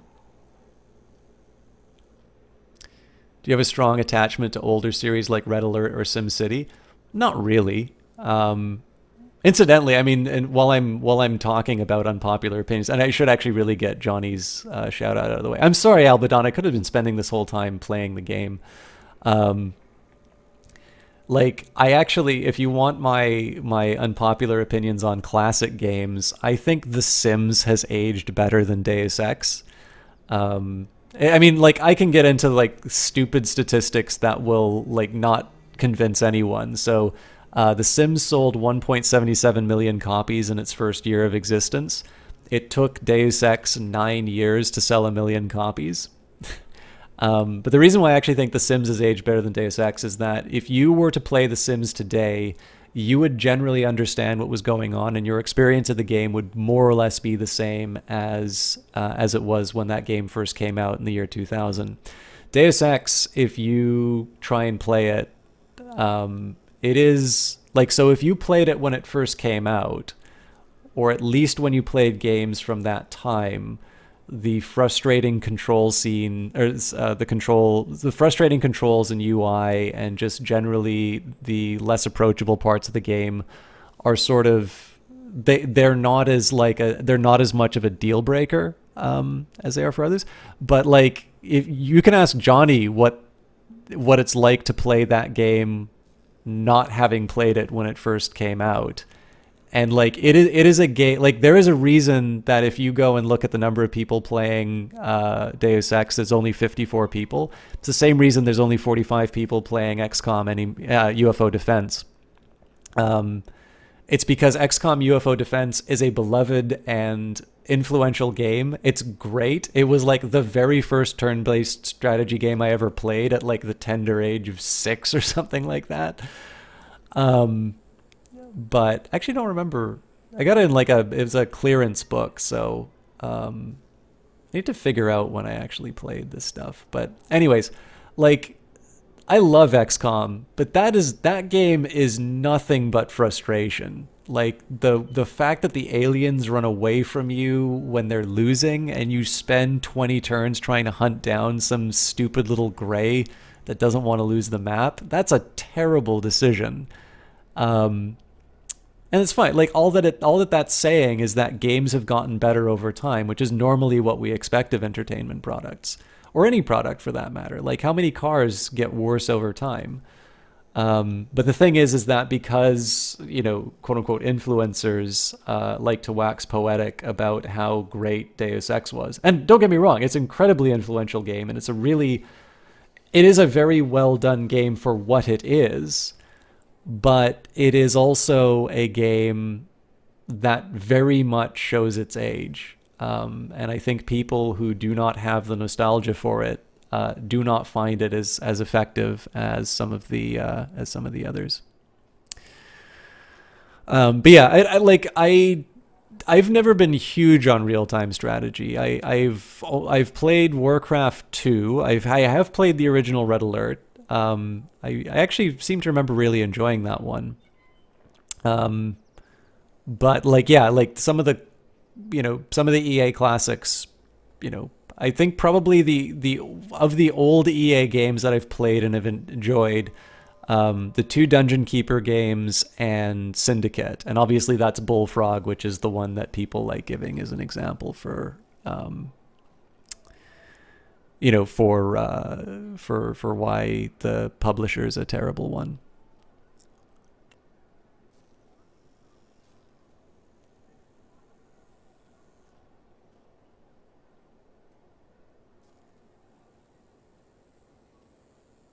You have a strong attachment to Red Alert and SimCity, like at the time when they came out, with hopes that they would continue to do so. The pressure of EA ruined Red Alert from what you understood at the time, and the launch of SimCity on Origin was horrible as it required to be online. Oh, you're talking about the new SimCity. Yes.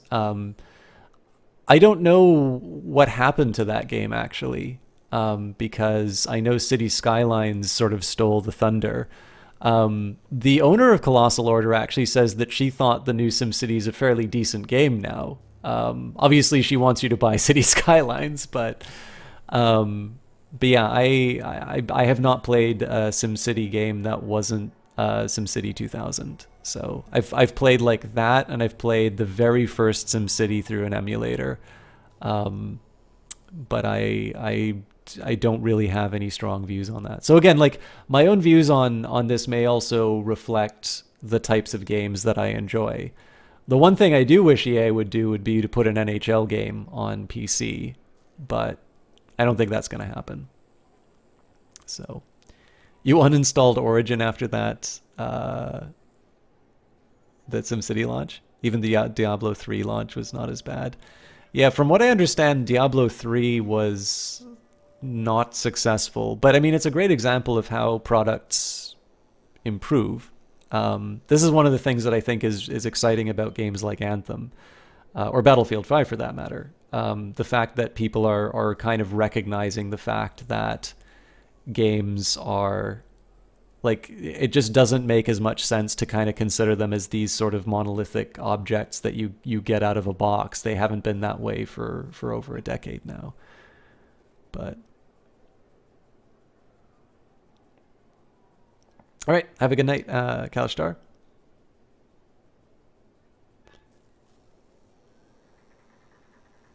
Anyways, I did want to finish the Johnny thing. I'll get the Prospero deal done. But Johnny, as I was saying before, one of my favorite broadcasters. My favorite broadcaster online. He is a quick-witted and very engaging streamer. He's the only one I'll watch play Battle Royale stuff because he does a really good job of keeping the action going. Apparently, people really liked it when we co-opt the demo for Anthem. It's actually one of the reasons I'm playing it right now. And with luck, we will be playing it tomorrow morning. Or not tomorrow morning, tomorrow sometime. But yeah, I highly recommend him, and I actually need to wrap up because I'm well and truly past past the time. You need. What I wanted to hear. All right then, let's get to business and fire up the forge. It's time all these javelins around here got the tender loving care they deserve. Head on over to the forge, and you can start crafting. But don't forget, when you want to make a statement, maybe polish that javelin up with a nice coat of pain and thunder. Come see me. So, you're the thunder merchant, huh? Hey, the best freelancers always arrive with a bang. But first, they buy it from me. Don't be a stranger. This guy is the spitting image of Johnny Big Time if he were to shave. Yeah, no worries, Johnny. It's I rather wish I had some more gameplay for you. I really blew it on the gameplay, I think, but I have another job for you. I'm flattered, but I still don't really know you. Old habit. I work for Corvus. Ah, a spy. My job is to keep tabs on threats to Fort Tarsis. I have an agent embedded with the Regulators, a group of smugglers. She keeps the really dangerous stuff from the wrong buyers. But her last report said there'd been an incursion of foreign operatives in the area. Who are they? Like I said before, I'm betting Dominion. Which means trouble's coming our way. Big trouble if you're right. I think trouble's your idea of fun. Start by meeting my agent at a Regulator camp here. Learn what else she knows and go from there. We'll get it done. Tassin has asked you to meet her agent that is currently embedded with the Regulators. She's given you her location at a Regulator camp, but also warned you of a possible Dominion presence in the area. Regulators, an organized criminal group that deals in smuggling, gambling, theft, extortion, and other illegal activities. And the Strider path to Freemark begins at Fort Tarsis, makes its way past Arath, through Blackshore, and up to Shadowmark.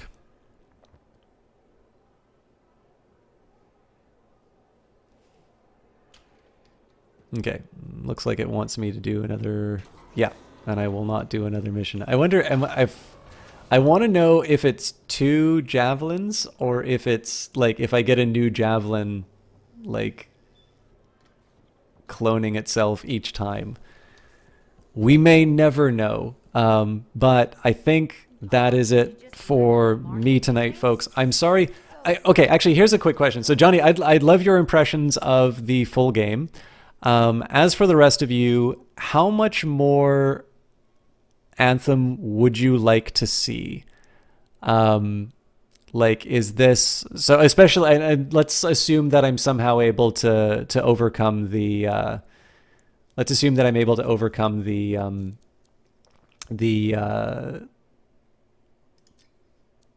issues with the frame drops and stuff like that. Like, would you like to see more of that? Would you like to see specifically co-op? Would you prefer if I do something else like Mass Effect or Need for Speed? I actually really like doing Need for Speed.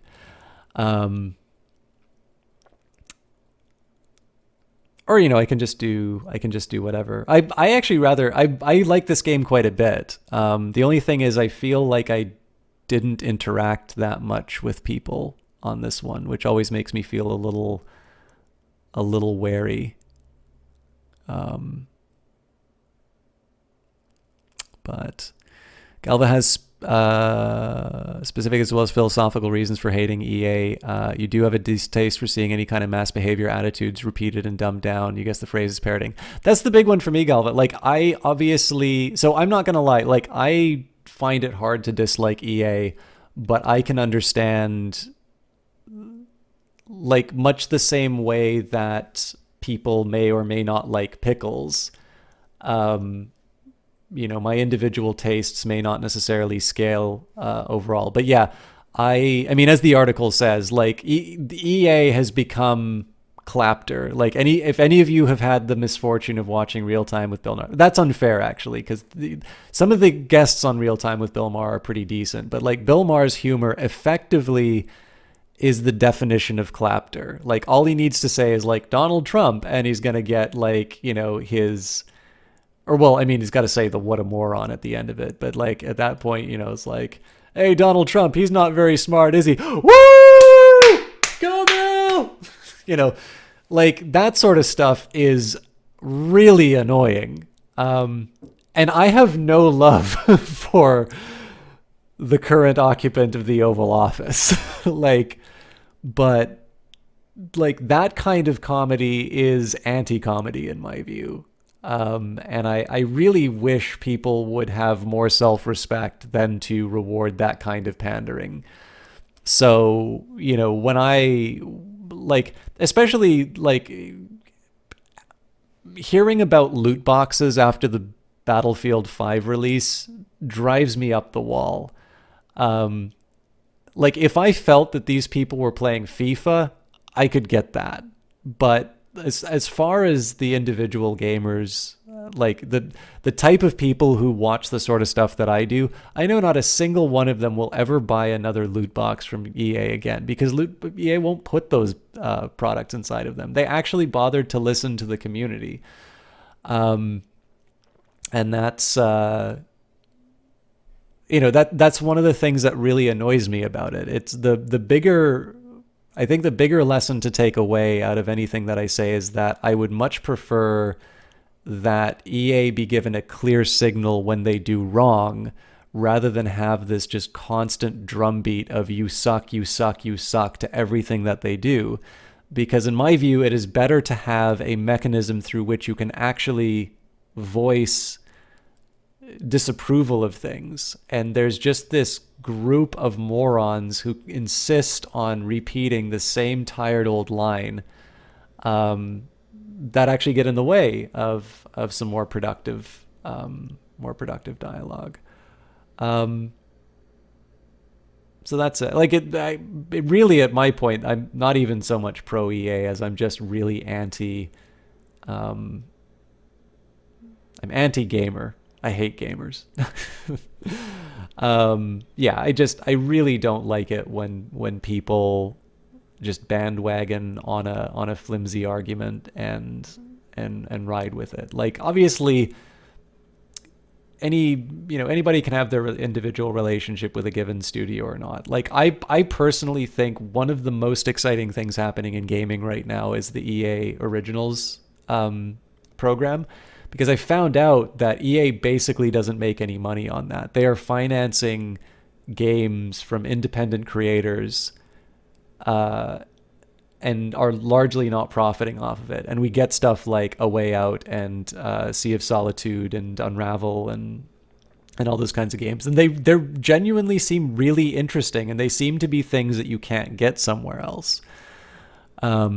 So it's, it's a case of something where it seems to be a company that makes a lot of money is actually doing something that will push the envelope a bit in terms of content. And I personally find that kind of exciting. I always sort of feel like the worst that happens to me is that EA makes a product that I don't want to play. But that's clearly not how other people feel about the company. Like, other people genuinely feel that it is a force, a force of evil inside of gaming. And it's odd to me. Like, it's one that I find a very difficult frame of mind to understand. And I really do try to get it, but I mean, again, I usually just wind up with a very similar kind of story, and it's one that I don't find convincing for reasons that I've already articulated. So Sean Bean would rather Mass Effect or The Division. Okay, that's good feedback. Johnny Big Time said, you liked it enough that you bought an SSD for it so you can load the game faster than Frozen Owl shit.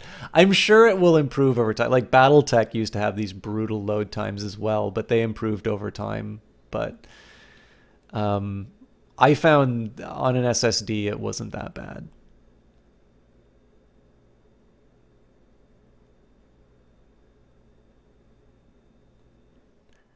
Yeah, Galva's got it. Like, yeah, the pineapple on pizza thing is another really dumb one.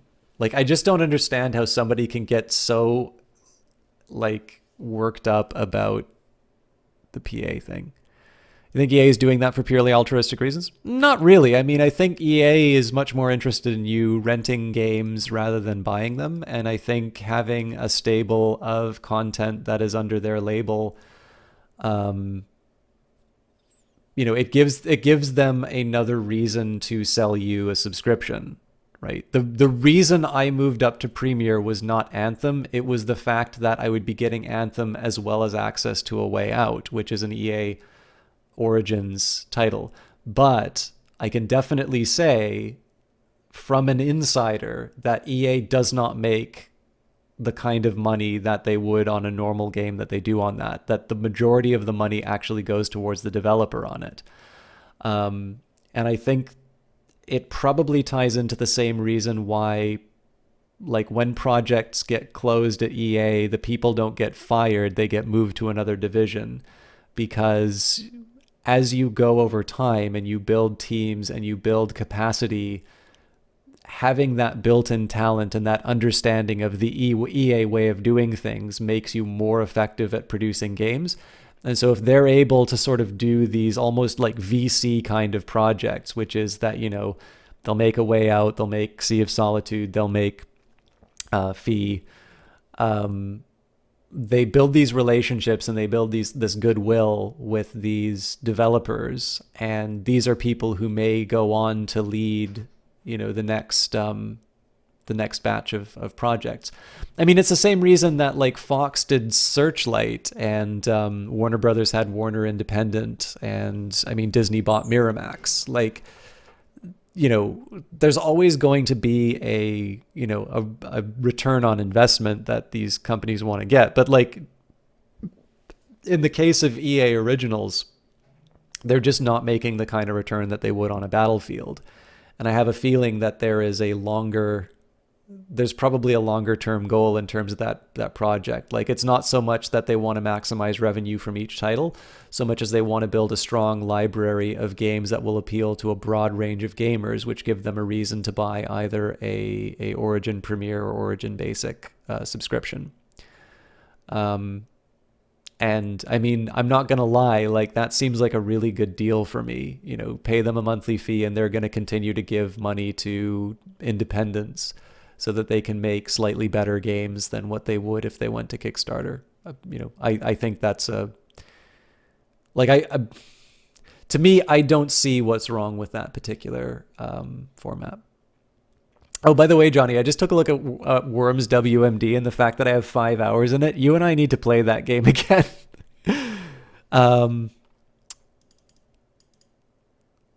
Anyways, Isaacson says, you don't have any bias towards EA one way or the other. You like some of their games, you don't like some of the others, but you don't have much context as to why people are acting like EA killed their parents and kidnapped their dog.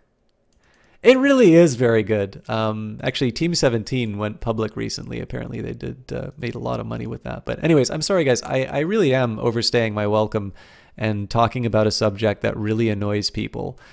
So let's host. You know what? Okay. For those of you who have fond memories of Bullfrog, that studio that the heartless EA evil overlord killed, and you know, just you will never forgive them for it. El Canoe is playing a game that I really like, and if you haven't played it, please do yourself the favor and try it out. It's called Satellite Reign. It's a fantastic game, spiritual successor to Syndicate, and it's a I gotta play it again. Actually, it's got a fixed length. Like, there is a definite end to it. Now, El Canoe is French, so it may not be something that you all understand, but check out this game. If you've not seen it before, I think it's a really well done little sort of isometric, I guess it's a bit like a strategy game. Anyways, if you liked Syndicate, definitely check out this game. It's a really neat one. And yeah, I think it's El Canoe is a fun guy to watch as well. Smichet came from him. But anyways, just a quick heads up for people. If you don't care for Anthem, I am going to do this tomorrow with Johnny, and then we can see whether or not we carry on with it. The only word that I've gotten was from Sean Bean, and Sean Bean says that basically it would be better if I did a Mass Effect or Division style stream. I only have the Division 1, but I'm probably going to pick up the Division 2 when the time comes. So with that in mind, like this is an example of how seriously I take the feedback. Like, unless somebody says, I want to see Anthem, I'm going to take it as there are better things that I can do with the time. I think co-op streams with Johnny are more fun, which is the circumstance under which I would do Anthem. But I don't have a problem playing this game like on my own time, because I'll have a perfectly good time with it, and I can actually finally play it on full screen. But with that in mind, if you don't care for Anthem, that's going to be a special stream that I do tomorrow, likely. Assuming that we stream it at all. Maybe we just want to play privately. Monday, Stellaris as usual. Wednesday, Cultist. Oh no, sorry. Wednesday, I'm going to be off because I will be at Dirty Rectangles. Friday, I'll be back. We'll figure out what our next Friday game is going to be, and as always, Tuesday will be Elder Scrolls. So I hope you enjoy it. I hope you enjoy. El Canoe. Please do hang around. Check him out. If the French is too much for you, completely understand. But he is actually quite fun to watch, and I think Satellite Reign is a pretty special game. So I hope you guys do enjoy it. You wouldn't mind seeing more streams of Chalk versus the internet? Well, it's a tough one, right, Galva? Because I don't want to be too disrespectful to people. I do want people to feel like they can present ideas in the channel. The only thing that I ask is that they be considered views. So again, if it's if it's like my Bill Maher example, right? I don't think I really care to interview Bill Maher on my channel, because I don't he's a guy who made fun of Republicans for talking about the beast from Jekyll Island, saying is like, oh yeah, these illiterate idiots don't even know that it's the island of Dr. Moreau. Now, what Marr failed to appreciate is that the Federal Reserve was sort of originated in a place called Jekyll Island, and that these Republicans were referring to the Federal Reserve, the beast from Jekyll Island. They knew exactly what they were talking about. And a panelist corrected him on it when they were given a chance to talk. They actually said, no, the beast from Jekyll Island is the Federal Reserve because so-and-so. And Marr just refused to believe that it was anything other than Republicans not being able to know what Jules Verne book they were talking about. So that sort of stuff just drives me nuts. Like, I have no love for Republicans. I mean, I'm Canadian, so it's not like I have a US vote, but like the sort of person who is just going to, you know, hammer out this prior, this unshakable prior, is not really adding anything to the discussion. And that's the sort of thing I try to avoid where I can. But I would also prefer it that people feel like they are able to give a considered view, because that's the way that we learn more about the world. Like, I sort of know that I tend to come off as just a very, you know, overly, you know, a very sissy liberal, you know, one step away from, you know, get woke, go broke kind of guy. I'm actually not, so what may surprise you about my politics, I'm not actually a very big fan of Justin Trudeau. I actually think he is a bit too far on the progressive end of things for me. I wouldn't call myself a conservative by any means, but the thing is that I tend to find when the argument is being made a little too heavily for one way, I maybe it's just a contrarian streak. I do tend to push back a little bit because I sometimes think the vector of attack is not a very good one.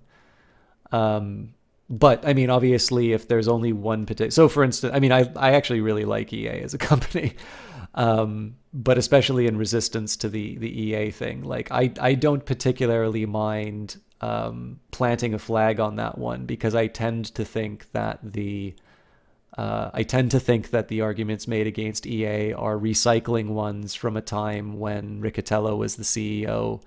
And the company changed pretty substantially after that tenure. And it was largely fixes to the stuff that people were complaining about. So, but yeah, that was it. Soy boy chat. Yeah, actually, so here's some irony for you. Like, I am actually allergic to soy. And it's not even like me trying to be some macho jackass or something like that.